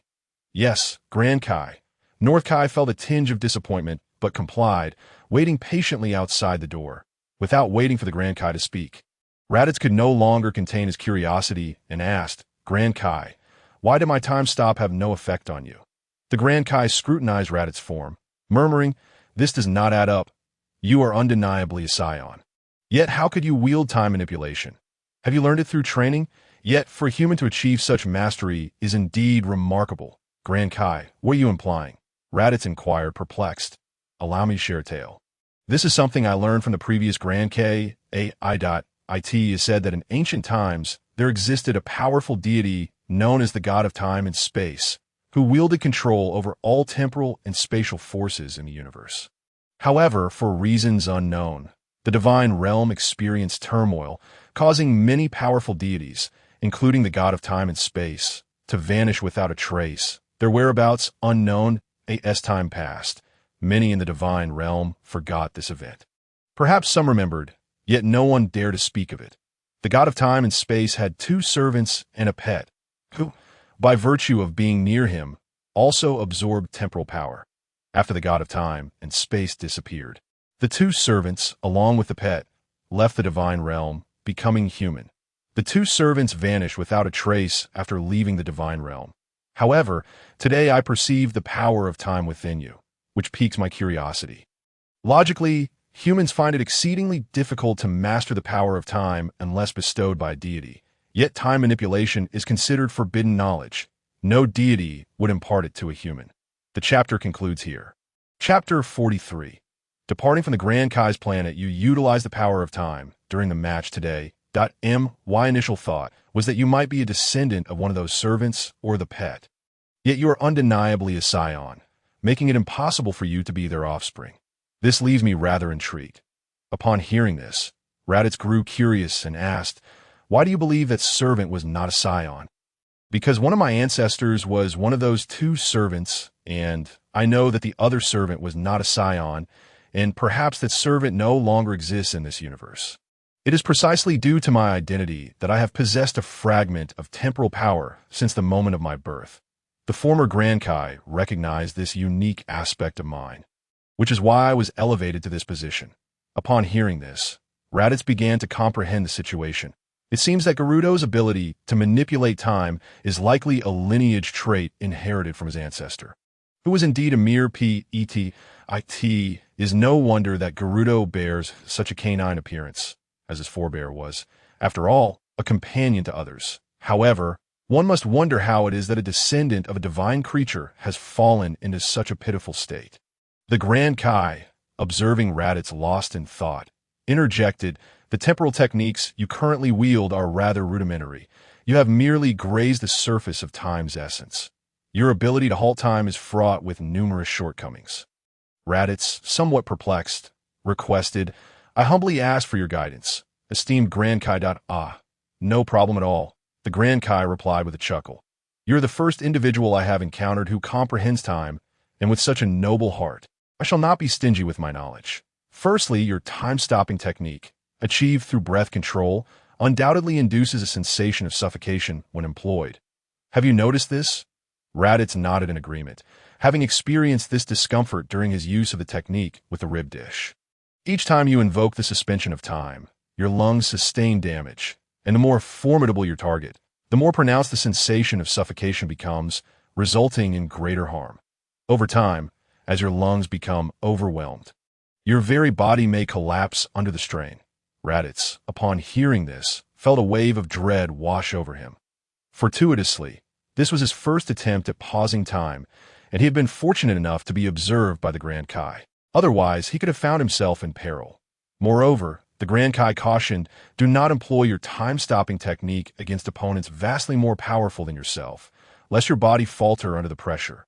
Raditz nodded, beginning to understand why Gerudo, despite possessing such formidable abilities, served Frieza and was bullied by the Ginyu Force.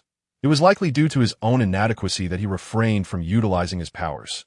Furthermore, your abilities are only effective against deities below my rank. Should you confront me or any god of greater stature, your skills would bear no fruit. Hearing this, Raditz's expression dimmed. He had not anticipated that the power he had toiled so hard to acquire would be rendered nearly useless, and that it would come at the cost of his own being "Oh, not let me encounter Gerudo again, for I would make him unrecognizable to his own mother. It infuriates me." The Grand Kai, witnessing Raditz's frustration, burst into laughter. "Oh, not be disheartened. Your potential for improvement remains, and your ability to grasp the essence of time speaks volumes of your extraordinary talent. Initially, I had arranged with the 4 great Kais that the victor of our contest would receive my tutelage. But your strength now surpasses mine, leaving me unable to instruct you. However, I can assist you in refining your understanding of time." Raditz's eyes brightened at this prospect, and he expressed his gratitude. "Is this true?" "Thank you ever so much, esteemed Grand Kai. Your selflessness is akin to the relentless flow of a mighty river." Just as he prepared to extol the Grand Kai's virtues, he was interrupted. "Very well. Rest assured that as long as you are willing to learn, I will impart my knowledge to you. For now, you shall reside on Grand Kai's planet for a time." "Yes, esteemed Grand Kai." Thus, Raditz resolved to stay on Grand Kai's planet, where he found himself in a chamber, listening intently as the Grand Kai elucidated the profound mysteries of time. While the Grand Kai spoke eloquently, Raditz found himself utterly bewildered. It became apparent that the difficulty of mastering time was justified, and without the aid of the Blood Jade, he would have had no chance of grasping temporal power. Relying solely on his own understanding proved to be a daunting challenge for Raditz. As time flowed steadily on, the North Kai remained outside, patiently awaiting Raditz's emergence. However, after a considerable interval, Raditz had yet to appear. Upon noticing someone approaching, the North Kai quickly inquired, "Is the Grand Kai still engaged in conversation with Raditz?" "North Kai, why are you still here? The Grand Kai and Mr. Raditz departed some time ago. The Grand Kai has invited Mr. Raditz to stay for a while, and we assumed you had already returned." Upon hearing this, the North Kai's forehead broke out in a sweat. It dawned on him that he had been waiting in vain. "Cursed Raditz, I despise you. Never let me see you again." With that, he stormed away from Grand Kai's planet. That a year later, on Grand Kai's planet, the Grand Kai congratulated Raditz. "Congratulations, Raditz. You have finally begun to grasp a modicum of true temporal power. That said, considering your innate talent, it is rather surprising that it took you this long to achieve even slight improvement in your ability to halt time." Raditz, feeling a bead of cold sweat trickle down his forehead, awkwardly muttered, "How was I to know that the mysteries of time would be so challenging to comprehend? Previously, I relied entirely on the Blood Jade's assistance. Nevertheless, you're the first human I have encountered capable of wielding time, which is quite impressive, for many gods struggle to fathom its nature.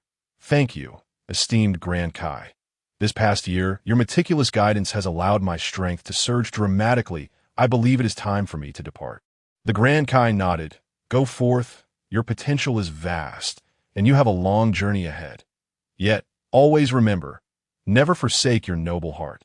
During our time together, I have come to recognize your profound ideals and sense of justice. Though your temperament can be somewhat extreme, that I know not what experiences you have endured, but regardless of what challenges you may face in the future, do not lose your capacity for discernment. Before you depart, I wish to impart one final piece of wisdom. Stay true to your original intentions, and you shall attain your goals. Raditz bowed deeply to the Grand Kai. I shall remember your words. Thank you. The Grand Kai waved his hand dismissively. Go now, and do visit this old man whenever you can. After all, you're the only one with whom I can share my thoughts over these many years. With that, Raditz bid farewell to the Grand Kai and returned to the North Kai's domain. Chapter 44. Things not meant to be seen. Having departed from Grand Kai's planet, Raditz utilized instant transmission to return to North Kai's planet. At that moment, the North Kai was driving a vehicle on a global journey, and Raditz's sudden appearance caught him off guard, resulting in a collision. Raditz, what on earth are you doing? Must you always appear out of nowhere and damage my car? The North Kai exclaimed, glaring at the suddenly materialized Raditz in annoyance. My apologies, esteemed North Kai. I shall be more cautious in the future. Humph. Have you returned from your training with the Grand Kai? Indeed. Thanks to the Grand Kai, I have garnered immense benefits during my time there. The North Kai, intrigued, asked, Oh, what have you and the Grand Kai learned? Raditz inquired, a satisfied smile gracing his face. Ever since my last battle with the Rib Chop, I felt a shift in my realm of power. During this past year of training on Grand Kai's planet, I have successfully ascended to Super Saiyan 2, and I have even begun to harness a modicum of temporal energy. Super Saiyan 2, you say? I recall you mentioning it before, but I never imagined you would truly achieve it. Wait, did you just say time? ISNT, that is skill reserved for the gods. Raditz, sensing the pride swelling within him, responded, perhaps it is simply a matter of innate talent that you all cannot replicate. The North Kai, visibly perturbed, remarked, It seems that Raditz has become rather full of himself. What can you accomplish with your newfound temporal abilities? I can momentarily suspend the time of any individual or deity for 0.2 seconds without adverse effects to myself. However, I must then take half an hour to recuperate, as extending beyond 0.2 seconds poses a risk to my health. Nevertheless, the Grand Kai mentioned that I have merely begun to master the art of time manipulation. With further practice, I may be able to use it more frequently and for extended durations. Who knows, perhaps one day I might attain the zenith of this art, allowing me to manipulate time forwards and backwards, Raditz boasted, recalling the Grand Kai's words that mastering time to such a degree was likely an unattainable feat, one only the legendary deity might achieve. By the way, North Kai, I must make a trip to Earth. I bid you farewell. With that, Raditz began to seek out Vegeta's energy signature. Knowing he still resided at Bulma's home, he also needed to borrow the Dragon Ball radar from her. Upon locating it, Raditz sensed something amiss. Vegeta's energy felt peculiar. Could it be that our previous encounter had shaken him so profoundly that it affected his training? No matter. I shall investigate further, in an instant. Raditz vanished from the sight of the North Kai, who shouted in exasperation, Raditz, you truly are the most impolite of individuals. You come and go as you please, as if this were your home. In Bulma's residence, Raditz appeared before Vegeta, but was instantly taken aback by the scene before him. Oh my, I apologize for the intrusion. In the room, Vegeta and Bulma had just concluded some rather intimate activities.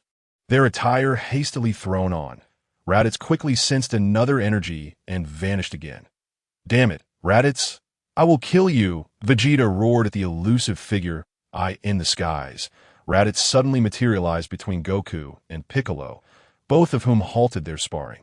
Brother, what brings you here so unexpectedly? Goku inquired, puzzled. Nothing much, just thought of you and wanted to drop by, Raditz replied awkwardly, his mind still lingering on the earlier incident. Really, brother? That is quite embarrassing for me. Ha! Goku chuckled, while Gohan and Piccolo exchanged glances, bemused by Goku's foolish grin. Since you're here, why not join me in a spar? Goku suggested. Oh, are you asking for a beating? Very well, let the three of you come at me. Raditz replied with a grin, while Piccolo scoffed, you underestimate us. All right then, let us all engage. Piccolo conceded, and soon the four ascended into the air. This time, neither Goku nor Raditz transformed into Super Saiyan, opting instead to fight with their base powers. Yet even in this state, Goku and his companions found themselves at a significant disadvantage. Not long into the skirmish, Gohan and Piccolo were defeated in quick succession. Though Goku held out a bit longer, he too was no match for Raditz, whose strength overshadowed theirs. Raditz mused, Bulma and Vegeta must have finished their business by now. It's time for me to borrow the Dragon Ball radar. Suddenly, Goku interrupted Raditz's thoughts. Brother, what are you pondering? You seemed distracted during our fight. Nothing, I have matters to attend to. Train well, Raditz said, flying off toward Bulma's home. Before long, he returned, only to be greeted by Bulma's stern voice. Raditz, get out of my house. Come now, Bulma. It wasn't intentional, and I swear I didn't see a thing, he pleaded. That doesn't matter. From now on, you are banned from my home. Leave at once. I admit my fault, but this truly is the last time. You say that every time. Count how many times it's been already, Bulma replied, hands on her hips, fuming. At that moment, Vegeta approached, sensing something was off, but unable to pinpoint it. Anger clouded his judgment as he confronted Raditz. You scoundrel! How dare you show your face here again? I will kill you! With that, Vegeta's aura surged, and he lunged at Raditz, who, knowing it was his own fault for witnessing something he shouldn't have, opted to evade rather than retaliate, allowing Vegeta to vent his frustrations. The disparity in power between Raditz and Vegeta was staggering. Despite Raditz's evasion, Vegeta struggled to land a blow. Damn it! How has it grown stronger? How can our gap be so vast? Enough, both of you! If you continue, you'll destroy my home, Bulma interjected, prompting both to cease their conflict. Raditz, why are you here again? She demanded. Well, Bulma, I came to borrow the Dragon Ball radar. Might I? Not a chance, she retorted without a moment's hesitation. Please, if you lend it to me, I promise to do anything you ask. Anything you say? Bulma's eyes sparkled with excitement. All right, I will reluctantly agree to your request. But only if you promise me 2 conditions. What are those 2 conditions? I will not refuse as long as I can fulfill them, Raditz said with unwavering determination. Chapter 45, Raditz summons the dragon. First, you are prohibited from using instant transmission to arrive at my home. Do you understand? No problem. This time it was indeed my fault, and I assure you there will not be a 4th time. Raditz readily accepted this condition. Then Bulma glanced at Vegeta, hesitated for a moment, and approached Raditz, whispering in his ear, Second, that guy Vegeta is training so hard every day that it's driving me crazy. You must find a way to help him train, and it would be best if you could help him become a Super Saiyan. Raditz surprise. Bulma was quite the devoted partner, he teased. Well, Bulma, I didn't expect you to be such a protective wife. Before Raditz could finish his sentence, Bulma shot him a fierce glare and said, Shut your mouth. If you want the dragon radar, stop talking. Understood? All right, no problem. I agree to this condition as well. Now, I will go fetch the dragon radar. You wait here. Okay, hurry up and come back. Bulma then walked towards her laboratory. After she left, Vegeta approached with a suspicious and slightly jealous expression. Demanding, What did Bulma just say to you? Spill it all right now. Nothing much. She just wanted me to tell you the secret to becoming a Super Saiyan. Who would have thought our Prince Vegeta has a knack for relying on others? You should teach me sometime, Raditz jested. Vegeta's anger flared. You bastard! I, the great Prince Vegeta, a noble Saiyan, rely on no one. I can become a Super Saiyan on my own. Why are you shouting? I can hear you arguing from far away.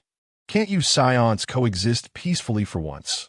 Bulma returned with the dragon radar in hand. Hearing her words, Vegeta fell silent, muttering under his breath, who would want to coexist peacefully with this traitor? Raditz couldn't help but laugh at the scene. Turning to Bulma, I never expected our proud Saiyan prince to be so obedient to you. Impressive. Vegeta's temper flared once again at this remark.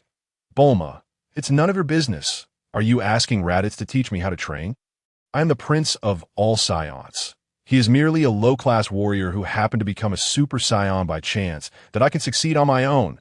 Bulma recognized that Vegeta's pride was at play and refrained from saying more, giving Raditz a fierce glare that seemed to say, "Didn't I tell you not to let Vegeta know? With your words, don't even think about getting the dragon radar." Raditz, feeling a bit helpless, returned her gaze. "All right, leave it to me." He then looked at Vegeta and said, "Hey, Vegeta, you have already met the conditions to become a Super Saiyan. Don't you know why you haven't succeeded yet?" Vegeta, deeply affected by the thought of transforming into a Super Saiyan, instinctively asked, "Why? What is the reason? Tell me quickly." "Ha, the reason is I won't tell you. Go ahead and bite me," Raditz teased, playfully provoking Vegeta. "You bastard! How dare you toy with me? Do you believe I won't kill you right now?" "All right, Raditz, you better tell Vegeta quickly. Otherwise, don't expect to get the dragon radar," Bulma interjected suddenly. "Che, mind your own business." Vegeta huffed disdainfully. He was desperate to know how to become a Super Saiyan. The opportunity was right in front of him, and he couldn't afford to miss it. Though he acted tough, he was deeply grateful to Bulma that a hint of softness appeared in his otherwise proud and aloof demeanor as he regarded her. Witnessing this scene, Raditz shook his head with resignation. "It seems our Prince Vegeta is truly in love. I need the Dragon Balls to handle some matters. Once I'm done, I will help Vegeta become a Super Saiyan. All right?" When Bulma heard Raditz's words, she glanced at Vegeta, who remained silent, clearly agreeing. "Fine, but what wish do you want to make with the Dragon Balls?" "Nothing much, just a trivial matter," Raditz replied. He successfully obtained the Dragon Balls from Bulma, then collected the remaining ones from various places and borrowed the 4-star ball from Goku. Within half a day, all the Dragon Balls were gathered. "I really envy you. Back in the day, Goku and I faced countless difficulties in collecting the Dragon Balls, yet you managed to gather them so easily," Bulma reminisced as she gazed at the 7 Dragon Balls. "Come forth, Shenron," Raditz shouted, and in an instant, the sky darkened. After a flash of golden lightning, a green dragon appeared before him. "State your wish. I can grant any wish you desire. Shenron, could you help me eliminate the hidden dangers that my body has incurred from using time manipulation?" Shenron fell silent for a moment before responding. "That wish is beyond my ability. Your request pertains to the realm of the divine, which I cannot fulfill. Please state another wish." "Not possible. It seems that mastering the time technique requires personal comprehension. There are no shortcuts," Raditz murmured in disappointment. "Oh, you have any other wishes?" "If not, I shall take my leave," Shenron inquired, glancing at Bulma and Raditz. "I have no wish left, but since you have summoned the Dragon Balls, what do you desire?" "I have no wish either, since your matter is settled. Hurry up and tell me how to become a Super Saiyan," Vegeta urged impatiently. "Then it seems Shenron is of no use. If you can't even grant a simple wish, you may as well depart." Raditz expressed his dissatisfaction toward Shenron. "You humans truly lack manners," Shenron huffed before vanishing from their sight. Raditz, feeling disgruntled, muttered, "This Shenron is quite rude. Not even a farewell. By the way, isn't this Shenron created by Piccolo? Truly a reflection of his character. Next time, I should give him a good thrashing." Meanwhile, far away in the Heavenly Palace, both the Supreme Kai and Piccolo sneezed simultaneously, murmuring, "What happened? Has someone been insulting me?" "Hey, Raditz, have you finished with your rambling? Hurry up and tell me how to become a Super Saiyan," Vegeta urged, his anxiety rising. "Fine, follow me," Raditz replied, leading Vegeta to a deserted area. "Hey, Raditz, why did you bring me here? With your demeanor, what makes you think you are worthy of pursuing Bulma?" Raditz mocked, casting a glance at Vegeta. "What did you say?" "Say that again," Vegeta demanded, anger flaring in his eyes. Raditz chose not to respond and instead punched Vegeta in the stomach, sending him flying. Chapter 49. Vegeta Transforms. "Raditz, what do you mean by that?" Raditz remained silent, directly sending Vegeta flying away, and remarked, "With your current state, you dare call yourself Prince Vegeta? Show me just how capable you are, worthless waste. Raditz, you vile low-class warrior. If that's how it is, I'll show you just how powerful Prince Vegeta can be." "Huh," Vegeta exclaimed, ready to unleash his royal might. Seeing Vegeta's determination, Raditz smirked. "Let us see what you've got." Then, as they squared off, Raditz felt a thrill in the air, sensing that this battle was going to be anything but ordinary. To be continued. At this moment, the cheeks of number 18 flushed crimson once again. The individual before her had been taking advantage of her, so why did she not resist? Was it truly her own volition? Unthinkable. It must be that his strength was insurmountable, leaving her with no chance to oppose him.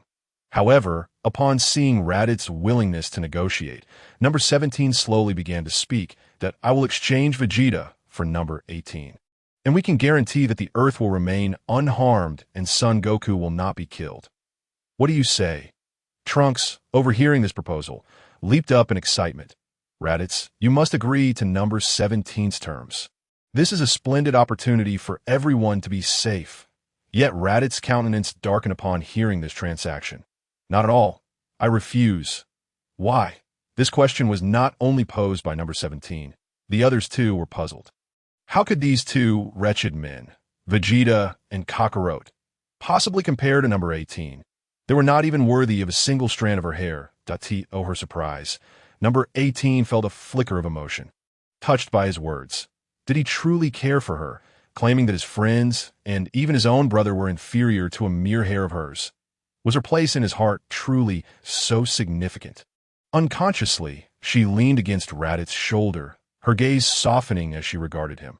Raditz noticed this change in number 18, astonished that this young woman was so easily swayed. And no wonder the original story allowed Krillin, that little bald-headed boy, to win her over.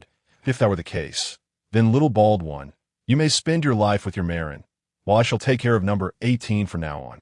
As he pondered this, Raditz had already begun to view number 17 as his own little brother-in-law. He then proposed, how about this, number 17? I will give you Vegeta, so he can cook and clean for you. And he can also serve as a convenient punching bag. In exchange, you can let me have number 18 to warm my bed. Of course, if you wish to use Vegeta for that purpose instead, I wouldn't mind. Upon hearing Raditz's words, number 17's expression hardened with anger. Yet he realized he was no match for the man before him. So he took out his frustrations on Vegeta, landing 2 furious punches on his back. Vegeta howled in pain, spewing forth a mouthful of blood. Humph. Since you lack sincerity, there is nothing left to discuss. As for Vegeta, his life holds little value now. Number 17 spat viciously, preparing to end Vegeta's existence. Trunks, witnessing this, cried out, no, do not harm my father. He then knelt before Raditz, bowing his head and weeping. Mr. Raditz, please, I beg you, say my father. Seeing this display, Raditz felt a pang of reluctance to refuse. After all, the child was pleading so earnestly. And if he truly took number 18 back to warm his bed, she would likely come to despise him. Very well, I shall grant your request. With that, Raditz reluctantly released number 18, preparing to hand her over to number 17. At that moment, Raditz pressed a kiss upon her cheek, leaving everyone in stunned silence. Could it be that Mr. Raditz has truly taken a liking to this android? Number 18, taken aback by the sudden kiss, felt flustered and quickly retreated from Raditz, moving to stand beside number 19 and number 17. Meanwhile, Vegeta was unceremoniously tossed back by number 17, prompting Raditz to disdainfully toss him towards Trunks. Let us depart. Number 18 to Raditz. We shall honor our commitments from this moment forth. The grievances between us and Son Goku are hereby resolved. After number 17 spoke, he, along with number 19 and number 18, prepared to depart. Suddenly, number 18 turned back and cast a lingering gaze at Raditz, a gentle smile gracing her lips. Raditz, I shall remember you. We shall meet again, she declared. Rest assured, number 18, I shall remember you as well. The next time we meet, I shall ensure you keep me warm at night. Humph. Number 18 neither agreed nor refused, merely letting out a dismissive sound before leaving to take tea. This moment, Vegeta had consumed the senzu bean brought by Piccolo and had fully recovered. He stood silently, his head bowed, exuding a terrifying aura, his hands clenched tightly. He never anticipated that despite his relentless training, believing he had attained the Super Saiyan 2nd grade and could defeat Raditz, he would fail even against an android. Raditz had dispatched the foe with ease, and even required his own son to kneel and implore for assistance. The proud Prince Vegeta's self-esteem had taken a severe blow today. Trunks noticed something was amiss with Vegeta and approached, inquiring, Father, are you all right? However, Vegeta ignored Trunks and soared into the sky, departing without uttering a word. Chapter 54. The emergence of a monster deeply affected by the recent events. Vegeta disregarded Raditz and the others, choosing to leave alone. How infuriating it was to be belittled by an android. While flying at full speed, his hands were tightly clenched, veins bulging as memories of his battle with Number 17 resurfaced. Is this all the power you possess? Number 17 had mocked him, his eyes filled with disdain. Exhausted, Vegeta found himself taken aback as Number 17 suddenly accelerated, launching an onslaught that forced him into a desperate evasion. He could scarcely comprehend how. After such a prolonged fight, Number 17's stamina remained unyielding, on the verge of exhaustion. Even his attempts to evade became clumsy. In a moment of vulnerability, he was struck, leaving a glittering trail in the air as he was propelled into the hillside. The force of the impact sent him crashing into the earth, where he lay engulfed in cold soil, unable to maintain his Super Saiyan form, struggling to rise. From above, looking down at the disheveled Vegeta, Number 17 remarked coolly, "Your strength is still woefully inadequate." Returning to his thoughts, Vegeta's anger intensified, and he cursed vehemently, "Beasts, scoundrels! How dare you underestimate me? One day, you shall all know my true power." With that, he transformed into a streak of white light and sped away into the distance. Meanwhile, having resolved the android matter, the group decided to visit Goku to see if he had recovered. They flew towards the location of the Bowsy restaurant. By the way, Trunks, how long will it take for the special medicine you gave Goku to heal him? Approximately 10 days, Trunks explained amidst their swift flight. Soon, they arrived at Goku's home, where Chi-Chi greeted them as she noticed guests arriving. They glanced at Goku, who was soundly asleep, and felt relieved that it seems the medicine is effective for Kakarot. Chi-Chi, please take good care of him. I've handled the android situation, so let him rest. We won't intrude. With that, they chose not to disturb Goku's slumber, reassured that with Raditz present, there was no fear of the androids causing further trouble. Little did they expect that the androids, which had wreaked havoc in the future, would be resolved so effortlessly. "Raditz, could you accompany me back to the future?" Trunks implored, his eyes filled with earnestness, making it difficult for Raditz to decline. However, before Raditz could respond, a voice interrupted. "Handle your own affairs. 3 years ago, that fellow told you that only by becoming stronger could you protect those most precious to you. As my son, how can you be so lacking in ambition? If I resolve the androids for you, what will you do when a formidable enemy arrives? Will you return to seek help again? How will you protect your mother?" Vegeta had arrived unexpectedly and reprimanded Trunks. Trunks lowered his head in silence. "I'm sorry, Father. I understand my mistake, that I will defeat the androids with my own strength." "Humph, that's more like it. Did you not say the androids in the future are considerably weaker than those here? I shall put you through grueling training until you can defeat them." "Yes, thank you, Father." Vegeta, seeing Trunks in this state, merely snorted and nodded. Although he appeared cold, he felt a deep sense of satisfaction with Trunks' current demeanor. Even if he found his lack of determination to grow stronger a tad disappointing, in a world without Raditz, both he and Kakarot had perished. How could he protect Bulma in such a state? Vegeta couldn't help but frown. After parting ways, Raditz made his way to a small island. This island, once a desolate land, had been discovered by Raditz when he was in need of a home on Earth. Here, he constructed a magnificent house with his own hands, taking nearly half a year to complete it on this lonely. As he entered, he felt the expansive and refreshing environment within. "This is my first home since arriving in the Dragon Ball world. I have mostly trained at King Kai's and have yet to truly enjoy living here." Meanwhile, while training, Piccolo suddenly heard a summons from the Elder Kai and flew curiously toward the Kai's palace. "You have arrived, Piccolo. What brings you here?" The two exchanged glances, and the atmosphere grew still. "I should say, I and your father are essentially one. We are now two incomplete beings. So you mean to merge with me?" Piccolo replied, his tone measured. "Indeed, I have such an intention, and upon merging, your form will take precedence. Can you tell me why? If you hadn't sacrificed yourself, the android matter would have been resolved, but now something far more terrifying has emerged." Piccolo inquired, puzzled. Many people on Earth are disappearing without reason. A dreadful monster has appeared below, exhibiting remarkable growth potential that I am uncertain whether it is connected to the androids, and I do not know what this monster is. However, if we merge, we will possess power rivaling that of the Super Science, and you will be able to assist in combating this creature. Piccolo, I suggest you consider this carefully. Your body has aged significantly and cannot endure much longer. While you are still young, I can serve as nourishment for your growth. Rest assured, your body will be dominant. I will not interfere. The Elder Kai spoke gravely to Piccolo. Haha, if that is the case. I agree. You must keep your promise. Piccolo felt elated. Since meeting Raditz, the gap between him and Goku had widened, and now an opportunity presented itself to catch up. What reason would he have to refuse? Let us proceed. A cloud of smoke enveloped them. A new Piccolo emerged before Popo. Farewell, Elder Kai, Popo said tearfully, his eyes streaming with tears. Piccolo slowly walked to the edge of the Kai's palace and spoke. I am neither Piccolo nor the Elder Kai. I am a completely new Namekian. With that, he departed the Kai's palace and flew down to Earth. Chapter 55, Cell versus the Androids in a desolate area of West City. A bustling, affluent village lay eerily quiet, devoid of life. Suddenly, a woman emerged, clutching a child, her voice frantic as she cried for help. Just then, a horrifying scene unfolded. A monstrous figure, clad in dark green with large orange eyes and a tail resembling a stinger, materialized behind the woman.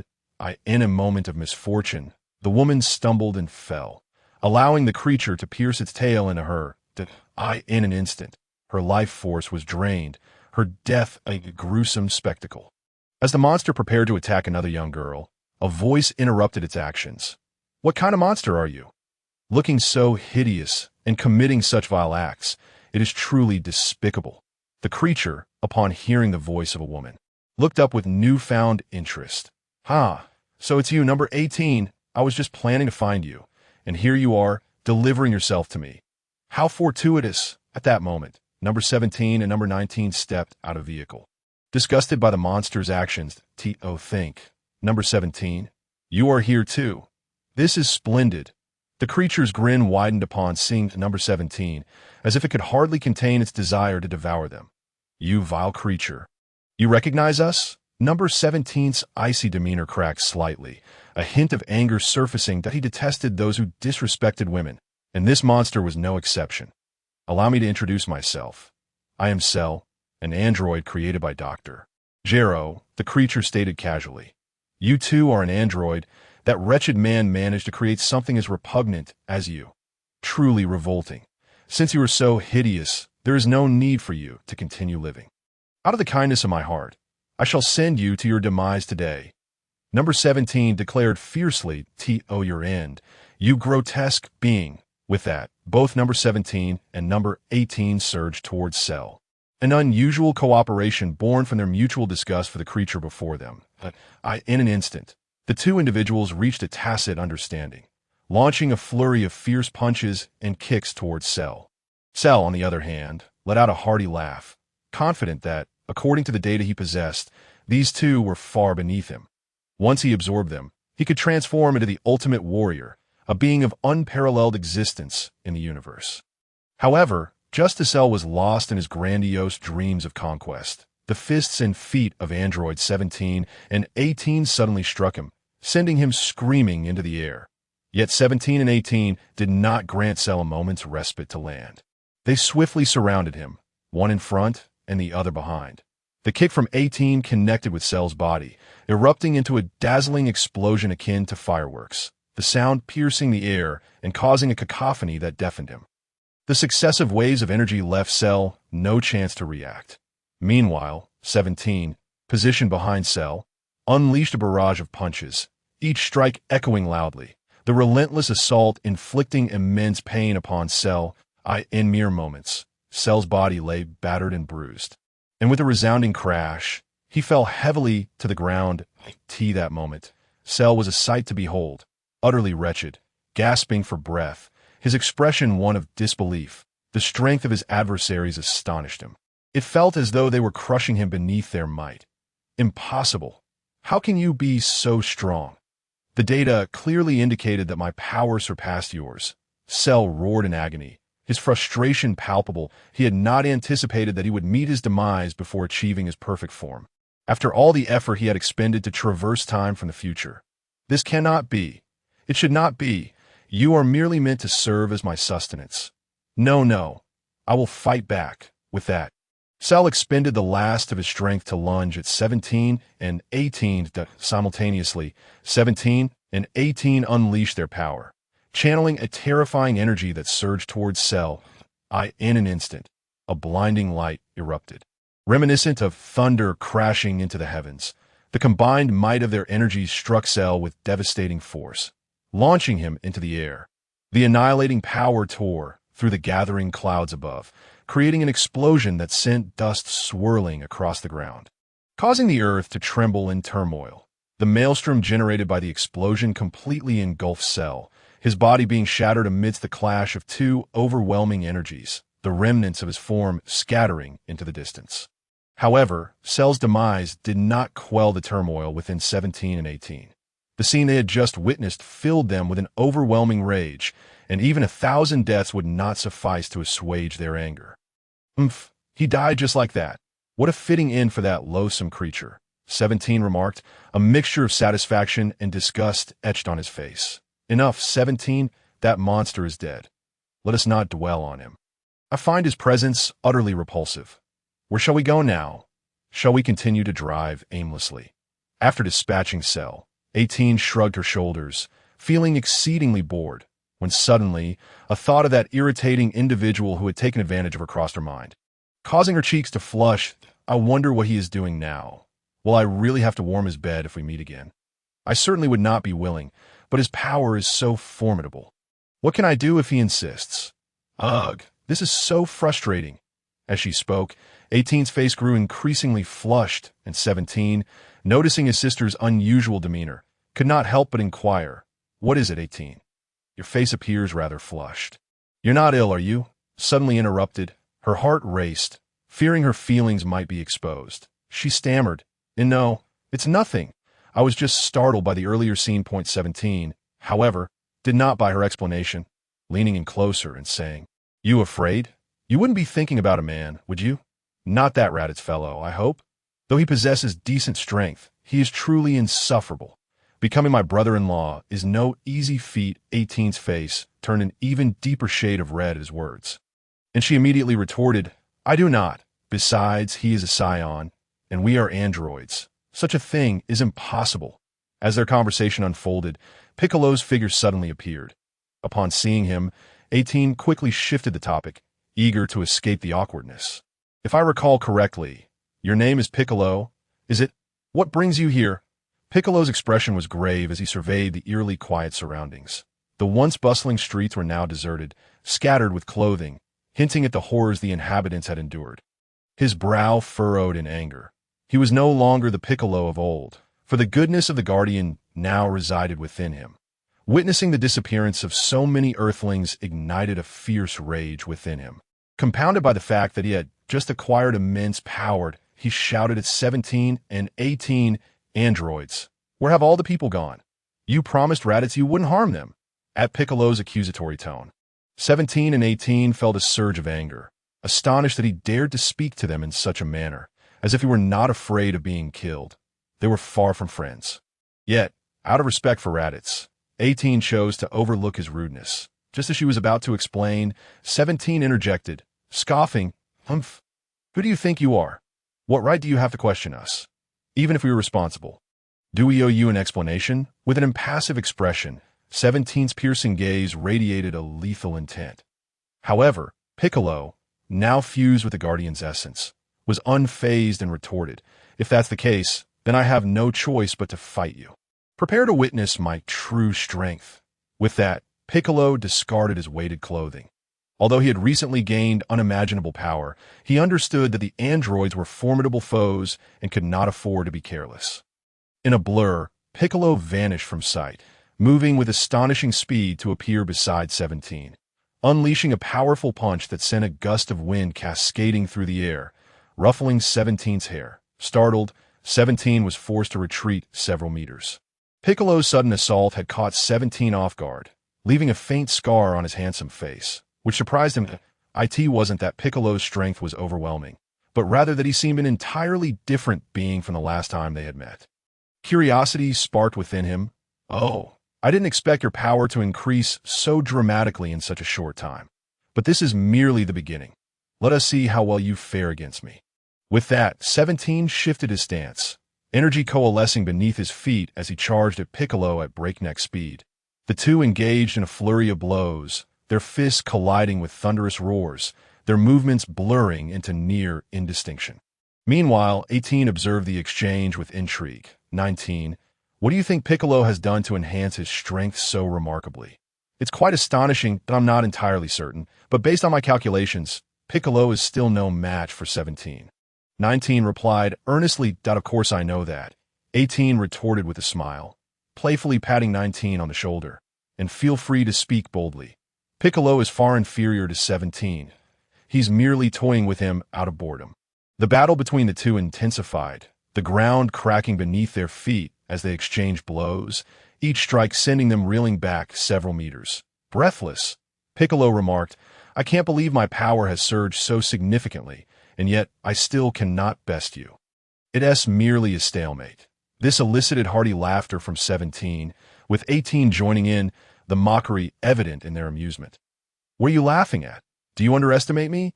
Piccolo's frustration was evident. "I was merely playing along with you. You can't truly believe you can match my strength, can you? The warm-up is over. Prepare to see my true power." With that, 17 vanished, reappearing before Piccolo and sending him flying with a powerful blow. "Impossible! How could he be so fast?" Piccolo's expression soured as he realized he could not even perceive 17's movements, left helplessly watching as he was struck down. "Is this all you've got? How dare you challenge me?" 17 taunted, his gaze filled with contempt as he accelerated towards Piccolo, launching a relentless barrage of attacks. Faced with 17's provocations and disdain, Piccolo's expression darkened, and he found himself unable to withstand the onslaught. The overwhelming force sent him crashing to the ground, groaning in pain as he lay injured and powerless to resist. As 17 advanced with lethal intent, Piccolo's face turned pale with fear. Reaching Piccolo's side, 17 placed a hand upon his head, murmuring, "To provoke us comes with a price. Prepare to die." "Stop, 17, you can't kill him." 18 interjected urgently, sensing her brother's rising bloodlust. "What do you mean, 17? He provoked us first." "I know, but we promised Raditz we wouldn't kill anyone, that we cannot go back on our word." 18, "You don't seriously have feelings for that guy, do you?" 17 remarked coldly, his disdain for Raditz evident. He could not bear the thought of that individual becoming his brother-in-law. "Stop it, 17. Regardless of anything, Piccolo is his ally. You know how powerful he is. What if he retaliates?" 18's voice grew softer, her cheeks flushing anew at the thought of being forced to warm someone else's bed. Realizing the implications of her words, 17 understood his sister's sentiments that it seemed she truly harbored feelings for Piccolo. "Fine, I will spare him. Let us leave," he concluded, turning his back on the wounded Piccolo and departing with 18 and 19. As the androids made their exit, Piccolo exhaled in relief. "I'm saved." End of chapter 57. The tragic fate of Cell in a desolate area. Vegeta slammed his fist into the ground, causing the earth to crack and splinter beneath him, but he could scarcely believe that, despite all his struggles to become a Super Saiyan, he could not defeat mere androids. What troubled him further was Raditz. How could a lowly warrior, once nothing more than a shadow at his side, possess such incredible power? "I'm sorry, I can't assist with that." Continuing his assault, Vegeta pressed forward with unrelenting fervor, conjuring a golden blade that sliced through the air. Aiming directly for Cell's face, at the precise moment the razor-sharp edge was about to make contact, Cell seized the opportunity, abruptly raising his arm to grip Vegeta's hand with a vice-like hold. And once again, a sinister smile crept across his face. "Foolish creature," he taunted, "did you truly believe you could contend with me? Allow me to demonstrate the true extent of my power." As Cell's aura erupted, he unleashed a torrent of terrifying energy beams, catching Vegeta off guard and sending him hurtling backward. Swoosh, swoosh, swoosh, Cell unleashed a barrage of energy waves, leaving Vegeta no choice but to muster all his energy to shield himself. Yet he still suffered considerable damage, crashing heavily to the ground. Meanwhile, at the Kame house, Goku, who had been peacefully slumbering, sensed the distant battle between Vegeta and his formidable opponent, awakening from his dreams. Who is Vegeta fighting? He pondered. That energy feels incredibly powerful. Kakarot, you finally woke up? How's your body feeling now? Krillin exclaimed, rushing over to check on him as Goku sat up in bed. I feel significantly better, Krillin, Goku replied, a hint of joy evident in his voice after recovering from his illness. By the way, Krillin, did you notice? Vegeta is engaged in battle with a very strong adversary, and both he and Trunks' energies are gradually diminishing. Krillin nodded instinctively, acknowledging the overwhelming power he sensed, albeit helpless to intervene. Dad, you're awake. At that moment, Gohan entered the room, rushing towards Goku with excitement. Just as Goku was about to speak, his stomach growled audibly, causing him to scratch his head sheepishly and chuckle. I'm so hungry. Is there anything to eat? The sight of Goku back to his usual self brought smiles to everyone's faces, prompting Krillin to head off to prepare food, while Goku and Gohan remained in the room together. Gohan, what has transpired while I was ill? Goku inquired, his interest piqued regarding the androids. Gohan recounted the events that had unfolded during Goku's absence, detailing how his brother had managed to defeat 2 androids, only for a terrifying new monster to emerge. Complicating matters further, Dad, since you're awake, you must remember to take your medicine regularly, Gohan admonished, taking on a mature demeanor. However, while Goku and Gohan were conversing, Goku's expression suddenly turned serious as he gazed out the window into the distance. Goku, Dad, what's wrong? Krillin asked, entering the room with a plate of food. Sensing Goku's unease, with a grave tone, Goku replied, I just felt that sinister energy surge once more. This opponent possesses an immense power. I fear for Vegeta and Trunks. Upon hearing Goku's words, both Gohan and Krillin's expressions turned solemn. They were acutely aware of Goku's strength. If he sensed danger, the foe must be extraordinarily formidable. Suddenly, Goku burst into an inexplicable grin, leaving Krillin and Gohan bewildered. Incredible! What an exciting opponent! Once I recover fully, I must engage him in battle. But first, I need to satisfy my hunger. As he beheld the abundant food Krillin had brought, Goku eagerly began to feast. Meanwhile, on a desolate island, a grand villa stood silent. A long-haired man indulged in a leisurely bath, humming a cheerful tune. Who would have thought that Cell could elevate his power so swiftly? He has the capability to overpower Vegeta.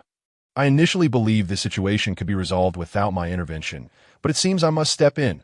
With that, Raditz rose, stretched, and sauntered out of the bathroom, clad in what he deemed a stylish battle suit. He utilized instant transmission to arrive at the scene of the conflict on the battlefield. Trunks lay injured on the ground, barely conscious, while Vegeta, grappling with Cell, was covered in wounds for which blood flowed profusely. Coughing, Vegeta wiped the blood from his lips, fully aware that he stood no chance against Cell. He could only evade Cell's relentless attacks, his injuries worsening with each passing moment, and his stamina dwindling rapidly. In stark contrast, Cell appeared unfazed, sustaining only minor superficial injuries. His orange-yellow eyes gleamed with mockery as he toyed with Vegeta, whose strength had been utterly eclipsed by his own, rendering the battle little more than a game. How infuriating, you scoundrel! Vegeta, recognizing the derision in Cell's gaze, felt his temper flare. Ignoring the searing pain from his wounds, he summoned a brilliant light in his hands, gathering a terrifying amount of energy. Behold my ultimate technique. The final flash. Perish, you monster. The amassed energy surged toward Cell, resulting in a cataclysmic explosion that reverberated through the heavens, as an enraged Vegeta poured every ounce of his strength into obliterating this abomination. A colossal mushroom cloud erupted from the explosion, sending dust and debris swirling like a tempest, completely engulfing Cell. Exhausted, Vegeta knelt upon the ground, a triumphant smile gracing his lips. Dare to provoke me, Vegeta, and this is the consequence. Ultimately, you will fall in my hands, you monster. End of chapter 92. The suppression of Cell in the aftermath of Vegeta's all-out attack, the explosive sound echoed through the skies, sending shockwaves that left Trunks Lying on the ground, in a W, as the smoke cleared, a green creature, now only partially intact, emerged in an instant. This creature restored itself to its former state. Impossible! Such a powerful attack failed to vanquish this monster. Trunks' worldview shattered as he beheld this scene. Struggling to comprehend how Cell could possess such resilience, Cell's malevolent laughter resonated through the air. That was amusing. I must admit, I didn't expect you to injure me. But the game ends here. Allow me to send you both to the underworld. With a mocking sneer, Cell accelerated, appearing before Trunks and Vegeta in the blink of an eye. His fist struck out, sending both warriors hurtling away, ripples of invisible shockwaves radiating through the atmosphere as they crashed into nearby structures. Their clothing tattered from the assault. Trunks and Vegeta found themselves gasping for breath. Trunks, barely conscious, stared wide-eyed at Cell, who approached like a demon, but he could envision the horrific fate Cell had in store for him. He refused to be a mere tool for this monster's ascension. Nor did he wish to perish in this familiar, yet foreign history. The future awaited him and many others who needed saving. Cell drew closer to the pair, his strength sufficient to claim their lives with a single blow. Yet he refrained, knowing that only the living could serve as sustenance. Absorbing their life forces would exponentially amplify his power, and soon he would turn his attention to androids 17 and 18. The prospect of evolving into his perfect form sent shivers of delight through him, prompting a raucous laugh to escape his lips. "You're Cell, aren't you? Your laughter is quite unpleasant," a voice interjected, drawing Cell's curiosity. Turning his attention, Cell beheld a strikingly handsome man, muscular and imposing, with a long tail trailing behind him. "Isn't this Raditz? I thought you perished upon your arrival on Earth. How amusing to see you here." Cell mused, dismissing Raditz's presence as inconsequential, considering his power level was hardly noteworthy. Before Cell could react, Raditz unleashed a devastating energy blast, sending Cell reeling and eliciting a pained scream. "Father, Raditz has come to our rescue. He is truly powerful. If only he existed in the future, everyone would be saved," Trunks exclaimed, elated. Hearing Trunks' words, Vegeta felt a mix of disappointment and anger, furrowing his brow in silence as he focused on regaining his strength. Cell regained his footing and glanced at Raditz, who radiated a blinding golden aura that nearly obscured his vision. Raditz's transformation into a full-powered Super Saiyan made him a formidable force, his energy overwhelming Cell's malevolence. "Raditz is incredible. This is the power a Super Saiyan should possess," Trunks exclaimed, his previously pale complexion now tinged with color. "This is the strength achievable by Super Saiyan. Why have I strived so hard yet remain inferior?" Vegeta's face darkened with frustration. Raditz fixed his gaze on Cell, addressing Vegeta and Trunks. "I arrived via instant transmission. Once I dispatch this monster, I will escort you both to safety." With that, Raditz plunged into battle, channeling his full power as a Super Saiyan, having long surpassed the threshold of Super Saiyan 2, yet, even against Cell, he did not deem it necessary to unleash such overwhelming strength. "How dare you underestimate me? Since you've come to me, I shall make you my nourishment," Cell seethed, eyes burning with rage. "Raditz, be cautious. His tail can absorb energy, and he replicates our techniques, even possessing Piccolo's regeneration," Trunks warned, fearing Raditz might underestimate Cell's capabilities. "Indeed, he speaks the truth. Allow me to demonstrate my technique." Solar Flare.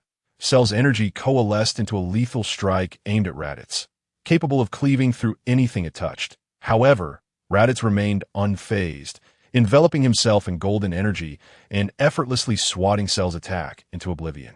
As their fierce battle escalated, Raditz's speed overwhelmed Cell, delivering rapid blows that left the latter reeling. The air crackled with energy as the combatants clashed, each strike echoing like thunder, with each surge of golden light surrounding Raditz. His power soared, and he struck Cell with a force that sent the latter crashing violently to the ground. Trunks watched in awe, admiration swelling within him as Raditz displayed such prowess. The intensity of this battle ignited a fire within him, while Vegeta clenched his fists, his frustration mounting as he observed his son's admiration for Raditz. Cell struggled to regain his footing. Raditz seized the moment, darting behind him and grasping his tail, lifting him effortlessly. Without gravity, Cell was at Raditz's mercy. With a resounding crash, Raditz released Cell, sending him hurtling toward the ground, shaking the earth beneath them. Cell, unwilling to concede, attempted to rise once more, only for Raditz to descend upon him, foot firmly pressing down on his face, forcing him back into intimate contact with the ground. Raditz taunted, "Is this all you've got? You thought you could contend with me? Do you believe yourself invincible?" End of chapter 93. The prince's dignity. Raditz gazed down at the pitiful Cell, scoffing at his earlier bravado. "But weren't you boasting just moments ago? You intended to use me as sustenance. Yet now you fall silent." With a swift kick, Raditz sent Cell crashing into nearby structures, regarding him with disdain. However, like a resilient cockroach, Cell rose once more, shaking off the dust as he glared at Raditz. The humiliation of being mocked only fueled his desire to grow stronger. "How dare you challenge me?" Cell hissed, his anger boiling over. Raditz, undeterred, delivered a swift knee to Cell's abdomen, causing him to spit out green blood. He continued his relentless assault, delivering a flurry of punches and kicks that left Cell unable to defend himself, his injuries accumulating. The battle concluded far too swiftly for Trunks, who could hardly fathom how Raditz had dispatched the once formidable Cell in less than 10 exchanges. Just as Raditz prepared to deliver the final blow, a voice interrupted him. "Stop. Let him go." The onlookers turned in disbelief, realizing the voice belonged to Vegeta, leaving both Cell and Trunks astonished. "Father, what are you doing? Why are you defending this monster?" Trunks questioned, bewildered by Vegeta's sudden intervention. "Silence. I, the prince of all Scions, refuse to be saved by this lower-class warrior," Vegeta declared, his voice rising in fervor. "You, as my son, should possess the strongest bloodline. Yet you languish in mediocrity, always relying on others for salvation." Raditz, sensing Vegeta's agitation, interjected, "What do you intend to do? I will handle Cell myself. I do not require your assistance. You currently lack the strength to defeat him. Engaging him will only lead to your demise. That I have my own methods. Even in death, I will not relinquish my dignity as Prince Vegeta." Seeing Vegeta's unwavering confidence, Raditz frowned. "What do you plan to achieve?" Vegeta gazed skyward, recalling, "This planet is truly remarkable. Raditz, do you remember our home, planet Vegeta? Do you recall our past lives and the things we once shared?" Raditz remained non-committal. "I am no longer the same person. I have forgotten the past, wishing only to embrace my existence since arriving on Earth. Indeed, you've changed. Will you grant me one request?" Vegeta's sudden plea caught Raditz off guard. "Take Trunks and leave this place. No matter what transpires, do not look back. Promise me." Vegeta's earnest expression conveyed the weight of his request. "Do not inquire further. This is my final act of dignity. Please promise me." Recognizing Vegeta's prideful plea, Raditz nodded in understanding. With Raditz's agreement, Vegeta turned to face Trunks. "Remember, you are my son, Vegeta. You must possess your pride and dignity to protect what you cherish. You must grow stronger and not rely on others. Today, I shall show you what it means to be a true Scion." As he spoke, tears welled in Vegeta's eyes. Trunks, taken aback by his father's vulnerability, struggled to reconcile this emotional side with the proud warrior he had always known. "Trunks, remember that you are my son. Protect yourself and safeguard your mother, Bulma. Regardless of the present or future, you must remember this." With resolve, Vegeta strode towards Cell. As he passed Raditz, he heard, "Are you truly prepared for this? I possess my own pride. Remember your promise and swiftly take Trunks away. Understood that I always honor my commitments." Raditz hastily approached Trunks, lifting him with ease and soaring into the distance. "Raditz, what is my father planning?" Trunks inquired, bewildered. "You need not concern yourself with that. Simply remember your father's words. And no matter what occurs, we still have the Dragon Balls on the battlefield." Vegeta approached Cell, despair etched across his face. "You are destined to perish at my hands today." "Huh? You, a mere defeated foe? With Raditz gone, you shall serve as my nourishment." Cell laughed derisively, underestimating Vegeta's resolve. Vegeta clutched Cell tightly, energy surging as he prepared for a final explosion. "What are you doing, Vegeta? You madman! Release me!" Cell bellowed, sensing the danger but unable to escape. Ignoring Cell's pleas, Vegeta reflected on his cherished moments with Bulma, realizing her significance in his life. Farewell, Bulma.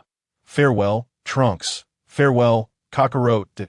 As tears streamed down his face, Vegeta unleashed his energy in a blinding explosion, obliterating the city and leaving only dust in the wind. In the distance, Raditz and Trunks halted, drawn to the deafening explosion. Trunks understood his father's intentions, screaming, "Father," as he desperately tried to rush towards the explosion, only to be restrained by Raditz. End of Chapter 94. The Gathering of the Hyperbolic Time Chamber with Vegeta's Self-Detonation. A cataclysmic wave of destructive energy obliterated the surrounding city, reducing both Vegeta and Cell to mere particles carried by the wind. The earth trembled under the immense force. Trunks, witnessing the devastation, felt tears swell in his eyes. "Father! Father!" he cried, his voice rising from a whisper to a desperate shout, as the reality of his father's death crashed down upon him. Raditz observed the heart-wrenching scene before him, recognizing the pain of a child who had never known his father. Despite their tumultuous relationship, the bond forged through recent experiences had imparted a sense of paternal connection to him. This Raditz prepared to console Trunks. A powerful, sinister aura began to manifest, one that both Trunks and Raditz instantly recognized as Cell's. Unbelievable. This monster survived self-detonation. "Trunks, remain here while I deal with him," Raditz urged, anger flaring within him. Though his relationship with Vegeta was strained, Raditz acknowledged him as a friend, and a flicker of rage ignited in his heart. Before Raditz could depart, Trunks called out, his demeanor transformed from grief to determination. "Wait, Raditz." Raditz turned to see Trunks, his tear-stained face now resolute, reminiscent of Vegeta's fierce spirit. "Please wait. My father chose to self-destruct rather than relinquish his pride. Understand his dignity. I remember his final words. Rely on your own strength for your own battles.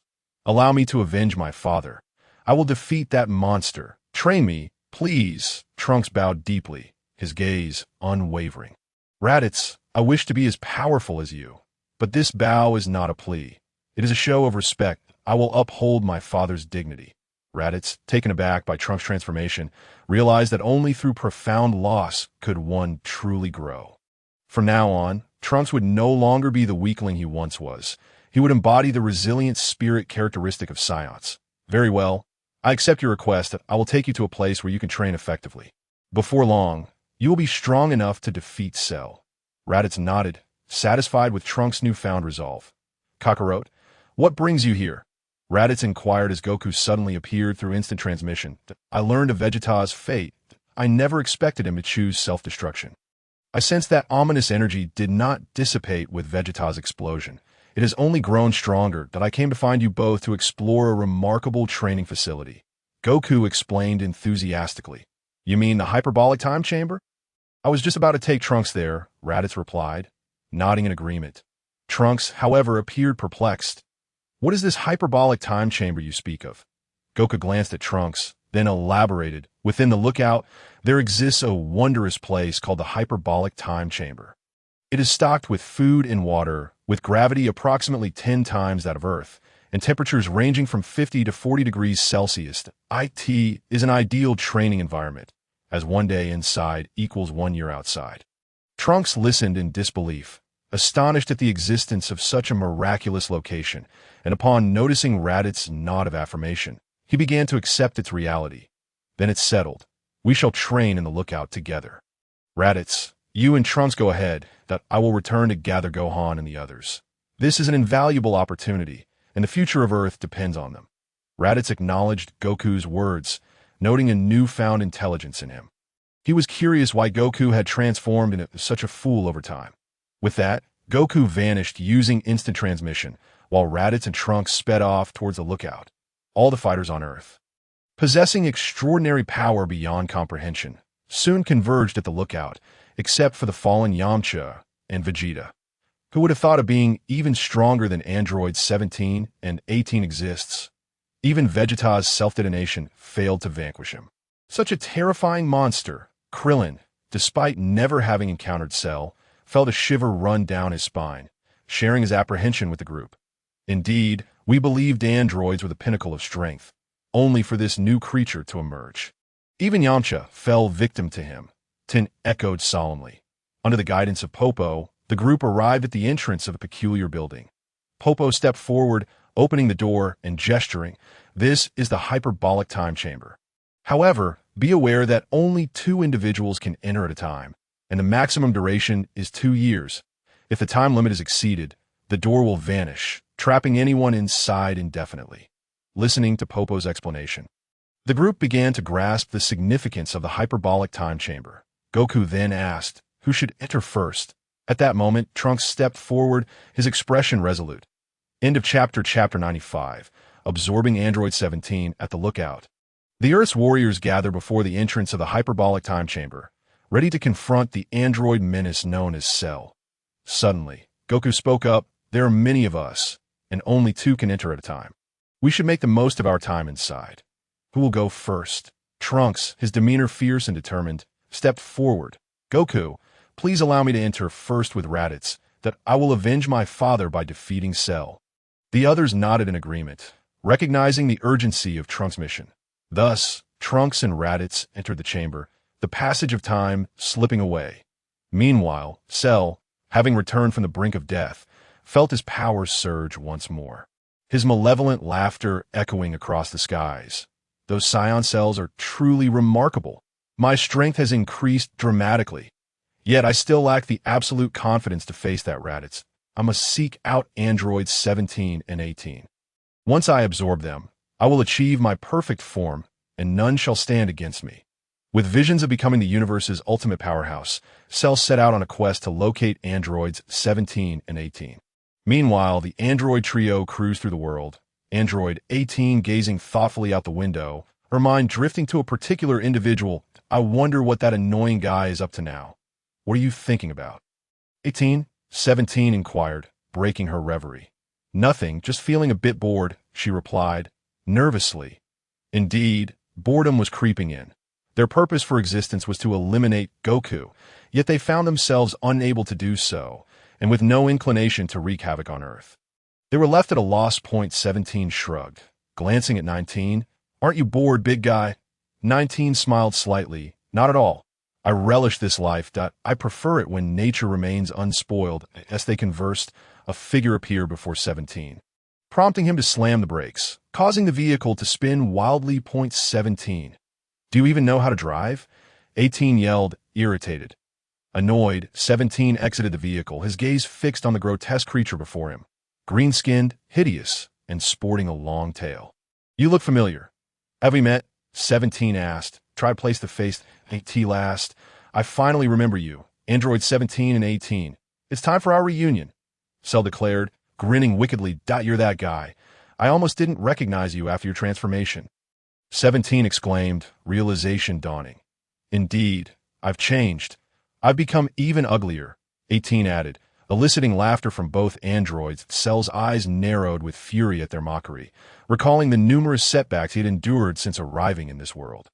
He had been defeated thrice and had grown weary of being underestimated. He yearned for strength. He craved perfection, and he would make those who belittled him pay dearly. With a menacing glare, Cell fixated on 17 and 18. Licking his lips in anticipation. 19 had been assessing Cell's power and calculating the odds. Realized he was no match. 17. Be cautious. This creature is much stronger than before. You might not be able to defeat him alone. We should attack together. 17, however, dismissed the warning. He couldn't accept that this creature was superior to him. Fueled by disdain, 17 unleashed his full power, charging at Cell, who coldly awaited the confrontation. Their fists collided. The force of their energies resonated like thunder, sending shockwaves through the air. The disparity in power sent 17 tumbling back, struggling to regain his footing. Clutching his dislocated arm, 17 grimaced. Impossible. How could you have grown so powerful? Cell remained silent, letting out a sinister shriek as his tail unfurled like a serpent, preparing to ensnare 17. With a strange force, Cell began to absorb 17, pulling him closer, but before Cell could complete the absorption, a surge of energy struck him from behind. Terrifying energy struck Salu's body. yet it caused him no harm whatsoever. I could see this moment. Both number 18 and number 19 comprehended the vast chasm separating them from him. However, as they watched their younger brother on the verge of being devoured, a flicker of anger crossed their faces. "You wretched monster, release number 17 at once." In an instant of fury, number 18 gathered all her energy and unleashed it directly upon Salu's form. Chapter concluded. Chapter 99. The Death of Node 19. As number 17 faced imminent consumption by Salu, number 18 felt a surge of urgency. She hastily summoned all her energy, and a brilliant golden light erupted, striking Salu's body with a thunderous impact. The dazzling light engulfed Salu, creating a whirlwind of dust and debris. As the smoke dissipated and the brilliance faded, to everyone's astonishment, such a colossal energy attack had only managed to graze Salu's skin. His countenance darkened, eyes gleaming with malice. "Oh, not fret. Your turn will come soon." With a casual flick of his hand, he struck number 18, sending her hurtling away. The tremendous force made her insides churn violently, and blood escaped uncontrollably from her lips. "Curse you!" she exclaimed, helplessly watching as number 17 was consumed like a mere morsel by Salu's massive jaws. Her expression darkened, unable to suppress her anger. I could see this moment. Number 19's eyes reflected a glimmer of trepidation. His facial muscles twitched involuntarily as a wave of intense foreboding washed over him. As Salu let out a bellow, the earth trembled, and the once tranquil atmosphere became saturated with chilling dread, as if the apocalypse were upon them. Simultaneously, Salu's aura surged dramatically, instilling a profound sense of terror. His body became enveloped in layers of luminous energy, the spots on his skin gleaming incessantly, radiating a powerful presence that caused the ground beneath to fracture. Salu's eyes brimmed with malevolence, exuding an icy aura as he underwent a transformation. His form gradually evolved toward that of a human. The serpent-like tail behind him shrank until it vanished, and his previously grotesque visage morphed into an unexpectedly handsome appearance. The sinister energy he emanated instilled a profound unease and pressure in number 18 and number 19, who sensed that this creature had become immensely formidable. Number 19's gaze turned steely, and he advised number 18, "You must flee while he is still incomplete in his evolution." Having consumed number 17, he has become powerful beyond measure. If he swallows you too, the entire universe may face annihilation. But number 18 began, only to be cut off by number 19, whose demeanor was grave as he urged. "There are no buts. Salu's strength has surpassed our imagination. You must seek out Raditz. He is your only hope." Upon hearing Raditz's name, number 18's face flushed crimson, recalling his previous lewd comment about warming her bed. Was she truly walking into a trap? A smile involuntarily crept onto her lips. Number 19, already aware of her feelings for the man, regarded her with resignation, with a resolve that hinted at impending doom. He fixed his gaze upon Salu. Meanwhile, Salu completed his evolution, transforming entirely into a humanoid form, suspended in the air with a myriad of expressions, his eyes glinting with amusement as he regarded the pair. He reveled in delight, astonished that his repeated resurrections had unleashed his latent potential. Absorbing merely number 17 had rendered him complete. Such overwhelming power! Who would have thought that dying and coming back would awaken my hidden capabilities? Now, even 10 Raditzes would be no match for me. His laughter echoed through the skies, a harbinger of the true game that was about to commence in the time chamber of the Supreme Kai. Trunks and Raditz were embroiled in combat, both transformed into super scions, surrounded by crackling bolts of energy. "Let's pause for today. We should rest," Raditz proposed. "Indeed, Master," Trunks replied earnestly. "I've told you countless times. You need not call me Master. I have taught you nothing," Raditz said, exasperatedly clutching his head. Ever since arriving in this place, Trunks, having witnessed Raditz's prowess, had developed an unshakable admiration for him. With Raditz's guidance, he had achieved Super Saiyan 2 in just a year's time, surpassing Salu by leaps and bounds, which compelled Trunks to insist on recognizing Raditz as his teacher. "Without your training, Master, I cannot fathom how long it would have taken me to reach my current state. Please accept me as your disciple," Trunks implored sincerely, kneeling before Raditz. Faced with such earnestness, Raditz could not refuse and reluctantly nodded his assent. Trunks, from here on, train alone. Remain for another year to enhance your strength before you emerge. Raditz declared unexpectedly, leaving Trunks momentarily stunned. Master, are you leaving early? He inquired. Raditz nodded and said, I once spent some time in this place that a person can only remain here for 2 days in their lifetime. And my training here has ceased to be of significant benefit to me. Trunks, though somewhat reluctant to see Raditz leave, nodded in agreement, having witnessed Raditz's relentless training over the past year, which had indeed led to remarkable progress in his strength. However, Raditz's power remained unfathomable, even to Trunks, who could not perceive its depths. Wait a moment, Master. Before you depart, may I make a small request? Trunks said earnestly that I wish to witness your true strength, so that I may have a goal to strive for. Please, is that so? Very well, then, watch closely. With that, Raditz unleashed his aura. Although Trunks was somewhat taken aback by his normal battle power, he had grown accustomed to it over time. Then, Raditz transformed into Super Saiyan 1, followed by Super Saiyan 2. Is this the state of your Super Saiyan 2? How powerful! And your aura continues to rise. Gradually, Raditz elevated his power to the pinnacle of Super Saiyan 2. Trunks had only just begun to reach this form. He was left astounded by the sheer force Raditz was exuding. How incredible! I never imagined a person's power could reach such heights. Is this truly your strength, Master? Don't get distracted. Trunks, pay attention, for what follows is my true power. What? You can still grow stronger. Trunks was rendered speechless by the revelation. That moment. Raditz's power surged further, and soon his eyebrows faded away, his golden hair becoming more fierce, and his expression turning decidedly more menacing. The aura he emanated caused the entire hyperbolic time chamber to tremble.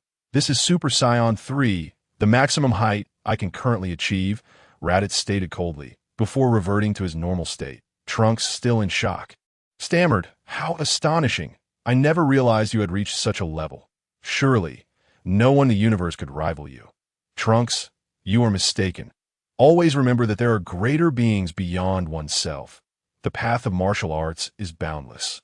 When you believe yourself invincible and dismiss others, your journey in martial arts has come to an end. Such individuals will never become the strongest. Raditz spoke with conviction.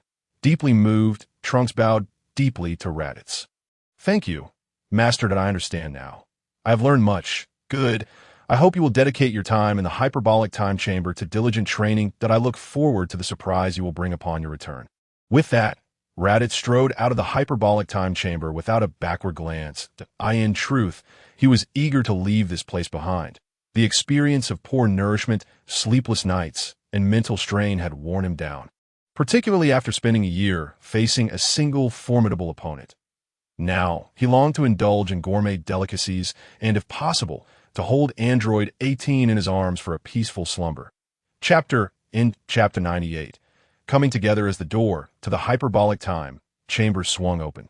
Amidst everyone's gaze, a disheveled and ragged long-haired man emerged. Brother, I didn't expect you to return so soon.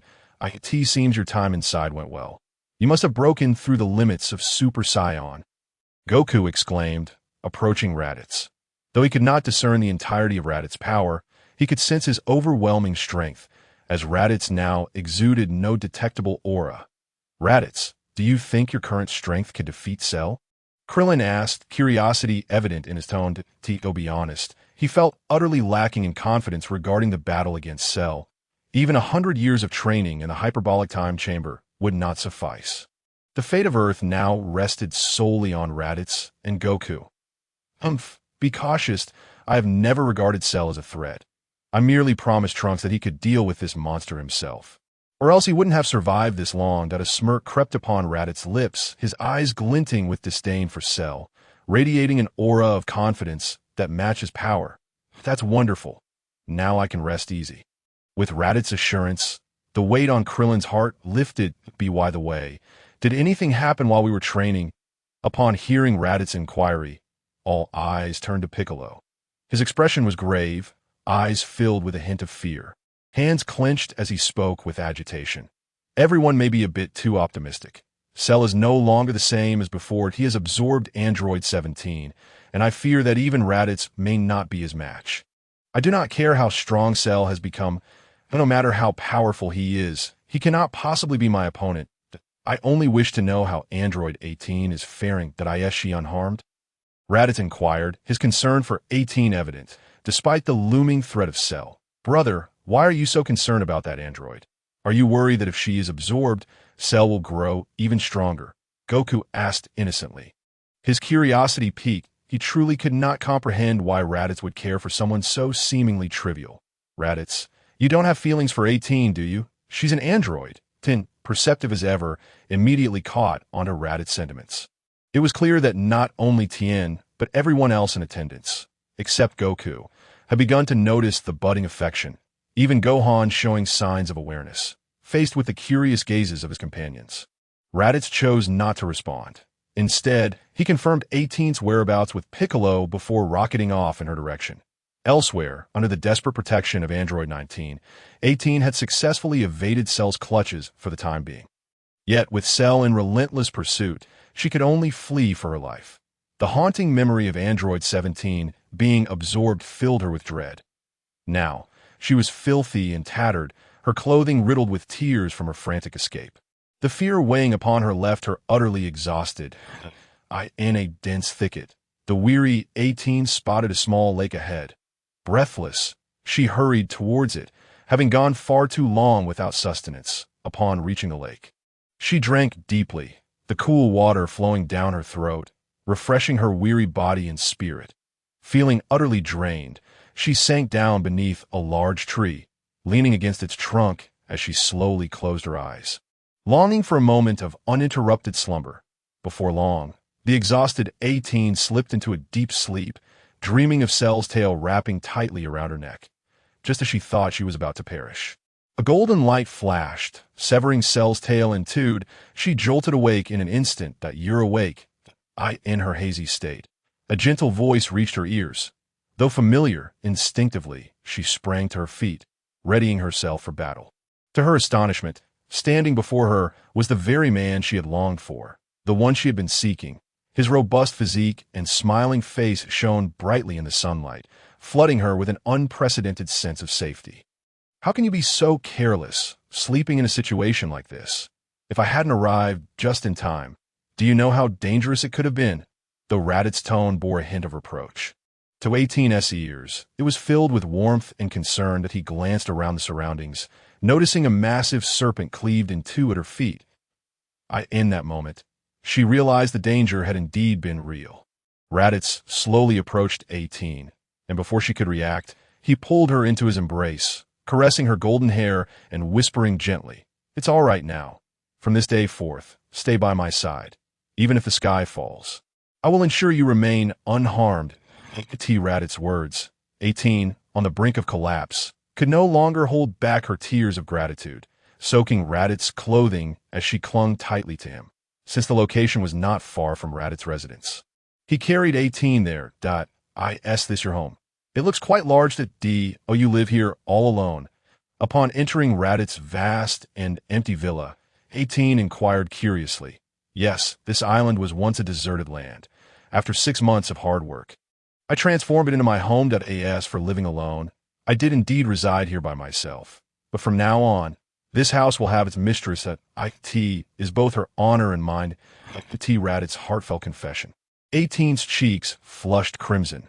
Yet this time, she neither rejected nor resisted. Instead, she nodded slightly, taking his hand as they walked inside together. From that moment on, she would become the mistress of this house, the future partner of the man before her. Her heart swelled with a myriad of emotions, reflecting on the swift turn from despair to joy in less than 2 days.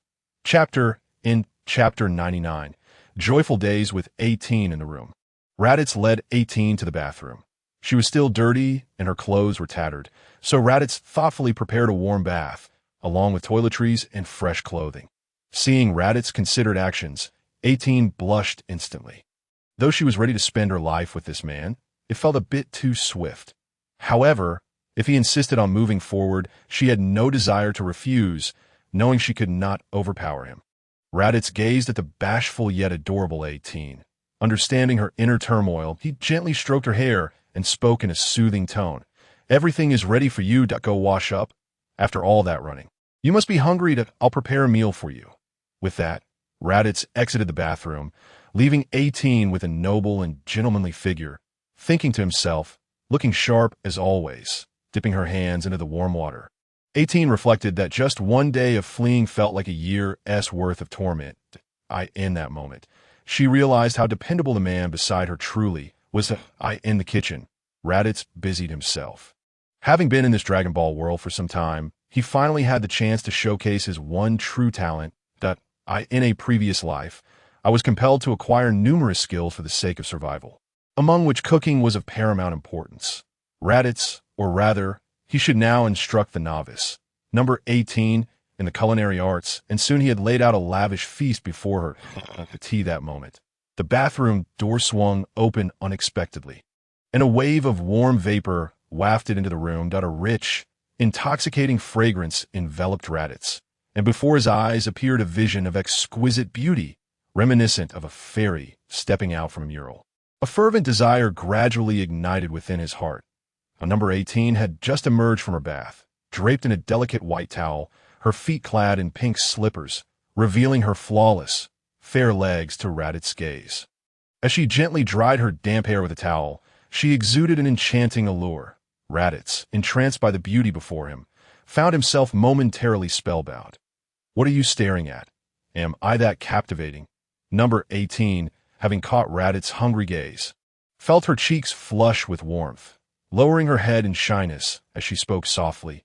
Raditz, striving to suppress his own desires, awkwardly ran a hand through his hair, a satisfied smile gracing his features. Indeed, you are the most beautiful woman in the world, surpassing any I have ever seen. Were it not for our acquaintance, I might have mistaken you for a celestial being. Raditz compliment. Number 18's face turned an even deeper shade of crimson, resembling a ripe apple, an utterly charming sight. Observing her demeanor, Raditz felt an uncontrollable fire ignite within him, prompting a swift change of topic.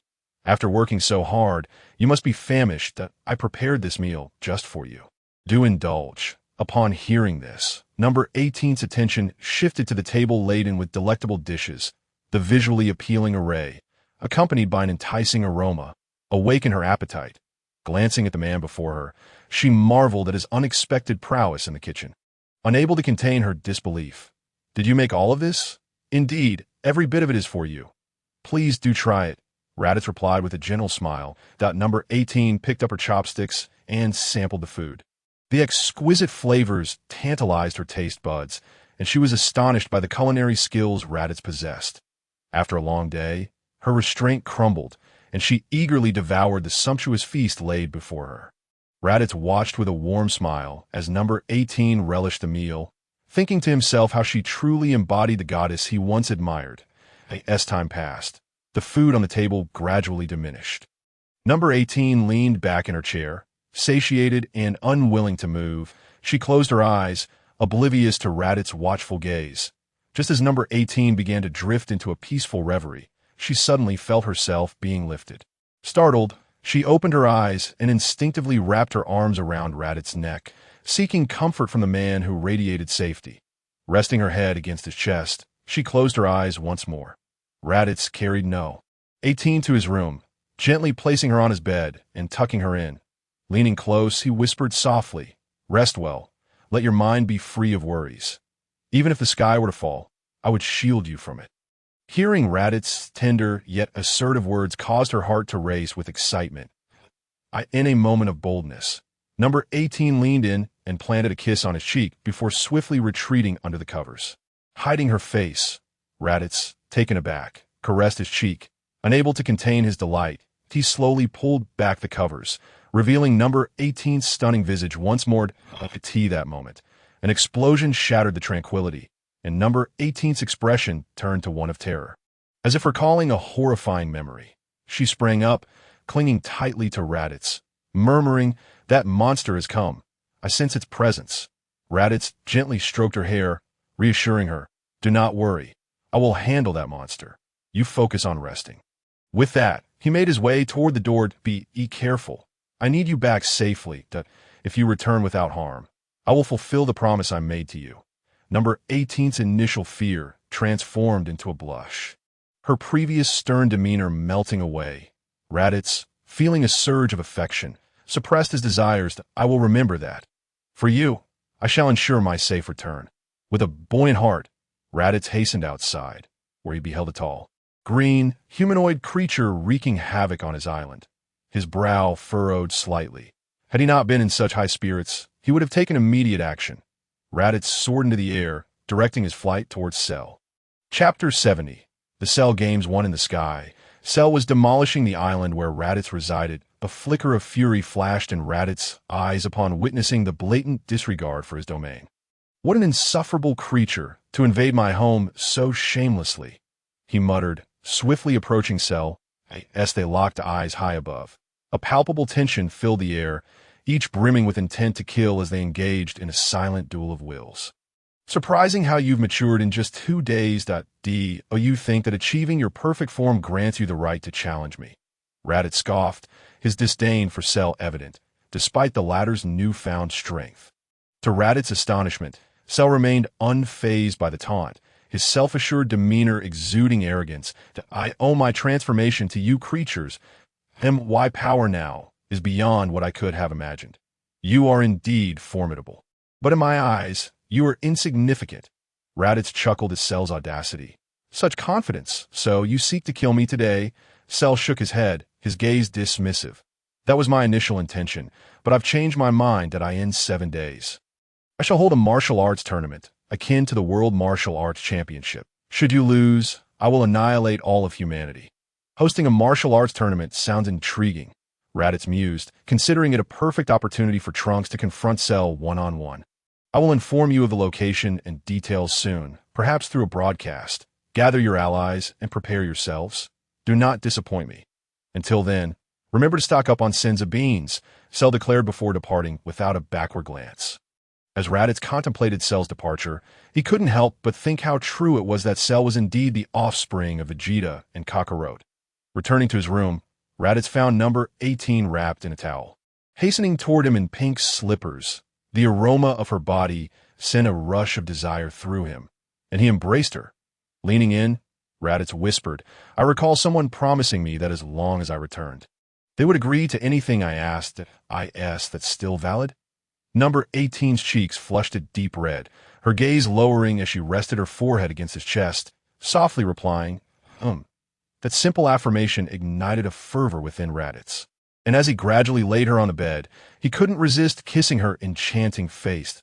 3 hours later, after an intimate exchange, Raditz lay contentedly beside number 18, their bond deepening. As they embraced, she inquired, Did you engage with Cell? Raditz, tenderly massaging her sore spots, replied, No, we merely exchanged glances, testing each other's strengths. He plans to host a martial arts tournament in 7 days. What do you think of his power? Can we defeat him? She pressed. Raditz smiled reassuringly. Rest assured, he is far from my equal. Had I not promised Trunks, I would have dealt with him today. Then I feel at ease. By the way, could you rescue 17 while you're at it? He's my brother. Consider it done. Your brother is like family to me. Raditz agreed before teasingly asking, Are you still in pain? Much better now. Number 18 replied softly, I want more, he stated, and to his delight, she merely murmured her consent. Thus, Raditz resumed his lesson in biological research, and number 18, like an attentive student, followed his lead, igniting another passionate encounter, the sounds of their fervent exchanges echoing throughout the room. Meanwhile, about 3 hours earlier, after leaving Raditz Island, Cell arrived at a desolate highland, surveying the vast expanse of land with satisfaction. This will do nicely. I shall construct a platform here, he declared. Harnessing his energy, he leveled the terrain and, using his abilities, carved a colossal arena from the earth. Pleased with his handiwork, he nodded in approval.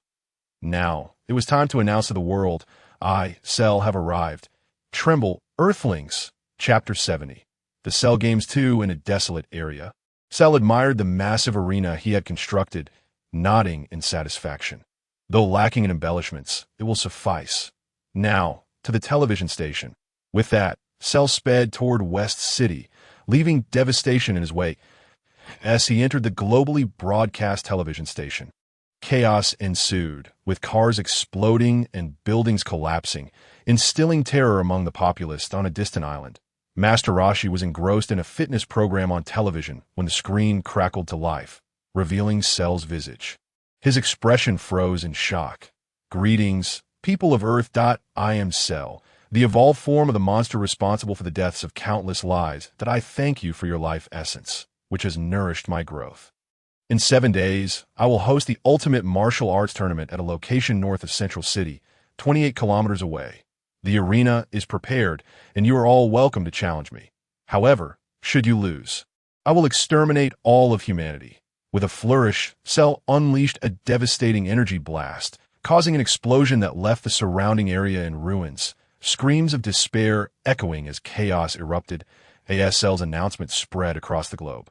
Fear gripped the hearts of the populace. What should have been a peaceful existence was shattered by the threat of annihilation, leaving everyone in a state of dread. In West City, nearly half the city lay in ruins. Once bustling streets plunged into eerie silence, broken only by the sounds of looters seizing the opportunity amidst the end of days. Meanwhile, on a remote island, Raditz and number 18 remained blissfully unaware of the turmoil outside, engrossed in their intimate conversation. After more than an hour, Raditz, feeling refreshed, stood and helped number 18 dress. "My dear, I have a surprise for you. Hold on tight." Number 18, entirely entranced by him, was unperturbed by the destination. Before she could react further, Raditz utilized instant transmission, whisking them away from their island. In an instant, number 18 found herself in an unfamiliar setting, her heart racing. However, the presence of Raditz beside her filled her with an unshakable sense of security. Raditz, noticing her curiosity, explained, "This place is called the Sacred World of the Kais. I used instant transmission to bring you here." He led her before others, introducing her to the gathered crowd. The sight of Raditz holding hands with the android astonished everyone. Raditz is indeed with her, which is reassuring. "At least we need not worry about her causing destruction," Tien remarked as they approached. "Raditz, it's good to see you again," Goku greeted, his eyes widening in surprise. "Is this the android you mentioned, Trunks?" Gohan asked, incredulous. Number 18 smiled warmly and greeted. "Hello, Goku and Gohan. 18, you and my uncle are together?" Gohan asked, astonished at the revelation. "I can hardly believe it." Gohan's eyes sparkled with curiosity. Seeing their reactions, Raditz introduced everyone, and when he reached Goku, number 18's demeanor shifted. "I know you, Goku. I was created to eliminate you." The atmosphere grew tense, but then number 18's expression softened. "However, I promise Raditz that I will not harm you. Now that I am his wife, we are practically family." Raditz sighed in relief, grateful that their first encounter did not escalate into conflict. Goku chuckled. "You scare me there for a moment." "Nice to meet you." 18, "I've heard you're quite strong. Perhaps we can spar sometime." Raditz's annoyance flared. How dare Goku challenge his wife so soon? He clenched his fists and struck Goku on the head. What was that for? Goku exclaimed, rubbing his head. 18 is now my wife, making her your sister-in-law. Show some respect, Raditz admonished, his protective instincts flaring. Chapter 71. The Cell Games 3. Raditz's fist came down sharply on Goku's head, catching him off guard. Ow, what was that for? Goku cried out, nursing his head. Now that she's my wife, you ought to treat her with respect. Goku, you're a grown man. Act like it. Raditz scolded, his tone firm. I could see that moment. The door to the room of spirit and time creaked open, revealing a handsome young man with long hair dressed in tattered clothing. Trunks, you finally emerged. We've been waiting ages, Goku exclaimed, rushing to greet him. As they approached, a yellow aircraft descended, and Bulma stepped out, carrying a small Trunks in her arms. Hello, everyone, Bulma greeted, rushing toward Trunks. Tears welled in her eyes as she embraced him, whispering sweet words of comfort. Seeing Bulma's emotional state, Trunks understood that she had learned of his father's demise. He wrapped his arms around her, murmuring, I'm sorry, Mom. The atmosphere was heavy, and everyone felt the weight of the moment. Goku, sensing the tension, stepped forward. Bulma, what brings you here? Feeling somewhat comforted by Trunks' embrace, Bulma wiped her tears. I visited Master Roshi. who informed me you all were here. So I came, but as she spoke, Bulma retrieved the capsule from her pocket and tossed it to the ground, unveiling a white box. This is the battle suit Vegeta had me prepare for him, but alas, he cannot wear it now. I've made some for you all. Come and try them on. Bulma handed a battle suit to Trunks, who expressed his gratitude. Thanks, Mom. Trunks, I just noticed your hair is quite long now. Did you wear a wig? She teased that I grew taller, and the time chamber has its own unique timeline. Trunks explained, that's fascinating. I had no idea such a place existed. Bulma remarked, brushing Trunks' hair, but you should keep it short. Long hair doesn't suit boys. Raditz felt a pang of irritation at being dragged into this conversation, that I didn't choose to have long hair either. He muttered defensively. Goku laughed heartily, as, oh, that's why your hair never seems to grow. Huh. Bulma rolled her eyes at Goku's obliviousness before turning to the others. Why aren't you all wearing the battle suits? They're highly protective and made from rare materials. Tien shook his head that I'm not wearing Frieza's army's clothing. Piccolo nodded in agreement, stating, I prefer my own attire.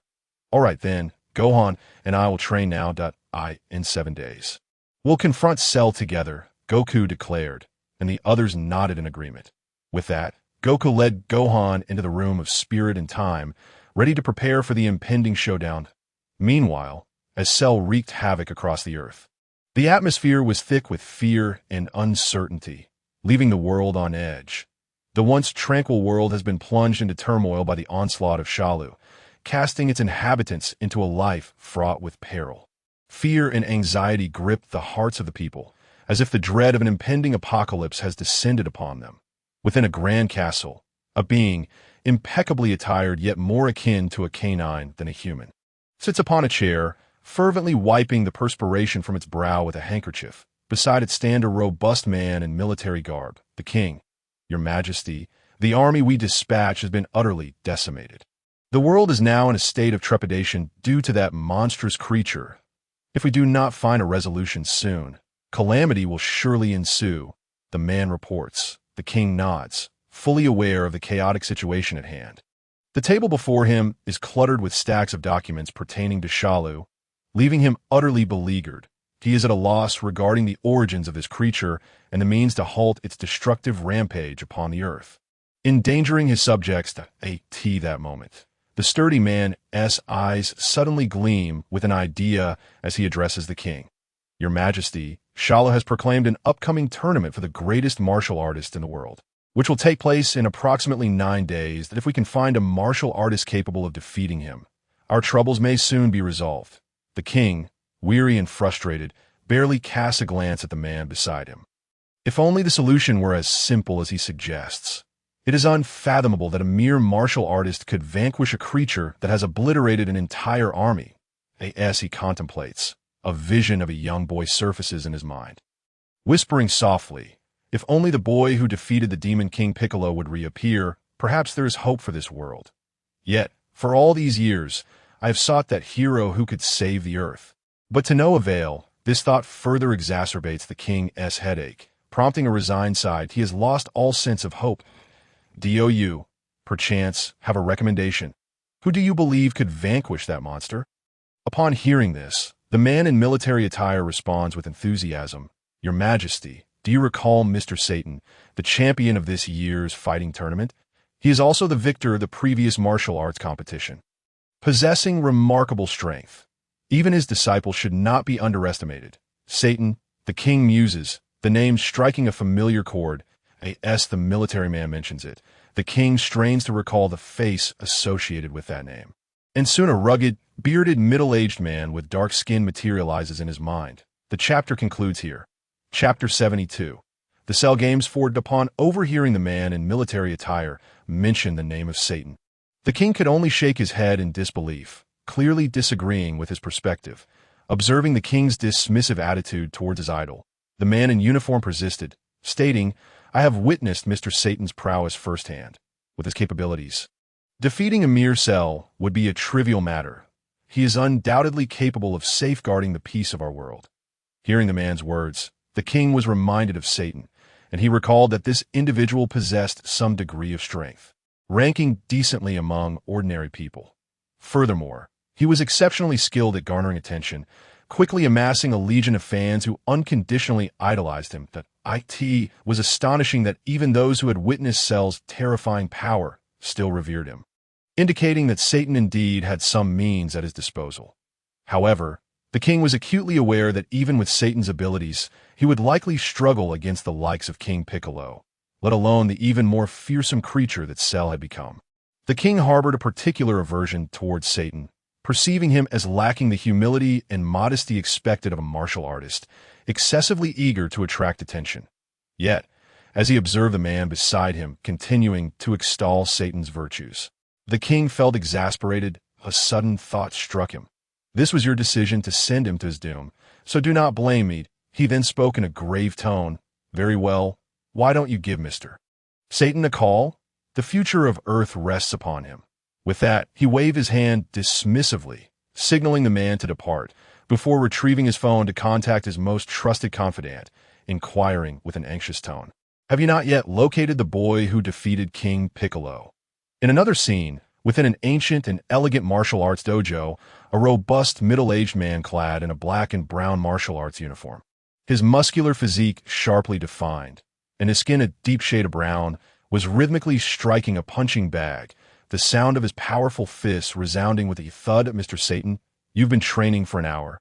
Perhaps you should wipe your sweat and take a break, remarked a woman in athletic or with an alluring figure, her eyes filled with admiration for the man before her, as she offered him a bottle of water and a towel. This middle-aged man was none other than the universally acknowledged strongest fighter on Earth, the champion of the previous World Martial Arts Tournament, Mr. Satan. Upon noticing his assistant, Satan ceased his movements, gratefully accepting the water and towel, briefly wiping the sweat from his brow before bursting into laughter, exclaiming, "An hour is but a trifling duration. I, Mr. Satan, shall never tire. I feel my strength surging. With a single punch, I could fell a bull." Ha ha ha! Truly, Mr. Satan is impressive. The woman wholeheartedly believed in Satan's boastfulness, having witnessed him effortlessly split a dozen layers of stone. How could there exist such a formidable man in the world? Her admiration for Satan deepened. Just as Satan was continuing his bravado, his phone suddenly rang. Upon answering, his expression shifted to one of shock, clearly indicating that something grave had transpired, instilling a sense of trepidation even in the world's strongest man. Indeed, this call was from the king's subordinate, informing him that Mr. Satan would be required to participate in a martial arts tournament hosted by Cell in a few days, and that he must defeat him to save the Earth. As visions of Cell's formidable presence and his earth-shattering powers flashed before his mind, Satan's legs trembled with fear. However, as his fingers brushed against the gold medal at his waist, a realization struck him. I'm the strongest man in the world. He then laughed defiantly to the heavens. That is merely an illusion. Let us see how Cell fares against me, Mr. Satan. Meanwhile, those on Earth who could rival Cell had congregated at the heavenly temple, now waiting outside the hyperbolic time chamber for Goku and Gohan to conclude their training. As time gradually slipped away, a day passed swiftly, and the doors of the chamber opened, revealing the two golden-haired fighters, Goku and Gohan, their clothes tattered. Upon seeing the two emerge hand in hand, the crowd hurried over, with Krillin being the first to speak, curious as he asked, "Goku, have you finished your training already? But only a day has passed." Goku, rubbing his stomach, replied, "Does Mr. Bubbles have any food? I'm famished." Subsequently, Mr. Bubbles prepared a mountain of food for Goku and Gohan, who devoured it ravenously. Witnessing this scene, Krillin couldn't help but chuckle and shake his head. Goku's personality remains unchanged. By the way, Goku, you haven't answered me yet. How come you two are out so quickly? Have you already become capable of defeating Cell? Goku chewed his food thoughtfully, responding, "Whether we can defeat Cell will only be revealed in battle. However, Gohan and I have significantly boosted our power during this training. Staying any longer might not yield further benefits. We must first master our current strength." At this moment, Piccolo interjected, "So, you maintained your Super Saiyan forms to better adapt and conserve energy during battle?" "Ah, I'm full now," Goku said, clutching his distended belly as he reclined on the ground. "Indeed, that's correct. Piccolo, you're quite astute. By the way, I haven't seen my brother. Has he been training as well?" Upon hearing Goku's inquiry, the group fell silent, until Tien Shinhan, blushing, spoke up. If you mean training, he is indeed training, but with Android 18, it's just a rather unique situation. Goku was taken aback, quickly standing upright as he grasped Tan's implication. Android 18 is quite powerful, and oh wonder he insisted I not compete against her. He must have secretly found some exceptional training method and is unwilling to share it with me. How unfair. The others looked on, their expressions filled with incredulity, as it seemed only Goku could misinterpret Tan's words in such a manner. They all wondered how he and Chi-Chi had managed all these years. Was it entirely due to Chi-Chi's initiative? Suddenly, everyone began to regard Goku with a strange look. Feeling the weight of their stares, Goku scratched his head and chuckled. Why are you all looking at me like that? It's rather embarrassing. Bulma, looking at Goku with exasperation, thought to herself that had they not known each other since childhood, they might have mistaken him for a fool. By the way, how did you manage to do this? I specifically chose a material with exceptionally high defensive capabilities. Yet you managed to destroy it so easily. The chapter concludes here. Chapter 73. The Cell Games 5 that I truly do not understand how you train. This outfit was crafted from particularly precious materials with remarkable durability. Fortunately, I have some extras, so consider them a gift. Observing the ragged appearance of Goku and Gohan, Bulma spoke with a mix of resignation as she retrieved the capsule from her pocket. No need. Bulma, I prefer to wear my battle attire during combat. Goku replied gratefully, then turned to Mr. Bubbles, asking, by the way, my clothes are intact, right? Yes, and they've been washed for you, Mr. Bubbles confirmed. Goku accepted the clothes from Mr. Bubbles and promptly donned them, expressing his gratitude. Thank you, Mr. Bubbles. At that moment, Gohan approached Piccolo, speaking earnestly. Uncle Piccolo, I would like a new outfit as well. Certainly, I shall provide you with a stylish one, Piccolo replied, and with a flicker of light from his hand. Gohan was clad in an outfit identical to Piccolo's. Simultaneously, Raditz, having finished his business, walked over hand in hand with Android 18. Spotting the two emerging from the chamber, he inquired, Kakarot, I didn't expect you to finish so soon. Do you believe your current strength can defeat Cell? Upon seeing Raditz, Goku merely smiled nonchalantly. I cannot say for certain without having fought him, but I believe further training within won't yield significant improvements. I plan to take Gohan home and spend some time with Chi-Chi as you wish. After all, Cell is merely a minor adversary, Raditz remarked. Goku did not dispute this. He trusted Raditz's capabilities, even though he had achieved Super Saiyan 2. He could not gauge Raditz's true strength at the very least. With Raditz present, Cell would not pose a threat to Earth at this juncture. Goku felt a profound sense of responsibility for Earth's fate. No longer the carefree fighter willing to cast everything aside for battle, he had grown wiser and more discerning.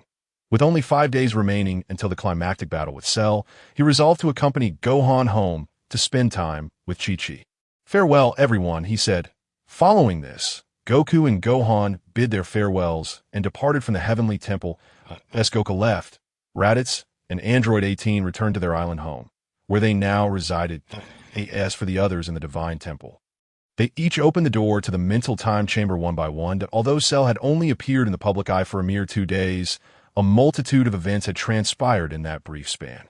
Not only had he laid waste to more than half of West City, leaving it in ruins, but he also threatened to annihilate all of humanity, evoking a profound terror reminiscent of many people's past nightmares. Once, a demon had roamed the earth, harboring delusions of ruling the entire planet. Yet Cell was even more malevolent and terrifying than the infamous King Piccolo. Numerous cities had fallen to his destruction, resulting in countless families torn apart, as if only slaughter could satiate this demon's twisted pleasure. Daily, the news surrounding Cell flooded the television screens, as the king relentlessly dispatched armies to eliminate him, only to face inevitable casualties, which merely exacerbated the toll of loss. This news spread rapidly, filling every heart with dread. However, at this bleak juncture, the emergence of one individual brought a glimmer of hope to the despairing souls, a champion of the world. Satan boldly proclaimed his intent to utterly defeat Cell at the martial arts tournament in 5 days. The announcement skyrocketed in publicity, and this middle-aged man instantly became the hero in everyone's eyes. On television, with a championship medal hanging from his waist and his dark skin complemented by a scruffy beard, He radiated confidence as he laughed heartily. That rascal Cell merely set up some explosives nearby. Such trivial tricks could never escape my keen eyes. Cell, in 5 days, I, Satan, shall come to challenge you and vanquish you completely.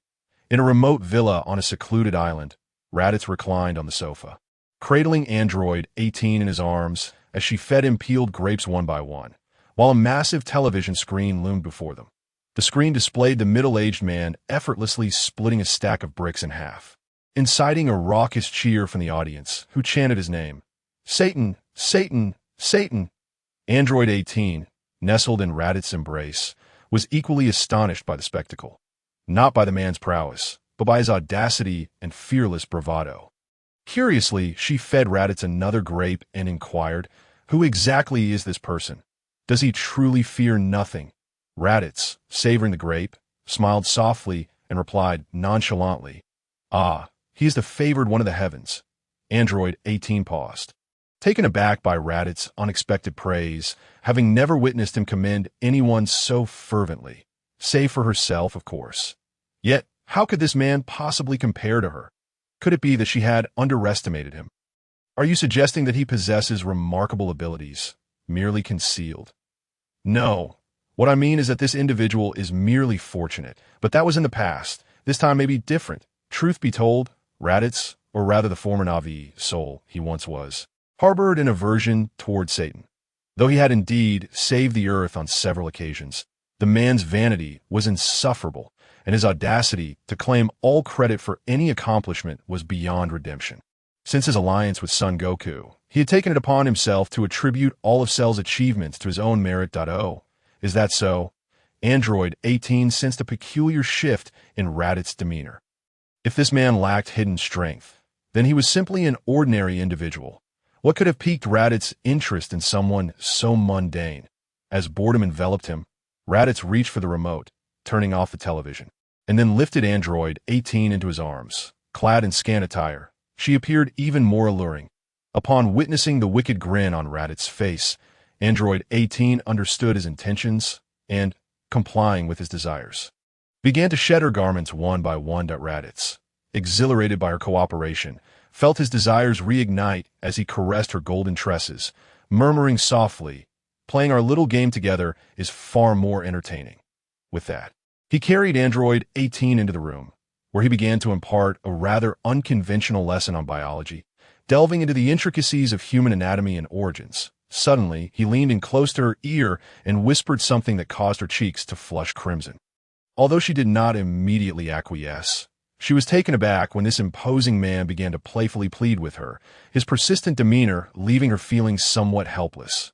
Yet, engaging in such matters required her mental preparedness, and Raditz's sudden proposition left her momentarily unprepared. "How about this? After we deal with Cell, whatever you wish to do, I shall gladly oblige." Unable to resist Raditz's childlike enthusiasm, a part of her relented, and upon hearing her words, he embraced her tightly, swiftly succumbing to slumber.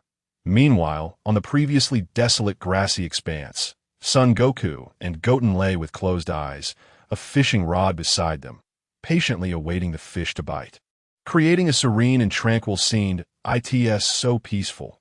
If only it could remain this way forever, Goten suddenly remarked, opening his eyes and turning to his father. "Dad, I'm so happy." Goku also opened his eyes, puzzled. "Why? You promised to take me fishing, but it never happened until today. Did I promise you that?" Evidently, Sun Wukong has entirely forgotten the words he once spoke. Of course, it was a promise made to me when Uncle Vegeta first arrived on Earth. Wukong scratched his head, smiling sheepishly as he said, "My apologies, Gohan. I completely forgot. However, rest assured, once this situation with Cell is resolved, I will spend quality time with you and Chi-Chi." His brother was right. He had indeed started a family, and as a man, he should take responsibility for them. Speaking of which, once the crisis with Cell is over, we must hasten to find a way to revive Vegeta. Upon hearing Wukong's words, Gohan nodded in agreement, saying, "Yes, according to Uncle Piccolo, Vegeta committed numerous wrongdoings during his lifetime, and he may very well have his memories wiped clean, becoming a completely new being. At that point, Bulma will undoubtedly be heartbroken. Don't worry. I've already asked Lord King Kai to keep an eye on Vegeta, He will be safe. That's a relief. Thus, Sun Wukong and Gohan quietly enjoyed their lives, seemingly oblivious to the impending catastrophe. However, where there is joy, there is also resentment. The inhabitants of the other world, far removed from the lives of Raditz and Sun Wukong, were unaware of the circumstances at this very moment. Tien and another were diligently training within the hyperbolic time chamber. Although Trunks had surpassed Cell in strength, note, when Raditz departed from the time chamber, Trunks had just reached Super Saiyan 2. Upon his emergence, he had attained the pinnacle of Super Saiyan 2. Though not yet achieved Super Saiyan 3, he was unwavering in his resolve to avenge his father. Trunks spent nearly every moment outside the chamber sparring with Krillin or honing his combat skills. As a warrior of a fighting race, relying on battle to gain experience and enhance his strength was indeed a most effective method. In anticipation of the impending confrontation with Cell, all the warriors on Earth were exerting themselves. And no Earthling was slackening their efforts. As time ticked away, the day of the showdown with Cell swiftly approached. On this day, all of Earth's inhabitants set aside their tasks, focusing their full attention on the moment that would determine the fate of humanity. In an expansive arena, a colossal stage, several hundred square meters in size, stood prominently. The platform was exceedingly spacious, far exceeding that of the World Martial Arts Tournament. The fierce sunlight bore down upon the earth, illuminating the arena, where a grotesque creature with unpleasant dark green skin loomed ominously at its center, exuding an aura of malevolent terror. As several figures descended from the sky, all the warriors who had transcended the ordinary now gathered at this location. It appears everyone is here, so let us not waste time. Who will come forth first? Cell declared confidently as he surveyed the crowd. However, just as Wukong prepared to make his move, the blaring horn of an approaching vehicle interrupted him. Everyone turned to look, including Cell, who was momentarily captivated by the sound. A military SUV sped toward them, the engine's roar echoing, its horn blaring incessantly. Amidst this cacophony, the vehicle came to a halt at the edge of the arena. Everyone was taken aback, bewildered by this unexpected turn of events. Who dared to challenge Cell? As the SUV halted, the doors swung open, and a middle-aged man holding a microphone emerged first, followed by several others equipped with cameras broadcasting live. The group struck poses of respect, and the last to disembark was a middle-aged man radiating a sense of justice, clad in martial arts attire with a heavy golden medal hanging from his waist. Upon stepping out, he threw his head back and laughed heartily, proclaiming, "Cell, your little tricks have long been transparent to me. Today, you shall perish at the hands of your world champion. Ha ha ha." Initially drawn in by the vehicle, Cell cast a disdainful glance at the man, his expression one of utter contempt. Just a bunch of ignorant fools. They are inconsequential. Let me deal with them before returning to the main event. His gaze shifted back to Sun Wukong. This chapter concludes. Chapter 75. The game of Cell. Cell, I'm a dignified android and do not intend to lower myself to the level of such insignificant insects. He thought, dismissing Mr. Satan with a contemptuous glare. Only Raditz and Sun Wukong warranted his attention. One had bested him, and the other he must eliminate. This arena was prepared to be their grave. Meanwhile, the audience was astonished by Satan's entrance.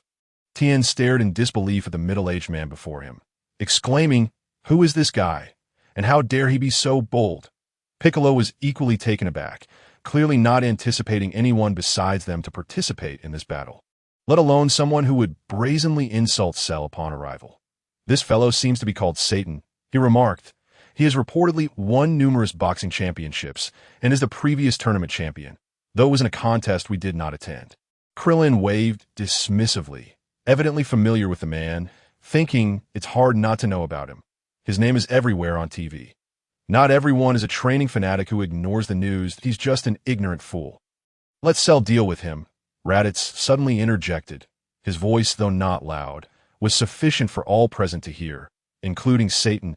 Satan quickly approached Raditz, pointing a finger at him and indignantly retorting, "Were you talking about me? Do you even know who I am? I am Mr. Satan, the world champion."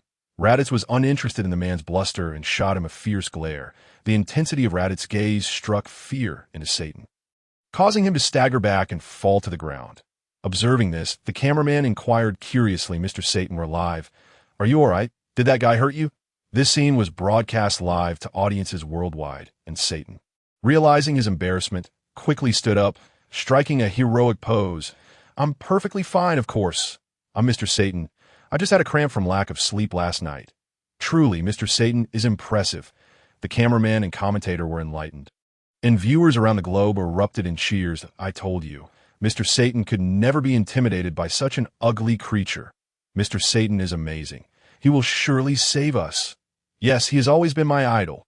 Go, Satan, you must defeat them all. Witnessing this spectacle, Raditz was left utterly astonished. Is this really happening? Has the intellect of the entire world regressed to such a degree just because Satan entered the fray? Before encountering him, I thought people were relatively sane, that Satan truly the favored child of the heavens, radiating an aura that diminishes intelligence. Satan, now regaining his composure, sighed in relief and realized he must perform well moving forward. He puffed out his chest, striking a dashing pose before the camera, patting his golden belt, and declared loudly, as long as I, Mr. Satan, enter this world martial arts tournament, the championship is assuredly mine. Cell won't last even a round against me. Ha ha ha. Well said, Mr. Satan. The staff, invigorated by his words, felt a surge of confidence. Giving him thumbs up, though Satan appeared self-assured. Internally, he felt a flutter of anxiety. The moment the murderous gaze of Raditz crossed his mind, Satan felt a pang of unease. His entire body trembled, and beads of sweat streamed down his forehead uncontrollably. Meanwhile, on the arena, Cell furrowed his brow, growing increasingly impatient with the man before him. Though he prided himself on his magnanimity, he would not tolerate such blatant provocation. Upon hearing Raditz's words, the people of the world were invigorated, their spirits soaring as if they had been infused with adrenaline, cheering as though Satan had already vanquished Cell. Within the castle, the king was also engrossed in the battle, yet his focus was not on Satan. Instead, his gaze was fixated on Goku on the screen, muttering to himself, so similar, strikingly so. The king's excitement compelled him to grasp the screen. Wishing he could leap into it is he, the very one who initially defeated King Piccolo. I can't believe that boy has grown so much, he exclaimed, laughter erupting from him. There is hope. The earth shall be saved. Observing the king's exuberance, a man in military attire assumed that the king believed in the prowess of his idol, Satan, and couldn't help but remark, indeed, the earth is saved, as long as Mr. Satan is here. Cell poses no threat. The king, upon hearing this, dismissed the man with a disdainful glance. Thinking him a foolish fanatic, in his mind, he mused, I am a discerning dog amidst these ignorant humans. The world hailed him as the strongest man and the future savior of Earth. Satan strode confidently onto the stage, but he was inherently one who relished the spotlight, and the collective focus of the world had thoroughly satisfied his vanity. Defeating Cell would instantly elevate him to the status of a hero capable of saving the planet. I shall defeat you in merely 5 seconds, he declared. Cell stepped onto the arena, adopting a fragmented stance as he prepared for combat, slowly advancing towards Cell, who remained motionless and indifferent. Ha, Cell, you must be dumbfounded by my presence. Prepare yourself for my strike. With that, Satan unleashed all his strength, landing a punch on Cell's back. That moment, he felt as if he had struck a solid boulder, pain radiating through him as he cried out. Cell, in turn, delivered a light punch that sent Satan flying, for he deemed this insignificant creature unworthy of his full strength. Thus, Mr. Satan found himself defeated. Was the Earth truly doomed? A staff member, microphone in hand, nearly dropped his jaw in disbelief as he uttered the words. Chapter 79. Cell's Game 8. The crowd believed Satan had lost the match, unaware that he had suddenly appeared beside the staff member. Snatching the microphone from his grasp and proclaiming, How could I, Satan, lose so easily? I merely twisted my ankle. Now I am fully rejuvenated. Astonishingly, the majority of the world believed his ludicrous excuse, rallying around his name, chanting, Satan, Satan, Satan. Seeing the crowd rally back to him, Satan secretly breathed a sigh of relief. Just then, a staff member remarked, in that case, let us continue with Mr. Satan battling Cell. Hearing this, Satan's heart sank. Only in the heat of the moment could one truly grasp the lethal pressure emanating from Cell. Akin to being cast into a vacuum where one could scarcely breathe, he dreaded facing Cell a second time. Despite his reluctance, the fervent encouragement from the crowd compelled Satan to return to the arena. As Krillin witnessed Satan's return, tumultuous waves of anxiety surged within him. He could hardly fathom why this man dared to challenge Cell again. Did he truly fear for his life? Dear audience, our superhero has faced a minor mishap. But this shall not deter his resolve to save the Earth. He now steps onto the stage, bearing the weight of hope. The television staff's eloquent speech vividly portrayed Satan's grandeur, their eyes filled with admiration as they excitedly addressed the microphone. At that moment, Satan's legs trembled uncontrollably, cold sweat drenching him, his lips quivering. What to do? If this continues, I might truly perish. Just then, a voice echoed from the sky, and Satan felt an immense weight lift from him as everyone looked upward. Wait, Master! This fiend requires no direct intervention from you. Leave it to us. Out of nowhere, a pink helicopter appeared, and 3 figures leaped onto the stage. Encircling Cell Point 1 was a strikingly handsome man with blonde hair, exuding an unsettling aura. Another was a robust figure, and the last was a stunningly attractive young woman. These were Satan's 2 most formidable disciples and his top agent. You must be Cell. Indeed, you resemble a monster. You dare challenge our master? How foolish, despite his odd appearance. The handsome face was still somewhat appealing. Humph, to call this ugly creature handsome is a travesty. Not even my pinky toe is inferior. The trio surrounded Cell, occasionally critiquing him with disdainful sneers. The audacity of the woman to touch Cell infuriated him, and even the most patient of beings would find it intolerable. Suddenly, an ominous and powerful aura radiated from Cell, casting a chilling wind that sent shivers down the spines of all present, including Krillin and Tin, who felt a profound sense of dread, not to mention the trio closest to the impending doom. Cease this, Cell! Do not harm the innocent, Goku shouted. But his plea fell on deaf ears as Cell's menacing energy swept over the trio. Their flesh and bones were horrifically severed, blood splattering the arena in a ghastly display. Witnessing this scene, Krillin felt his scalp prickle, instinctively retreating several steps. Damn it, you monster! Goku clenched his fists, veins bulging, incensed at the sight of innocent lives being extinguished before him. The crowd was engulfed in outrage. All except Raditz as the camera captured this gruesome spectacle. The horrifying scene unfolded before the eyes of the world. Viewers were overwhelmed with emotions. Children wailed in terror, some clenched their fists in anger, while others collapsed in shock, and some fainted outright. Such brutality was beyond comprehension.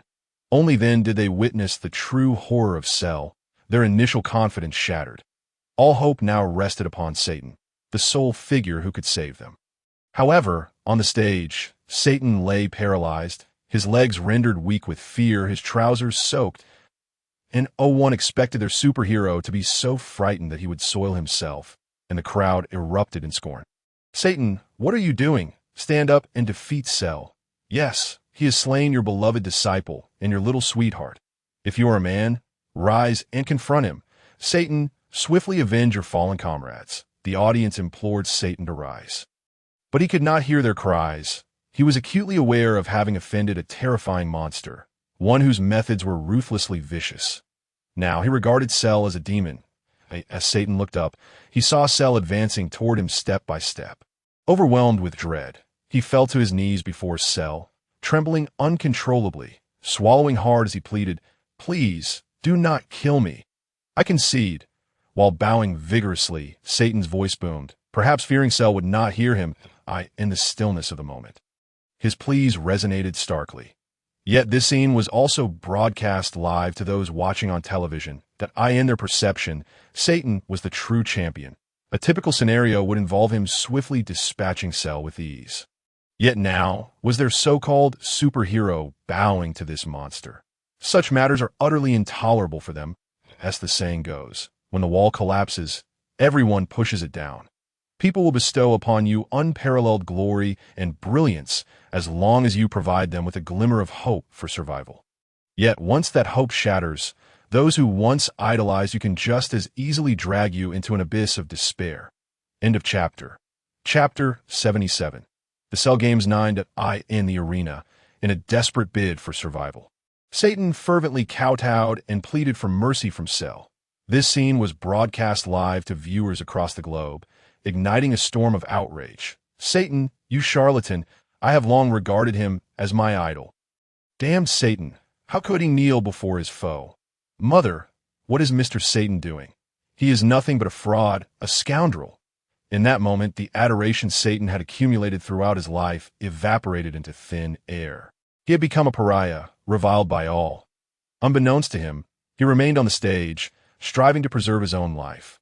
Meanwhile, Cell, who had previously been motionless, slowly advanced towards Satan, his eyes gleaming with malice.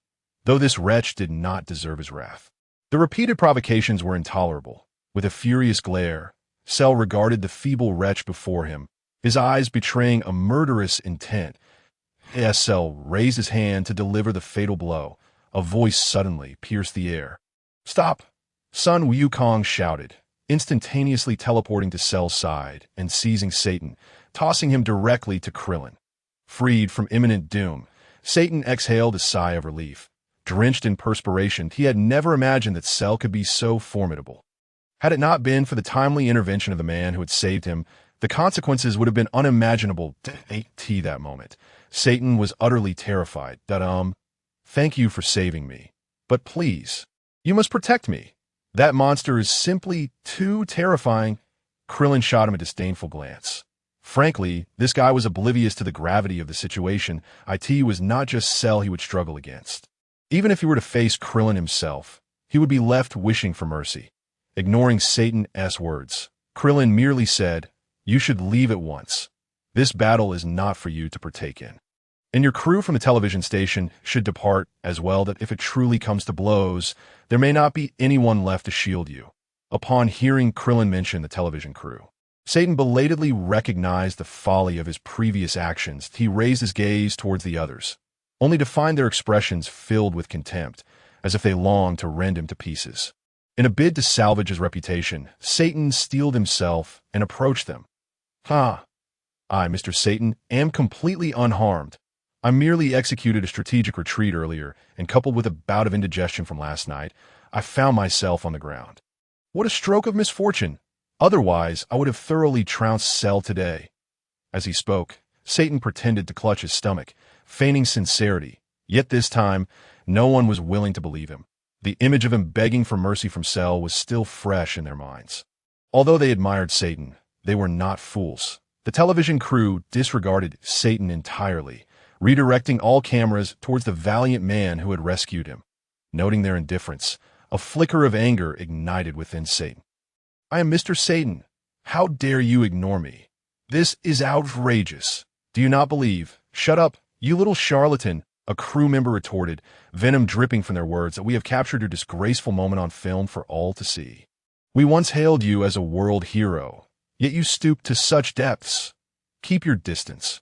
We do not wish to lay eyes on you." Satan, upon hearing this, felt his legs buckle, and he collapsed to the ground.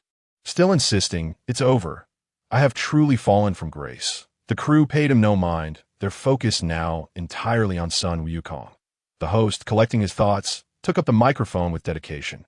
"Next, we have a mysterious challenger stepping forth to confront Cell. He is none other than the hero who just rescued Satan. In contrast to Satan, his courage truly merits the title of martial artist. He now stands upon the arena, ready to engage in an intense battle with Cell. Ladies and gentlemen, let us witness this spectacle." As the host proclaimed, Sun Wukong and Cell finally faced each other. The true climax of their contest was imminent. ASL and Sun Wukong's eyes met. A hint of disdain flickered within Cell's gaze. He clearly did not perceive Sun Wukong as a worthy opponent. Coldly, he remarked, "You have finally made your move. I was beginning to grow impatient." Come! In an instant, both Sun Wukong and Cell vanished from sight, engaging in a frenzied exchange of blows that echoed throughout the arena, though their forms remained unseen. The host rubbed his eyes, unable to believe the spectacle unfolding before him. What was happening? His jaw nearly dropped in astonishment as he wiped the sweat from his brow.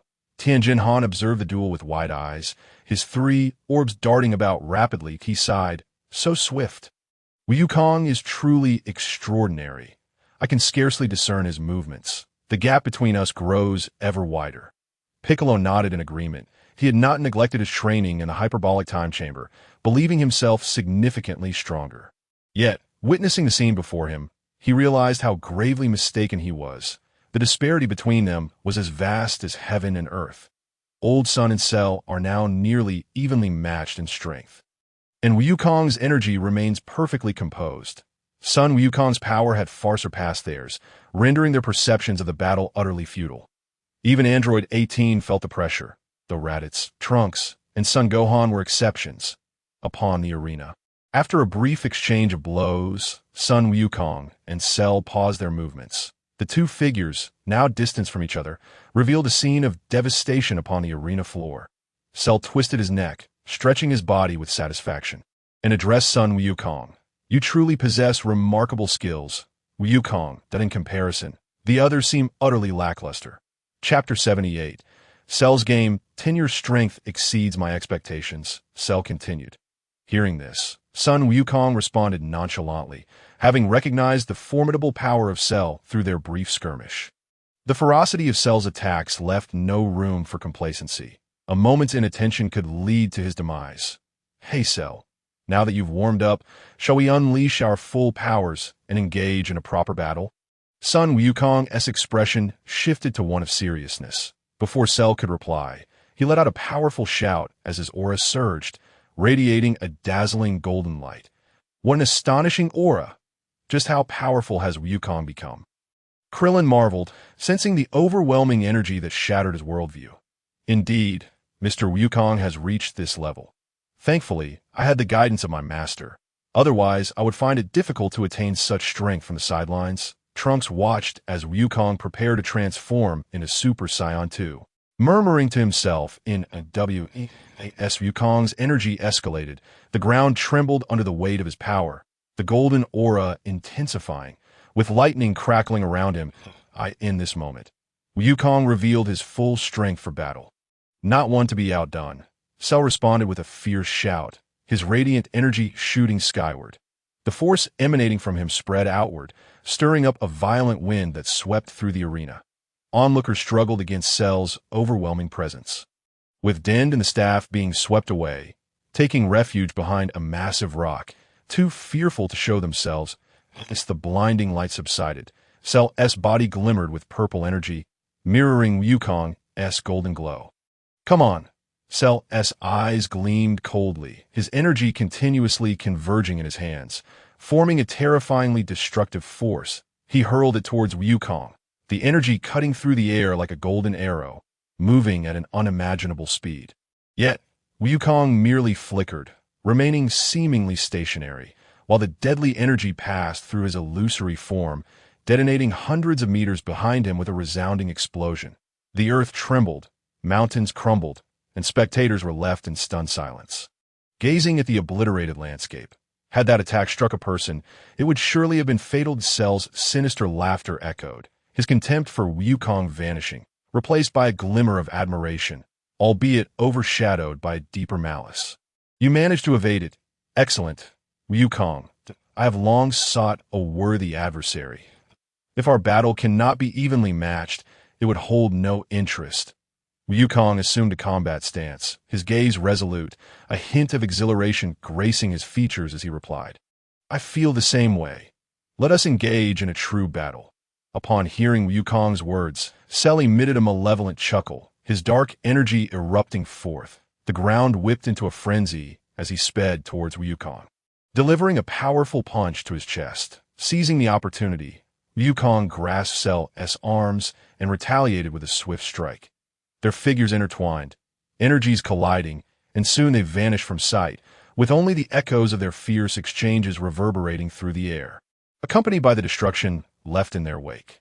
Thus commenced an intense battle. Their movements were so rapid that even Ten and Piccolo struggled to follow, let alone the ordinary commentator.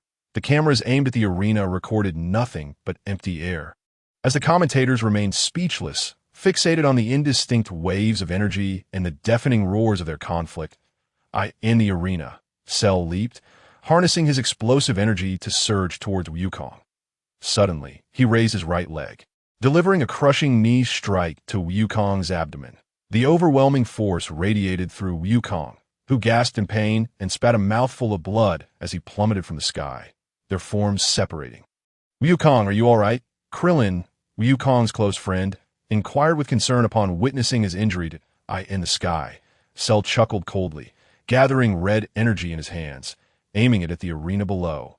"Fighting you is truly entertaining, Wukong. However, I wish to alter the rules. The notion that falling from the arena results in defeat holds no merit." As Wukong stood, clutching his abdomen, he shouted, "What are you planning to do, Cell?"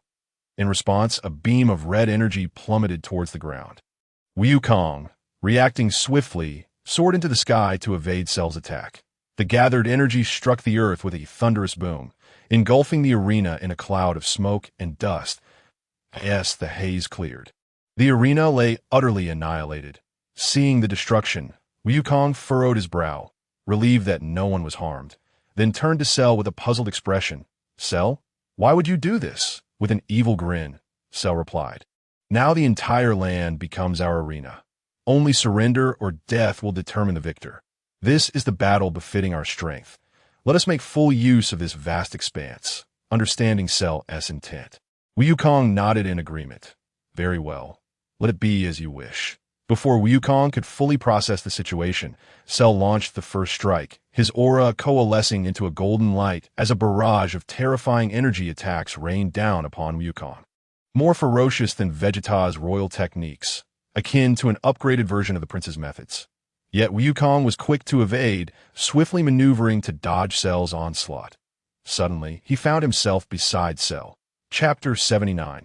The conclusion of Cell's game. Cell's relentless assault descended upon Wukong like a torrential downpour. Wukong, moving at a breakneck pace, placed his fingers to his forehead and, in the blink of an eye, appeared beside Cell. In that fleeting moment, both combatants unleashed their strikes, exchanging a flurry of blows within mere seconds. Following this, their fingers interlocked, engaging in a contest of strength. As both energies erupted, a brilliant golden light enveloped the surroundings, causing the earth to tremble under the weight of their clash, fissures spreading in all directions. As the forces collided with full intensity, the entire planet quaked. Wukong soared into the air, leaving the spectators momentarily bewildered, uncertain of his intentions. Why is Wukong ascending? Could he possibly be preparing to unleash the Kamehameha? Krillin speculated, observing Wukong hovering in the sky with his hands on his waist, energy surging within him. Surely not. If he were to unleash such power from the air, the earth would be obliterated. Tien pondered, equally perplexed. Could it be? Only Raditz discerned Wukong's strategy, a smirk forming on his lips. Kakarot actually possesses some intellect in battle. Cell gazed up at Wukong. Incredulous, he could hardly believe Wukong would contemplate destroying the earth. Yet as he heard Wukong's energy coalescing, he muttered, "Came," but just as Wukong uttered the last syllable, he vanished from the air, reappearing behind Cell. Cell turned in shock, but it was too late. Oh no. Before Cell could finish his thought, Wukong unleashed his full Kamehameha upon him.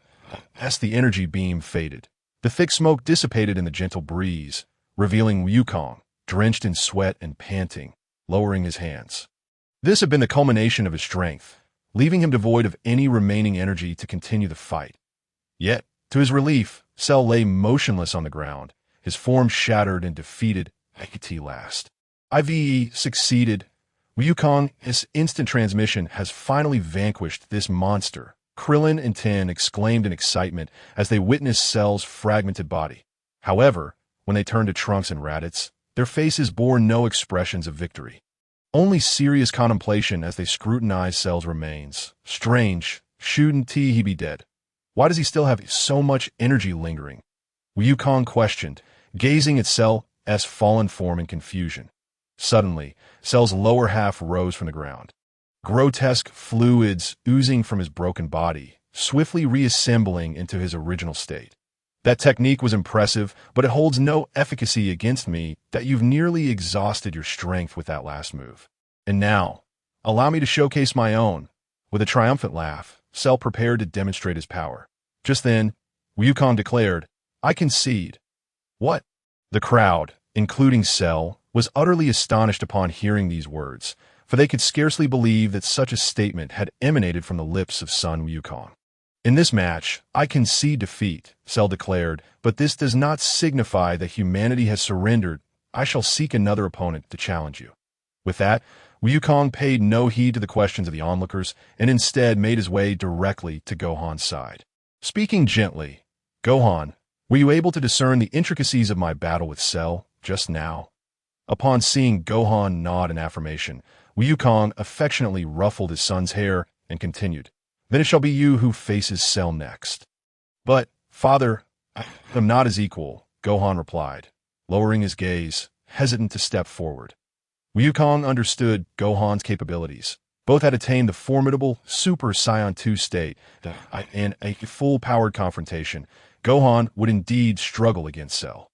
However, after their bout, Cell's stamina and energy had significantly waned, presenting Gohan with a potential opportunity for victory if he could harness his true strength that in truth, ever since the arrival of Raditz. Wukong had come to realize that the guardianship of Earth was no longer solely his burden to bear. Yet his sense of indebtedness to his family began to weigh heavily on his mind. Raditz, Vegeta, and others were formidable warriors, and Gohan possessed an unimaginable potential that remained untapped due to his overly timid nature. Should they encounter a powerful adversary in the future, and if both he and Raditz were absent, who would safeguard the Earth and protect Chi-Chi? Thus, Wukong resolved to utilize this battle as an opportunity to cultivate Gohan's strength and fortitude. Go ahead, Gohan believes in you. You can certainly defeat him this time. For the sake of Earth and for your mother. Hearing his father's encouragement, even though Son Gohan was reluctant to engage in battle, he stepped forward and approached Cell. The sight of Gohan's emergence left everyone in disbelief. Piccolo, feeling frustrated, directed his ire towards Son Goku, exclaiming, "Do you even realize what you are doing? Gohan is still a child. If you cannot match me, how could he possibly prevail? Your actions could endanger his life. Trust me, Piccolo, and please have faith in Gohan. He possesses the capability," Son Goku replied earnestly. Seeing Goku's serious demeanor, Piccolo felt he could say no more. Though he longed to strike Goku, he resigned himself to focus intently on the battle, ready to intervene at the slightest hint of danger to Gohan. Then, Gohan removed Piccolo's outer garment and stood before Cell. The sight of a golden-haired youth challenging the formidable foe was too much for even the television crew to bear. What is happening here? How can a child be allowed to confront such a terrifying monster? Are there no other warriors on Earth? In an instant, all across the globe, people witnessing the golden-haired boy's audacity to challenge Cell felt a wave of shame wash over them. At home, Chi-Chi, watching television, gasped in excitement as she embraced the screen, nearly diving into it were it not for the embrace of Ox King. "Son Goku, what are you doing? How can you let Gohan face this dreadful creature? If anything were to happen to him, how could I possibly go on?" Tears of despair welled in Chi-Chi's eyes as she spoke. If anything were to befall Gohan, she would surely follow him. Since marrying Goku, he had dedicated himself to training and fighting, neglecting their family, rendering him a most inadequate husband. Gohan had become her only hope.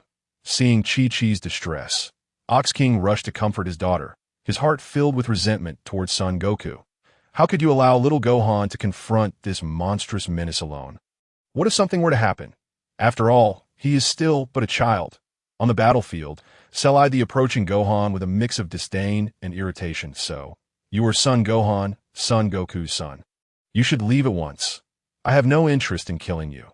Bring Raditz instead." Gohan, recalling the countless innocent lives Cell had extinguished, fixed a cold, steely gaze upon him and declared, "My father told me to defeat you. Prepare to meet your end, Cell." With that, Gohan radiated a golden aura, lightning crackling around him, mirroring the appearance of Son Goku. Much to the amazement of Piccolo, "Is this really Gohan? I can't believe he has become this powerful." Indeed, his energy rivals that of Goku. Perhaps he can truly defeat Cell. Krillin remarked, a smile breaking across his face as he stroked his bald head and raised an eyebrow in excitement. I never imagined Gohan would reach Super Saiyan 2. He's incredible. Cell, taken aback by Gohan's newfound strength, initially showed shock but quickly regained composure, dismissively stating, your power is impressive, Gohan, but surely you do not believe this is enough to defeat me. Even your father has fallen before me. Gohan hesitated momentarily at Cell's taunt, but upon hearing Son Goku's encouraging shout, he assumed a fighting stance. Oh, you want to play? Then I shall not hold back. With that, Cell lunged at Gohan, aiming for a critical strike. But to his surprise, Gohan evaded every blow, prompting Cell to think, what a nimble little brat. As Cell intensified his assault, Gohan, who was solely on the defensive, began to struggle. Cell noted that Gohan had numerous opportunities to counterattack, but instead chose to evade. Realizing this, Cell grinned wickedly and escalated his attacks, forcing Gohan's resolve to waver as he subconsciously anticipated his father's intervention. Suddenly, in a moment of carelessness, Gohan left himself vulnerable, and Cell seized the opportunity. Gripping his neck and delivering a barrage of strikes aimed at his vital points, Cell hoisted Gohan aloft, gathering a golden energy blast in his right hand, and with a cold chuckle declared, Gohan, it is time for you to perish. Do not blame me. Blame your foolish father. With that, the energy blast struck Gohan, sending him crashing several dozen meters away, his body battered and bruised as he lay on the ground. Gohan, Piccolo cried out in alarm, ready to intervene, but Son Goku held him back firmly. Piccolo, you must trust Gohan. He has the strength to defeat Cell. Cell surveyed the scene, bemused that no one had yet intervened to assist Gohan. He approached the forsaken boy and, lifting him by the hair, slammed his face into the ground with malicious laughter.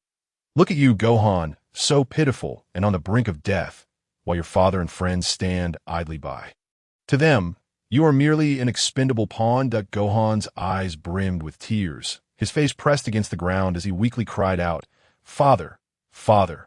Witnessing this heart-wrenching scene, even the television crew and Mr. Satan could no longer bear it.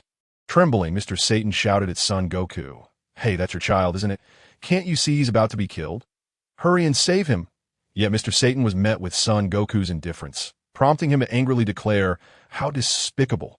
Though you saved my life, I cannot stand by and watch you act like such a negligent father. I, Mr. Satan, will save this child, even if it costs me my life. With that, he bravely approached Cell, shaking with fear, yet determined, and shouted, Cell, release that child. If you dare harm him, I, Mr. Satan, will not let you get away with it. Then he quickly ducked behind a large rock, covering his head with his arms as he continued to yell, I mean it. I will not let you off. However, Cell ignored Mr. Satan's futile bravado, continuing to torment Gohan, occasionally casting taunting glances towards Son Goku. Seeing Gohan in such a pitiful state, Piccolo clenched his fists, his face turning a shade of green with rage as he shouted at Son Goku. This is your fault, Goku. I warned you not to let Gohan fight. Look at what has become of him. You need to go save him. As Son Goku remained impassive, Piccolo's fury escalated, and he lost all rationality. If anything happens to Gohan, I swear I will make you pay. You claim to protect Earth, but I will annihilate every human on this planet in revenge. Witnessing his son's suffering felt like 1,000 knives piercing Son Goku's heart. The agony was unbearable. Yet he gritted his teeth and shook his head. I believe in him, Piccolo. Please trust Gohan this time. He can do it. He will defeat Cell. On the battlefield, Gohan's anguished cries pierced through to Piccolo, who felt as though his own flesh was being torn apart. Unable to endure any longer, he once again confronted Son Goku, shouting, Son Goku, you are such a self-righteous fool. Do you think Gohan shares your love for battle? I know you wish to ignite his fighting spirit. But does Gohan even know? Have you ever communicated with him? Do you truly understand him? He is a kind-hearted child who despises conflict and yearns for peace. His desire to become a scholar is deeply rooted within him. Do not forget, Gohan is still but a child. Oh, you know what he is thinking right now. He is not contemplating how to utilize his power to defeat Cell. He is wondering why his father has yet to come to his aid as he lies on the brink of death. You, Son Goku, are unworthy of being called a father. Piccolo's vehement words shattered Son Goku's resolve. He finally comprehended the truth, releasing his grip on Piccolo's hands, filled with remorse. You are right, Piccolo. I never attempted to understand Gohan. Imposing my own desires upon him, thought I am not a worthy father. Goku's sole focus became rescuing his son from Cell's grasp. He called out urgently to Krillin. Krillin, quickly, give me a Senzu bean. As Piccolo and Son Goku prepared to act, a tremendous surge of energy suddenly erupted, shocking everyone present, including Cell. Cell, cease your actions. I will not allow any of my comrades to perish before my eyes. A thunderous voice resonated through the air as Trunks appeared.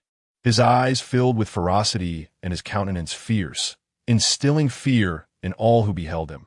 What astonished everyone further was that Trunks had transformed into Super Saiyan 2, reaching a pinnacle of power far beyond that of Son Goku or Gohan. Seeing Gohan's pitiful state ignited a flood of memories for Trunks, recalling their shared struggles in the devastated future where only they remained to fight against the androids. Gohan, who had protected him and his mother, was now on the verge of being slain by Cell, a reality Trunks simply could not accept. He remembered the day when rain fell softly, and Gohan had risked everything to gather food, ultimately sacrificing himself to save Trunks. That moment had sparked Trunks' own transformation into a Super Saiyan. I will not allow my brother to die a second time in my presence. With a furious cry, Trunks charged at Cell, who, taken aback, noticed Gohan being kicked away, allowing him to fully focus on Trunks' impending assault, not daring to underestimate the boy's power. Gohan was sent flying several meters, landing near the trembling Mr. Satan, who, upon recognizing the young warrior, straightened up and laughed heartily. Cell, are you scared of me, Mr. Satan? You know you should spare this child now, or I'll let you have it. Though no audience was present, Mr. Satan's bravado remained unchanged, and he cautiously approached the battered Gohan, his paternal instincts taking over as he expressed concern. Child, I hear you are called Gohan. What a peculiar name. Are you all right? Rest assured, Mr. Satan will protect you from Cell. Gohan, managing to open his eyes, recognized Mr. Satan, the self-proclaimed world champion. Unlike others, he felt a sense of gratitude toward him for daring to intervene on his behalf, earning his respect. That Gohan's face bore a pained smile as he replied, Thank you for your concern, Mr. Satan. I am all right. Why father will come to rescue me soon. Humph. Mr. Satan scoffed at the mention of Son Goku. What kind of heartless parent allows their child to face such danger? If my daughter were in trouble, I would sacrifice everything to save her. Though he owed his life to Son Goku, Mr. Satan's disdain for him grew, and he exclaimed, Do not mention that irresponsible father again. If my child were harmed, I would do anything to save her. He is unworthy of being your father. Gohan, hearing Mr. Satan's harsh judgment of his father, could not help but chuckle softly, and why father may have his reasons.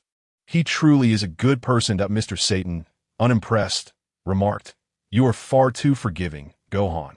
Despite his negligence, you remain kind-hearted. That I cannot help but wish you were my own son. By the way, Gohan, you are indeed brave for confronting that monster. Cell, I have a daughter, just as courageous as you. Had I not intervened, she would have faced Cell herself. You both seem to be of similar age. I can introduce you if you like. Feeling awkward at the prospect of Mr. Satan introducing his daughter to him, Gohan replied, That won't be necessary, Mr. Satan. What a shame. Mr. Satan lamented just as Piccolo, Son Goku, and Krillin arrived at Gohan's side, seeing Gohan's injuries. Son Goku's heart ached. Without hesitation, he placed a Senzu bean into Gohan's mouth. As Gohan chewed, a warm sensation enveloped his entire being, and in the blink of an eye, he was restored to his former self. Wufan, are you all right? I apologize. This is entirely my fault. Upon witnessing Wufan's return to his former self, Wukong, filled with remorse, approached him to express his apologies that he couldn't fathom how he would explain things to Chi-Chi if something had truly gone awry. Meanwhile, Trunks had already subdued Cell, pinning him to the ground.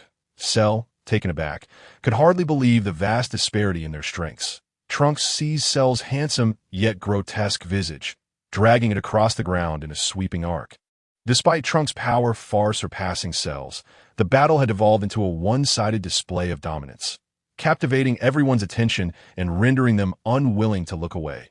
How infuriating! How could this happen? How could Trunks have become so formidable? Lying on the ground like a defeated dog, Cell struggled to rise. His body was coated in filth, blood oozing from his chest and mouth, presenting a pitiful sight. His eyes brimmed with rage and disbelief. He had never regarded Trunks as a worthy opponent, always considering Goku and Raditz to be his only rivals. Observing Cell manage to stand, Trunks approached him step by step, his fists clenched tightly. A singular thought consumed him: to annihilate the monster before him with each punch. Cell, wary of the now mighty Trunks, began to feel a sense of retreat. Unable to suppress the urge to back away, he noticed Trunks' figure vanish from his sight.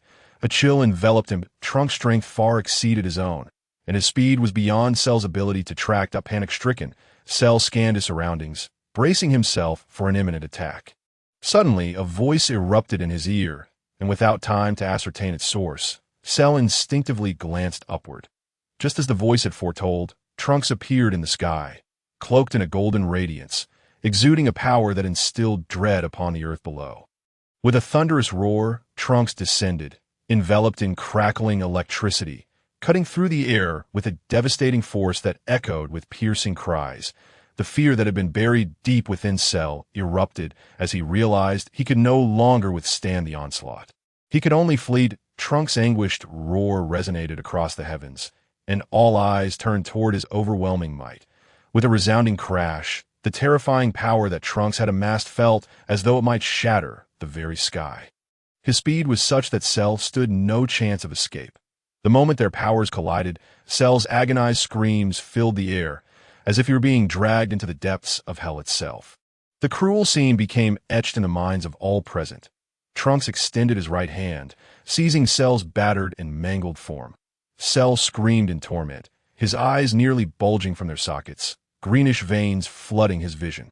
His mouth gaped wide, as a torrent of repugnant green fluid erupted from his throat. The once handsome visage of Cell contorted grotesquely, his features squashed into an unsightly mass, with a resounding crack. Cell's head burst like a watermelon, brains and blood splattering everywhere, while Trunks, consumed by rage, tore his body into shreds. The air was thick with a nauseating stench, sending shivers down the spines of onlookers. Yet, in the aftermath of his fury, Trunks found a moment of calm, closing his eyes in silence, his heart stirred by an indescribable emotion. The blood upon his hands had yet to dry. Suddenly, he spread his arms wide, tilting his head slightly upward, as if entering a peculiar state of being. The air was thick with a metallic scent of blood, pungent and overwhelming, gradually dissipating with the breeze. Rays of sunlight pierced through the darkness, heralding a resurgence of light. The man who had vanquished Cell remained there, eyes closed and silent, his silhouette a beacon of brilliance in the eyes of those who gazed upon him, his golden hair symbolizing his resplendence. "Hey, Trunks, Cell is dead. What are you doing there?" Krillin, observing Trunks' immobility, called out in confusion. "It is not over yet. Do not disturb him. The true spectacle is only just beginning." Raditz interjected suddenly, leaving everyone puzzled by his words. However, Raditz paid no mind to their inquiries, fixated instead on the chip embedded within Cell's remains. Following Raditz's gaze, the crowd turned to look. In an instant, a familiar yet malevolent aura emerged, and everyone comprehended the gravity of the situation. What is happening? Cell is not dead, and his power has grown even stronger. Goku exclaimed, his gaze fixed intensely on Cell's remnants, glancing at Raditz with a mix of confusion and concern. "Where?" Piccolo pointed at the black chip beneath Cell's shattered form, observing as it expelled streams of green viscous liquid, which began to coalesce into flesh. Piccolo understood this phenomenon all too well. How is this possible? After all this monster is still alive, 18 exclaimed, her brow furrowed in disbelief. She had witnessed Cell's terrifying power before, but today had completely shattered her understanding of him. She never anticipated he could survive such devastation. Just as 18's sense of dread intensified, a pair of gentle hands grasped her own, which had grown clammy with tension, instilling an inexplicable sense of security. She looked at the man beside her, his face adorned with a warm smile. As if his presence alone could illuminate the darkest of times, I could see that moment. Piccolo shouted, "Everyone, attack together! We must not allow him to revive." End of chapter. Chapter 83. The Great Transformation of Super Saiyan 3. As Piccolo watched Cell's mangled body rapidly regenerate, his expression shifted dramatically, turning increasingly green with concern. "This is bad. We cannot allow Cell to resurrect. Who knows what horrific creature he might become?" Masenko. With that, Piccolo wasted no time, unleashing his signature technique, a brilliant golden beam aimed directly at the regenerating Cell. The others, witnessing this, joined forces, channeling their energy into a dazzling array of attacks that surged towards Cell. However, to their astonishment upon contact, their combined assaults were thwarted by a yellow barrier, impervious to their might. Damn it! How has Cell grown so powerful? Even before he fully regenerates, we are utterly helpless. Piccolo clenched his fists in frustration, noting that Raditz and 18 remained unresponsive, showing no intention of joining the fray. "Raditz, what are you waiting for? If Cell revives, we are all doomed. Can't you feel the intensity of his rising power?" Piccolo implored, hoping for Raditz to finally take action. Yet, to his dismay, Raditz remained indifferent, nonchalantly retorting, "Are you instructing me on how to act?" In an instant, the crowd was rendered speechless, uncertain of what to say. Observing the fear etched on their faces due to the menacing presence of Cell, Raditz decided to offer them a reassuring sentiment. "Fear not. You need not do anything. Cell has resurrected at just the right moment." Providing Trunks with the perfect opportunity to sharpen his skills, the others, bewildered by Raditz's words, could only sigh in resignation, for it seemed that the only ones capable of defeating Cell were he and Trunks. At this moment, Cell's aura had far surpassed that of Goku and Gohan. "That I hope what you say is indeed true," they murmured as time ticked away. Cell's form gradually returned to its original state, his sinister laughter resonating across the skies, enveloping the earth once more in darkness. He radiated a blinding golden light, surrounded by crackling lightning, casually twisting his neck and stretching his body before proclaiming, "Did you expect this? You are utterly incapable of killing me. Moreover, upon my resurrection, I have acquired power that rivals Trunks. This is surely the advantage bestowed by my Saiyan cells." Gazing upon the terror reflected in the eyes of those before him, Cell revealed a satisfied grin. His glance swept across the crowd, landing only on Trunks, who sat with his eyes closed, seemingly oblivious to the chaos around him. "Hey Trunks, what are you doing? Have you been rendered speechless by my current strength?" "Ha ha ha!" Cell taunted, his hatred for the man who had torn him to shreds palpable, yet Trunks remained unresponsive. "Then perish," Cell shouted, lightning crackling around him as he ascended into the air, gathering golden energy in his hands. Slowly advancing towards Trunks. "Trunks, get out of the way!" Krillin yelled urgently, desperate to warn him, but Trunks stood still, unwilling to budge. "This is bad. This is terrible," Piccolo thought, concern etched on the faces of the others. While Raditz remained unperturbed, a faint smile curling at the corners of his mouth, its working. Not bad at all that Cell's hand was now poised mere inches from Trunks' face, yet he did not strike. As if an invisible barrier prevented him from making contact. Suddenly, Trunks seized Cell's attacking arm. His eyes gradually opened, a confident smile gracing his face as he exerted pressure, causing Cell to wince in pain.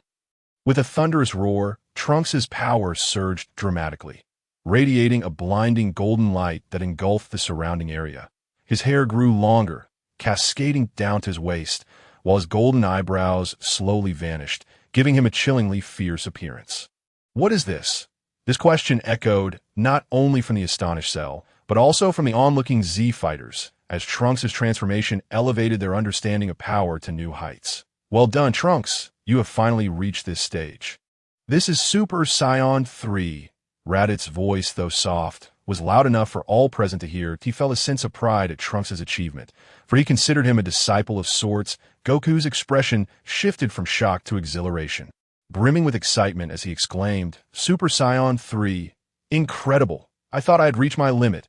Brother, you must have attained this long ago. You are truly remarkable." Grasping Cell's arm, Trunks unleashed a punch that connected with Cell's body. The immense force instantly severing his arm and sending green blood spraying into the air. Cell, reeling from the pain, was hurled backward as the battered Cell struggled to rise. He found Trunks standing before him once more. Before he could react, Trunks' fist struck him again. Impossible. I refuse to believe this. Why has it come to this? My strength should surpass yours. What nonsense is this Super Saiyan 3?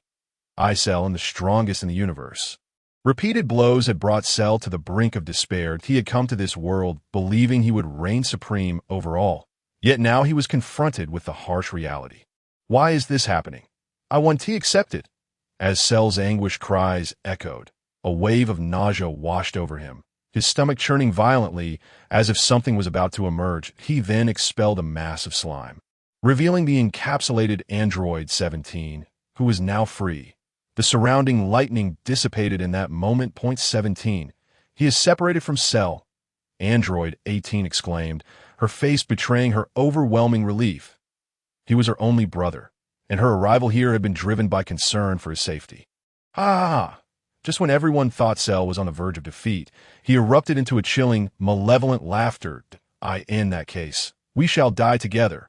With that proclamation, Cell's form began to swell, transforming into a colossal balloon-like figure. Ha ha! You will all perish today. Trunks, even if your strength surpasses mine, you cannot survive in a vacuum. Once the Earth is obliterated, I can resurrect, and I possess Frieza's cells. It seems I must intervene. Raditz remarked as he stepped forward, unperturbed. You are mistaken. You lack the courage to attack me, for I will explode at any moment. Oh, is that so? Cell sneered, frustration evident on his face. Chapter 84.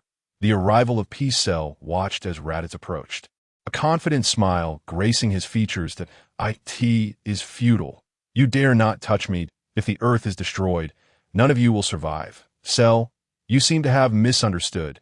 You have never comprehended the chasm that lies between us. Raditz replied, his smile growing ever more peculiar, causing Cell to feel a shiver run down his spine. What do you mean by that? Cell inquired, confusion creeping in his voice. That I mean to say before me. You lack the qualification to self-destruct, Raditz declared. Though Cell struggled to grasp Raditz's meaning, he could no longer afford to be careless, preparing to detonate all the energy within him. Yet he vaguely heard Raditz utter something. Time pause. Though Raditz had only mastered a mere 0.2 seconds of time manipulation, it was sufficient to deal with Cell. He activated the time-stopping ability. Silence enveloped the world, rendering everything utterly still. Without hesitation, Raditz seized the moment. Cell's self-detonation could not be completed. A beam of golden light sliced through the air, severing Cell's head from his body. Recalling that Cell's chip resided in his brain, Raditz crushed the head, retrieving a black chip that fell into his hand. Gazing curiously at the high-tech object, he mused, so this is Cell's core. Dr. Gero is indeed a genius. Such a pity, Cell. You must bid farewell to this world. As the black chip was reduced to powder in Raditz's grasp, he opened his palm, wishing to let it scatter away with the wind. Yet he noticed the blood jade around his neck emanating a faint glow once more. For so long, he had understood that such an occurrence signified the manifestation of his external abilities. Suddenly, the blood jade absorbed the powdered remnants of the black chip, causing the red light to vanish without a trace. What had transpired was a mystery even to Raditz, leaving him to ponder this enigma for future exploration. As time resumed its flow, the acrid scent of blood permeated the air, inducing a wave of nausea among the onlookers. However, when they beheld the fallen Cell, a surge of excitement coursed through them. We have triumphed. It is splendid. Cell is finally dead. Though none comprehended the exact events that had unfolded, they were certain that Cell had met his demise at Raditz's hands, whose power remained unfathomably formidable. After the fierce battle, a somewhat fatigued Trunks burst into laughter, murmuring, "The android is finally defeated. Father, I have not let you down. Now that the ordeal is concluded, let us depart from this place." At that moment, Goku stepped forward, proposing, with Cell's demise, "It is time to resurrect." Everyone agreed. The group responded in unison before departing together.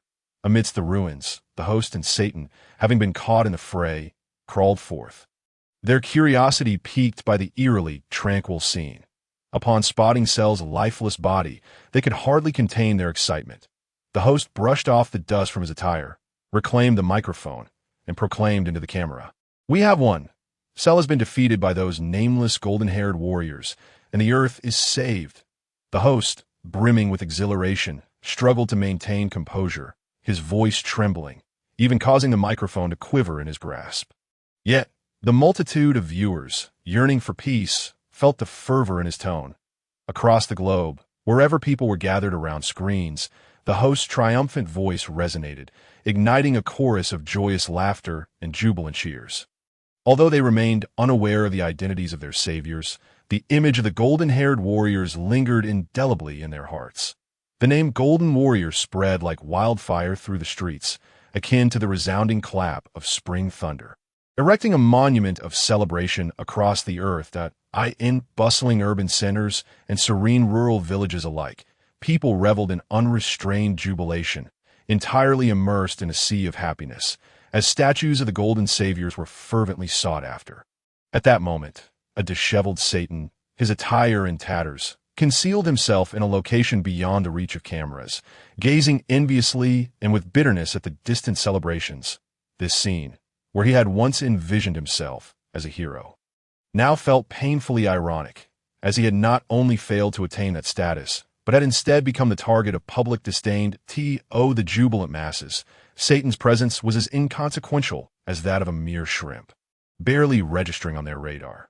Those who once held high hopes for him seemed to have forgotten the boastful figure he had become, yet he dared not reveal himself, for the image of him kneeling before Cell was etched indelibly in the minds of all. His reputation lay in tatters. With Cell's demise, tranquility gradually returned, ushering in a rare period of peace for the Earth once more. Nearly 3 days had passed since their arrival at the sacred temple, during which Goku had successfully retrieved the Dragon Balls from Namek. Henceforth, he became the Earth's deity. On this day, all gathered within the sacred temple, their eyes fixed upon the 7 Dragon Balls arranged on the ground. A familiar scene unfolding before them. Apart from Trunks and the androids 17 and 18, everyone present was well acquainted with the ritual. As the sky darkened, a resounding crack of golden lightning heralded the emergence of a green dragon from the east before their eyes. Amidst the astonished gazes of 17 and 18, the dragon spoke in a slow, resonant voice. "Speak your wishes. I can grant any desire you have. Hey, dragon, please resurrect all those who were slain by Cell." Goku shouted with fervor. "Merely a trifling matter," the dragon replied. As the dragon's words echoed, a crimson glow emanated from its eyes, and all those who had fallen victim to Cell's wrath were resurrected. Witnessing this miraculous event, the onlookers immediately attributed all glory to the golden warriors who had vanquished Cell, and thus, an image of heroism akin to deities began to rise within their hearts. "Is it truly not possible?" the crowd murmured, puzzled by Piccolo's words. They listened as he slowly elucidated. The newly forged Dragon Balls and Dragon were expected to yield unexpected outcomes, yet we still sense neither Vegeta nor Yamcha as presence. They have not returned. That's so. Tin Shinhan, upon hearing this, hung his head in disappointment. That moment, the dragon's voice resonated once more.